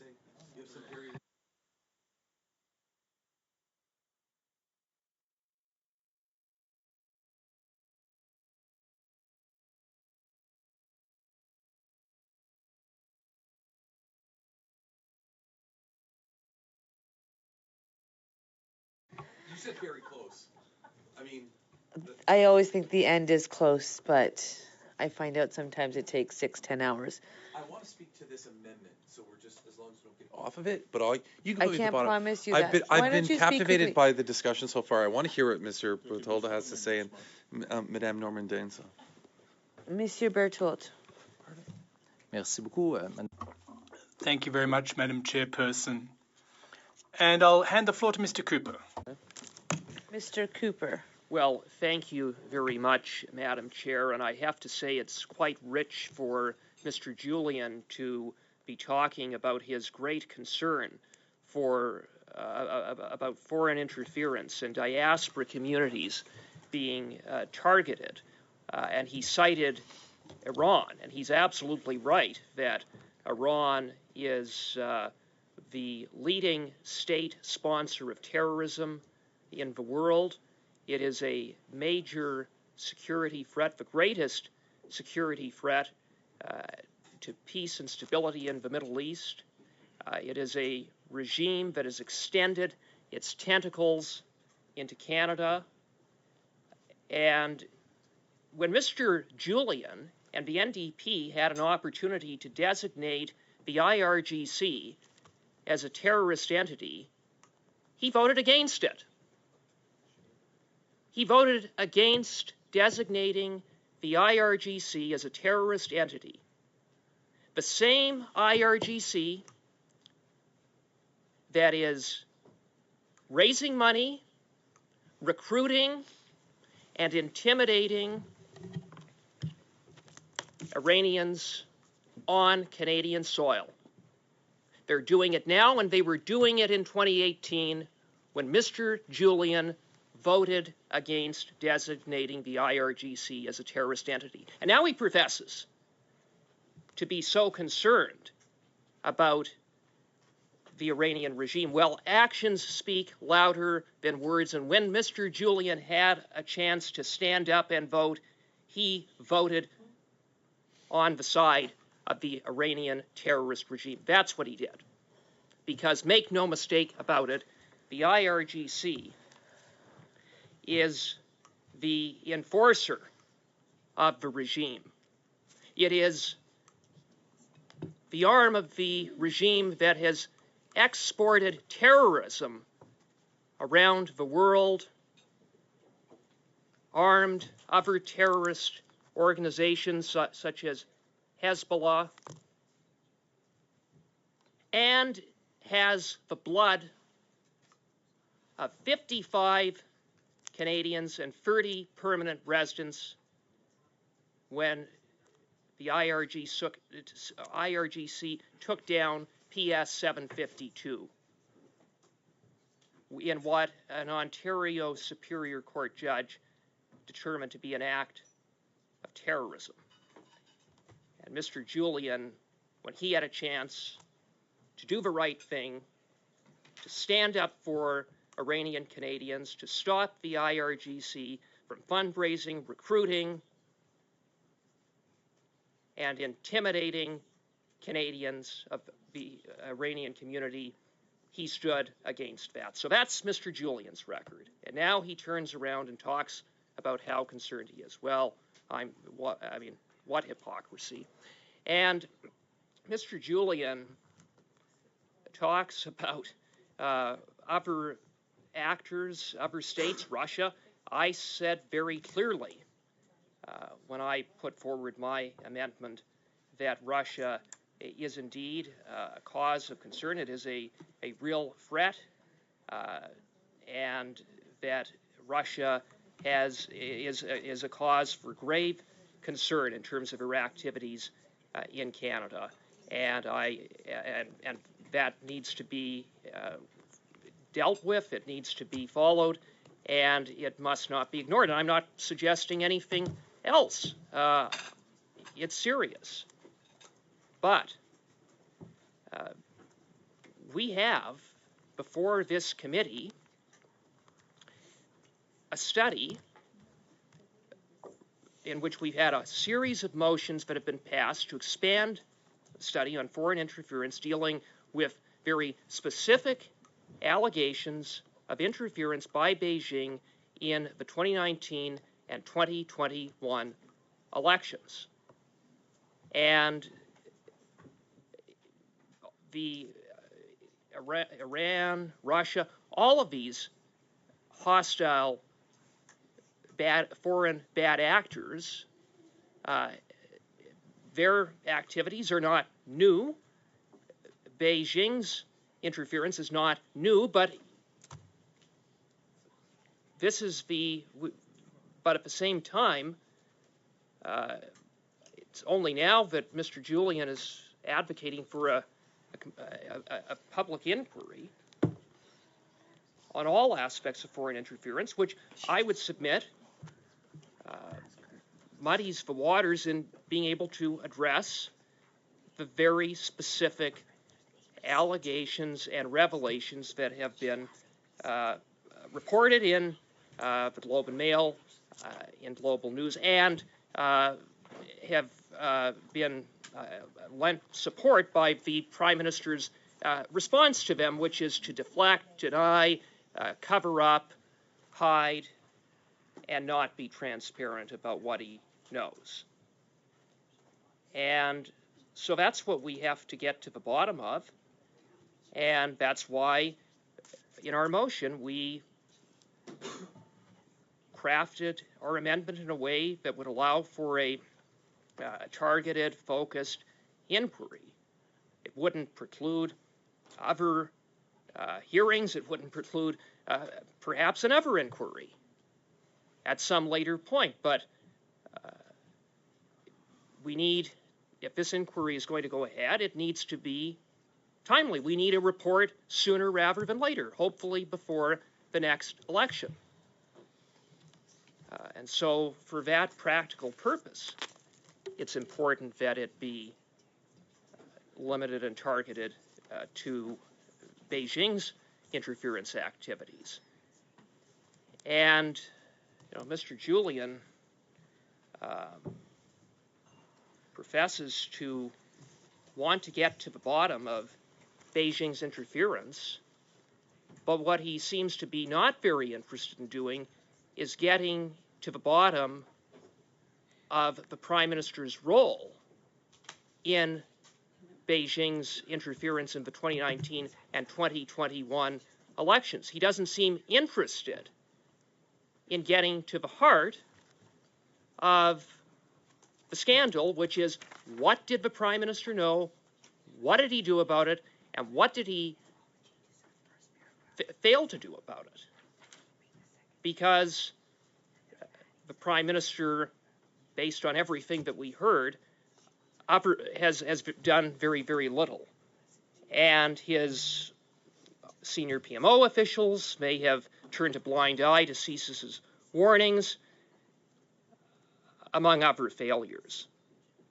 But I can appreciate why, at some level, although it's hardly commendable, that the Prime Minister would like to cover this up. It is astonishing that Mr. Julian and the NDP are prepared to join the Prime Minister in covering this up. Yesterday evening, there was an opportunity to deal with a motion that I had put forward. Point of order.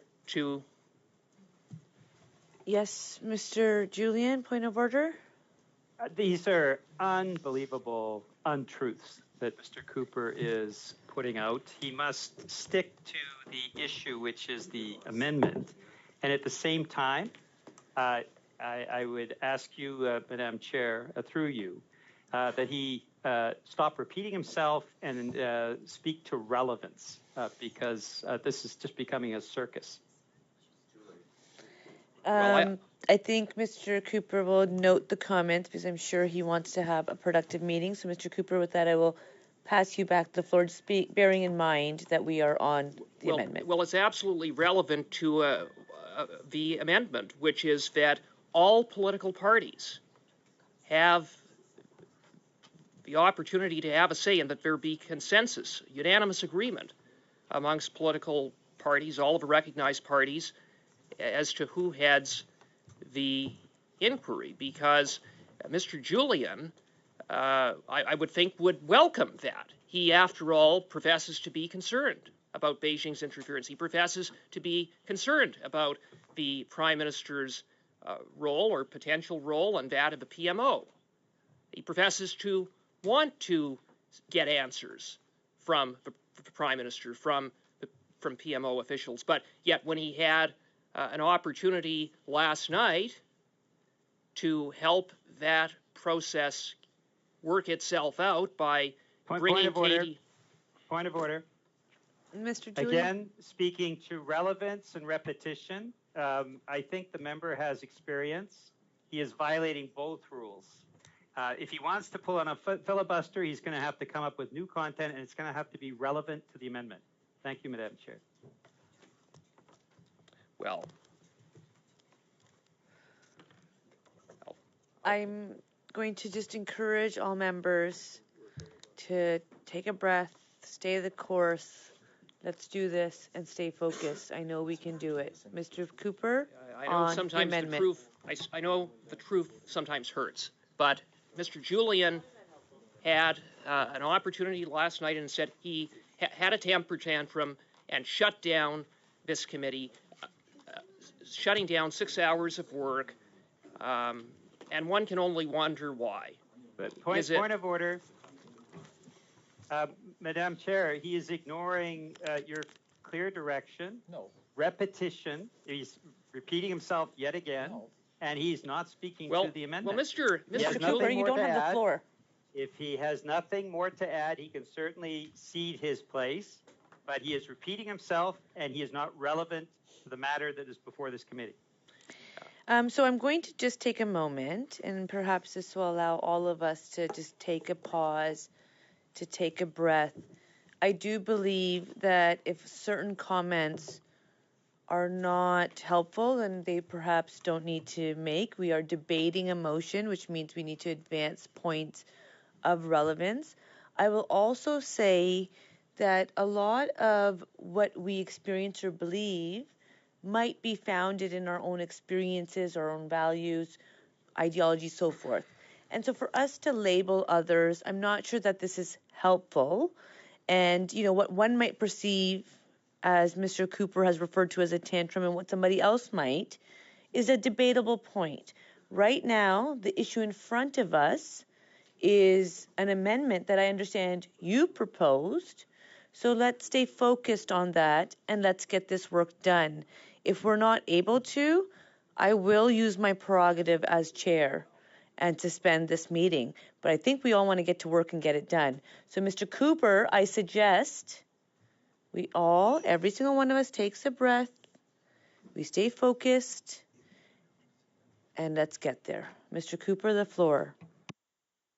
Listened very patiently to Mr. Julian, despite much of what he stated on the record had very little relevance to the amendment, in which he made certain completely unsubstantiated insinuations. But be that as it may, it is absolutely imperative that if there is an inquiry, that the Prime Minister doesn't get to do a do-over of the Rosenberg Commission. That we had just a couple of days ago a report that was released from the chair of from the person tasked with reviewing the critical election incident public protocol in the 2021 election. And Mr. Rosenberg is someone who had a conflict. He had a conflict, real or perceived, certainly perceived, by virtue of his role as the former CEO of the Trudeau Foundation, as someone who was involved in facilitating a $200,000 contribution from a business person associated with and a political person affiliated with the Beijing Chinese communist regime who was implicated in the Prime Minister's billionaire cash for access scandal in 2016. That individual, Mr. Rosenberg, whatever his credentials are, and he certainly should never have been tasked with undertaking such a review, given the circumstances and all of the questions around interference by the Beijing regime and his affiliation and association and closeness with that of the Prime Minister. And so it undermines the credibility of the report. It undermines confidence in the report. And such an inquiry, we can't afford that in the case of an inquiry. We need to have confidence in the outcome of such an inquiry. And that's why we're insistent that all parties, including the NDP, which I hope Mr. Julian would welcome, would have that opportunity. And so I will leave it there. I may have other comments, but I will leave it there for now. Thank you, Madam Chair.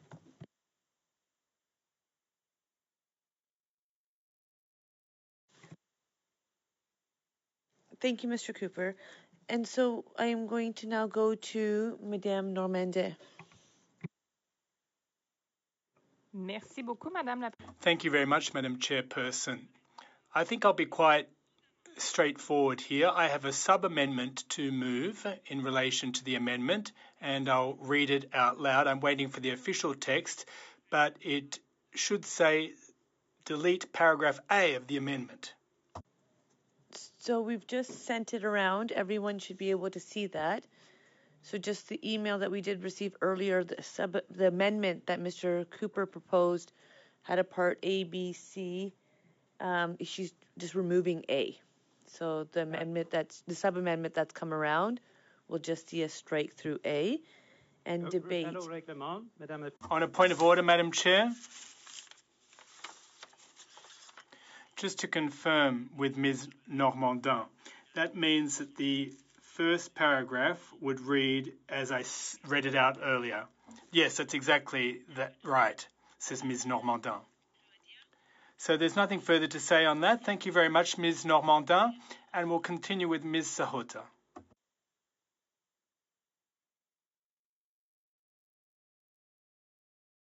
There. Thank you. I'm just looking over this new amendment now. It's a sub-amendment.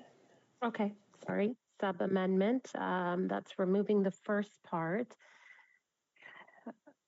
Well, it's the first part that I mostly have issues with. So, Madam Chair, who is next on the speakers list? Because it really is the first part that I was speaking to, and I didn't foresee Madame Normandin moving this sub-amendment at this point. And so I wanted to know what the speakers list looks like. Thank you, Mrs. Sahota. Thank you for that comment. Mr. Gerritsen. Thank you, Madam Chair. Okay, so Mr. Julian asked a really important question, and that was why are Conservatives only interested in 2019 and 2021? And I would direct everybody's attention back to another Globe and Mail report from February 28th, just a couple days ago, where in that they said, the source said that the Canadian Security Intelligence Service captured a conversation in 2014 between an unnamed commercial attaché at one of China's consulates in Canada and billionaire Zhang Bin, a political advisor to the government in Beijing and a senior official in China's network of state promoters around the world. They discussed the federal election that was expected to take place in 2015 and the possibility that the Liberals would defeat Stephen Harper's Conservatives and form the next government. The source said that the diplomat instructed Mr. Zhang to donate $1 million to the Trudeau Foundation and told him the Chinese government would reimburse him the entire amount. So in other words, Madam Speaker, While Stephen Harper was the Prime Minister, the Chinese government attempted to influence the leader of a national political party in a year before the election. The first time that the information that CSIS was tracking this donation came to light was 2 days ago. So it begs the question, did Harper keep quiet for political reasons? Either because of an upcoming election or because his efforts to sign the secret Foreign Investment Promotion and Protection Agreement? Conservatives make it sound like their work at the committee has forced a response on this issue, but they were in power when the alleged incident took place. So, to Mr. Julian's question and to the bigger issue of nonpartisanship as it relates to trying to do this very important work,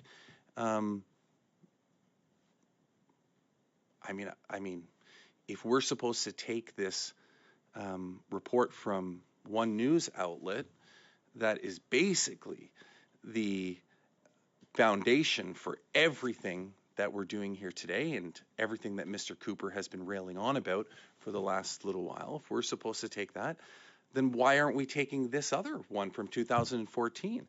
Why aren't we getting to the bottom of what Stephen Harper knew and what Conservatives knew at the time? That could be the only reason to explain why Mr. Cooper is not interested in looking into the details of 2014. That can be the only reason why Mr. Cooper would want to insist that we focus just on 2019 and 2021. I can't see any other reason. And so to Mr. Julian's point, and to the point that I've been trying to make the whole time, is that this is just all politics for the Conservatives. They don't care about the report. They don't care about, by the way, this commission or this public inquiry would take 2 to 4 years to complete. Another election will have likely taken place, especially if you go longer in the 4 years. They don't care about that. All the Conservatives are focused on is getting the little gotcha soundbite moments that happen to come along in the process of the inquiry, trying to pick at one thing or another. That's all that they're interested in. And so, in my opinion, if you really want to do this genuinely and in a nonpartisan way, you would listen to the experts. And so I guess, although I agree with a lot of what Mr. Julian said, I guess we part ways in the venue by which this should be taking place. I don't believe that the appropriate venue is in the public forum for the reasons that were outlined by just about every expert that came before this committee already. A public inquiry is not going to have access to any more information than this committee would have access to. This committee is going to be limited based on the security classifications of the various different documents. Now, of course, that makes a great optic for the leader of the opposition when he strolls out into a hallway and waves around documents that have been redacted, because then he'll say the Liberals are trying to keep secrets from us. The Liberals went behind their party office doors and blacked out all the information in here like they usually do. That's just their game. That's the game. So nobody here at this table, no Canadian should actually think that the motivation of the Conservative Party of Canada right now is to actually deal with foreign interference. Whereas I don't feel that's the same situation coming from the NDP. I don't feel that's the same situation coming from the Bloc. I feel as though they genuinely think that they're coming from a good place to have the public inquiry, because of course, public inquiry, getting things out in the open, sunshine and transparency, as Mr. Cooper said repeatedly in this meeting. Yes, these are the best ways to expose information to the public. But sometimes information is so sensitive and so classified that you just can't do that. I asked the last panel that came here, there's a lot of information you can't share with us. And they agreed with that. I said, can you share that at NCCOP? And the response that they gave was, yes, we can. That's where the proper classifications are in place. So I don't need to go on and on. I think Mr. Cooper and his colleagues want to talk about this more at great length, and they're entitled to do so, and happy to sit here and listen to it. But at the end of the day, this just comes down to whether or not we believe that this is about genuinely protecting our democracy or if this is just taking cheap shots at the Prime Minister and taking cheap shots and trying to get your gotcha moment. I don't blame the Conservatives for wanting to do that. It's what their leader does repeatedly. That's all he cares about. It's very disingenuous, but it's the reality of the situation. So here we are. And I want to get to the bottom. I want to understand this more. If foreign interference goes on in many different parts of the world, especially where democracies are alive, and by nature of a democracy, as we heard today from a witness, by nature of democracies, they're open and they become much more subject to foreign interference. Foreign interference is not a new thing. We've been talking about studying this since this committee was formed over a year ago. We've been talking about doing it. It's not new. Suddenly, it's become the sensationalized issue for the Conservatives, so they're running around town trying to tout, the importance of, or trying to tout the fact that the Prime Minister was like covering something up or one thing or another. It's so disingenuous when members of Parliament would actually think that we would allow knowingly anybody, as much as I disagree with Conservatives, there is not one Conservative that sits on the other side of the aisle that I actually believe would go along with something as knowingly allowing foreign interference to occur. And I hope that the same would be reciprocated onto the other side. Like, who would ever actually allow that? And then we have Mr. Calkins, who, by the way, I believe it was yesterday, said, I will sit here as long as it takes to make sure that my position is defended, and hasn't been here since 2 hours into yesterday's meeting. Called a member of Parliament an agent of China. Sorry, an agent of Beijing. Thank you, Madam Chair, for the correction. Is that appropriate? Or is that just Conservative fundraising? Because that's all that it is. And calling another member of Parliament, a sitting member of Parliament, an agent of Beijing. And you think it completely appropriate. Nothing wrong with that. The Twitter trolls will love it. They'll jump all over it. Conservatives will raise a little bit more money. Don't worry about what it does to the foundations of our democracy in the process. Yet here we are, once again, just debating endlessly in circles about how Conservatives can get their gotcha moment on the Prime Minister.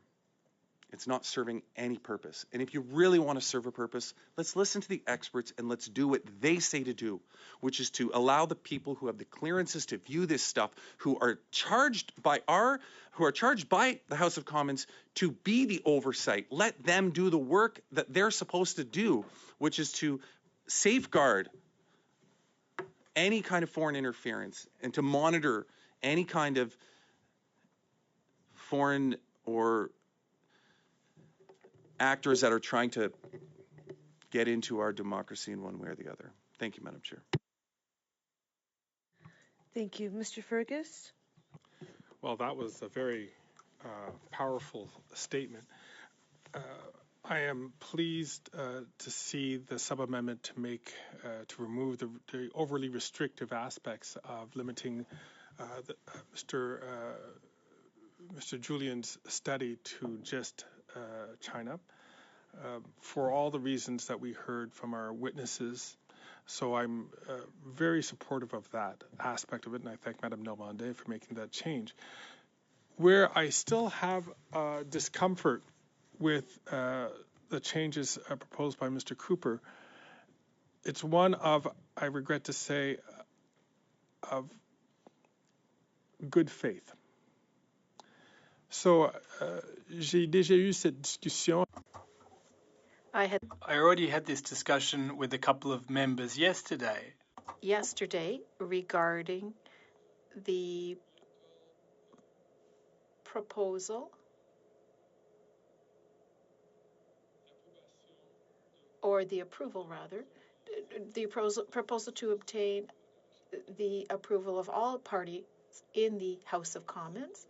My fear is that if one political party decides, for political reasons, reasons to not give their okay,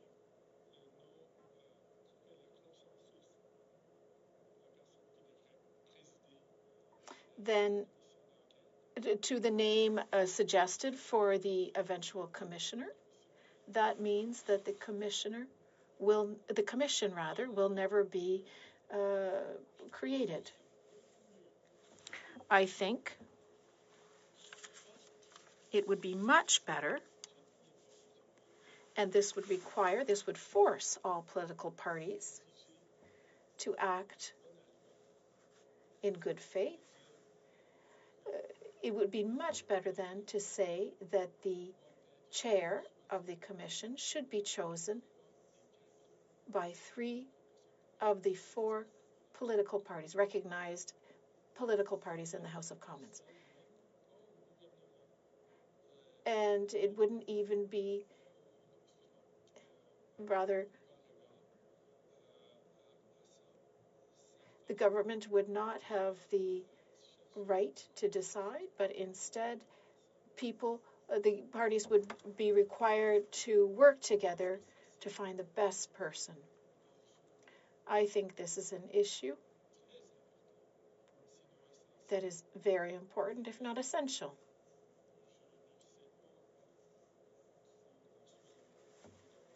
There's a sub-amendment before us.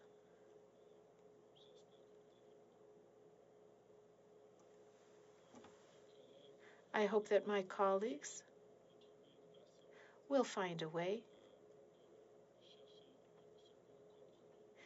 to find the right compromise. That all the folks at home who are watching us, I expressed in French my concern that by seeking a unanimous choice for the new president allows one party to perhaps delay the selection of the person who would be responsible for presiding over this commission of inquiry. And if so, for very partisan reasons, that does not serve the needs and interests of Canadians. I would propose, and I cannot formally because there is a sub-amendment already proposed, but I had some discussions with members of the opposition saying that if they were willing to make a kind of change, to say rather than all 4 parties in the House of Commons have to agree for the selection, that 3 of the 4 would have to agree. That gives no one a veto, and it allows for everyone to come to the table with good sense and seeking out the interests of all Canadians. Merci, Madame la Présidente. Thank you, Madam Chair. Monsieur Berthold.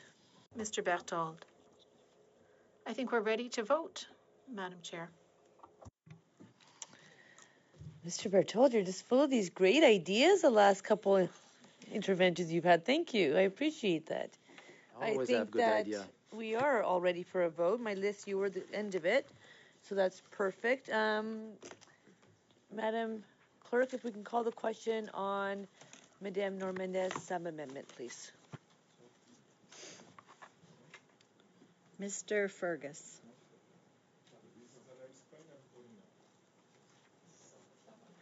Sub-amendment. Can we have 2 minutes just to talk about this? Can we have 2 minutes to talk about this, please? No, not in public. You're talking about a 2-minute break? Yes. Can we just have 2 minutes? All right. Fine. I think the vote's been called. Okay, that's fine. No, Mr. Fergus is a no. Mr. Gerritsen. No. Ms. Romanado. No. Ms. Sahota. No. Mr. Turnbull. No. Mr. Berthold. No? Ms. Gray. No. Mr. Cooper. No. Mr. Brassard. I vote no. Madame Normandie. Oui. Yes. Mr. Julian. Oui. Yes. Yeas pour 9. Nays pour 2. Nays contre 9. Nays contre, 9. Sorry. So the sub-amendment is defeated? Yes. The sub-amendment is defeated. Mr. Julian, are you saying point of order or you want the floor? Floor. Okay, I have to add you to the list. Okay? So we're going back to the amendment. Right? So the sub-amendment's been defeated. We are back to the amendment. And this was the amendment moved by Mr. Cooper. So I would continue my list from at that spot, or can I just start a new list? Well, I'd like to speak, so however, continue your list, I guess. Well, yeah, so we would continue the list. So it would actually go to Mr. Bertholdt. Oh, I'm good for now. Mr. Fergus. Écoutez, Listen, without the amendment, or without amendments, Mr. Cooper's motion is completely unacceptable for reasons already named. It limits the scope. Inaudible. It limits the scope, second of all.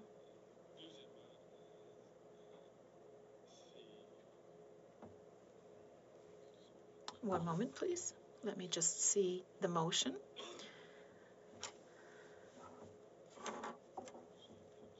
Oh, just a second. I've lost it. Sorry, Madam Chair. All right, I've got it.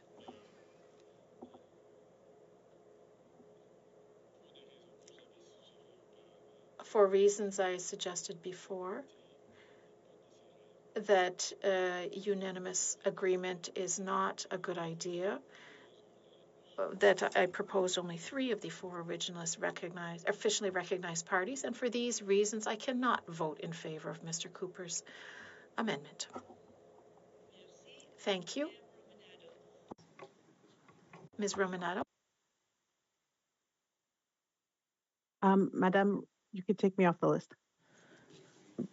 Brilliant, thank you. Mr. Julian.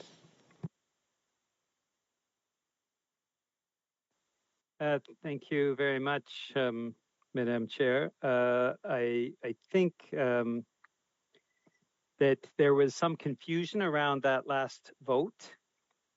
And I understand that you, when a vote is called, you can't necessarily suspend. But I think it would be a good idea to suspend for the moment, just to have a discussion around. I'm not sure everybody understood exactly what the impacts of Madame Normandie's amendment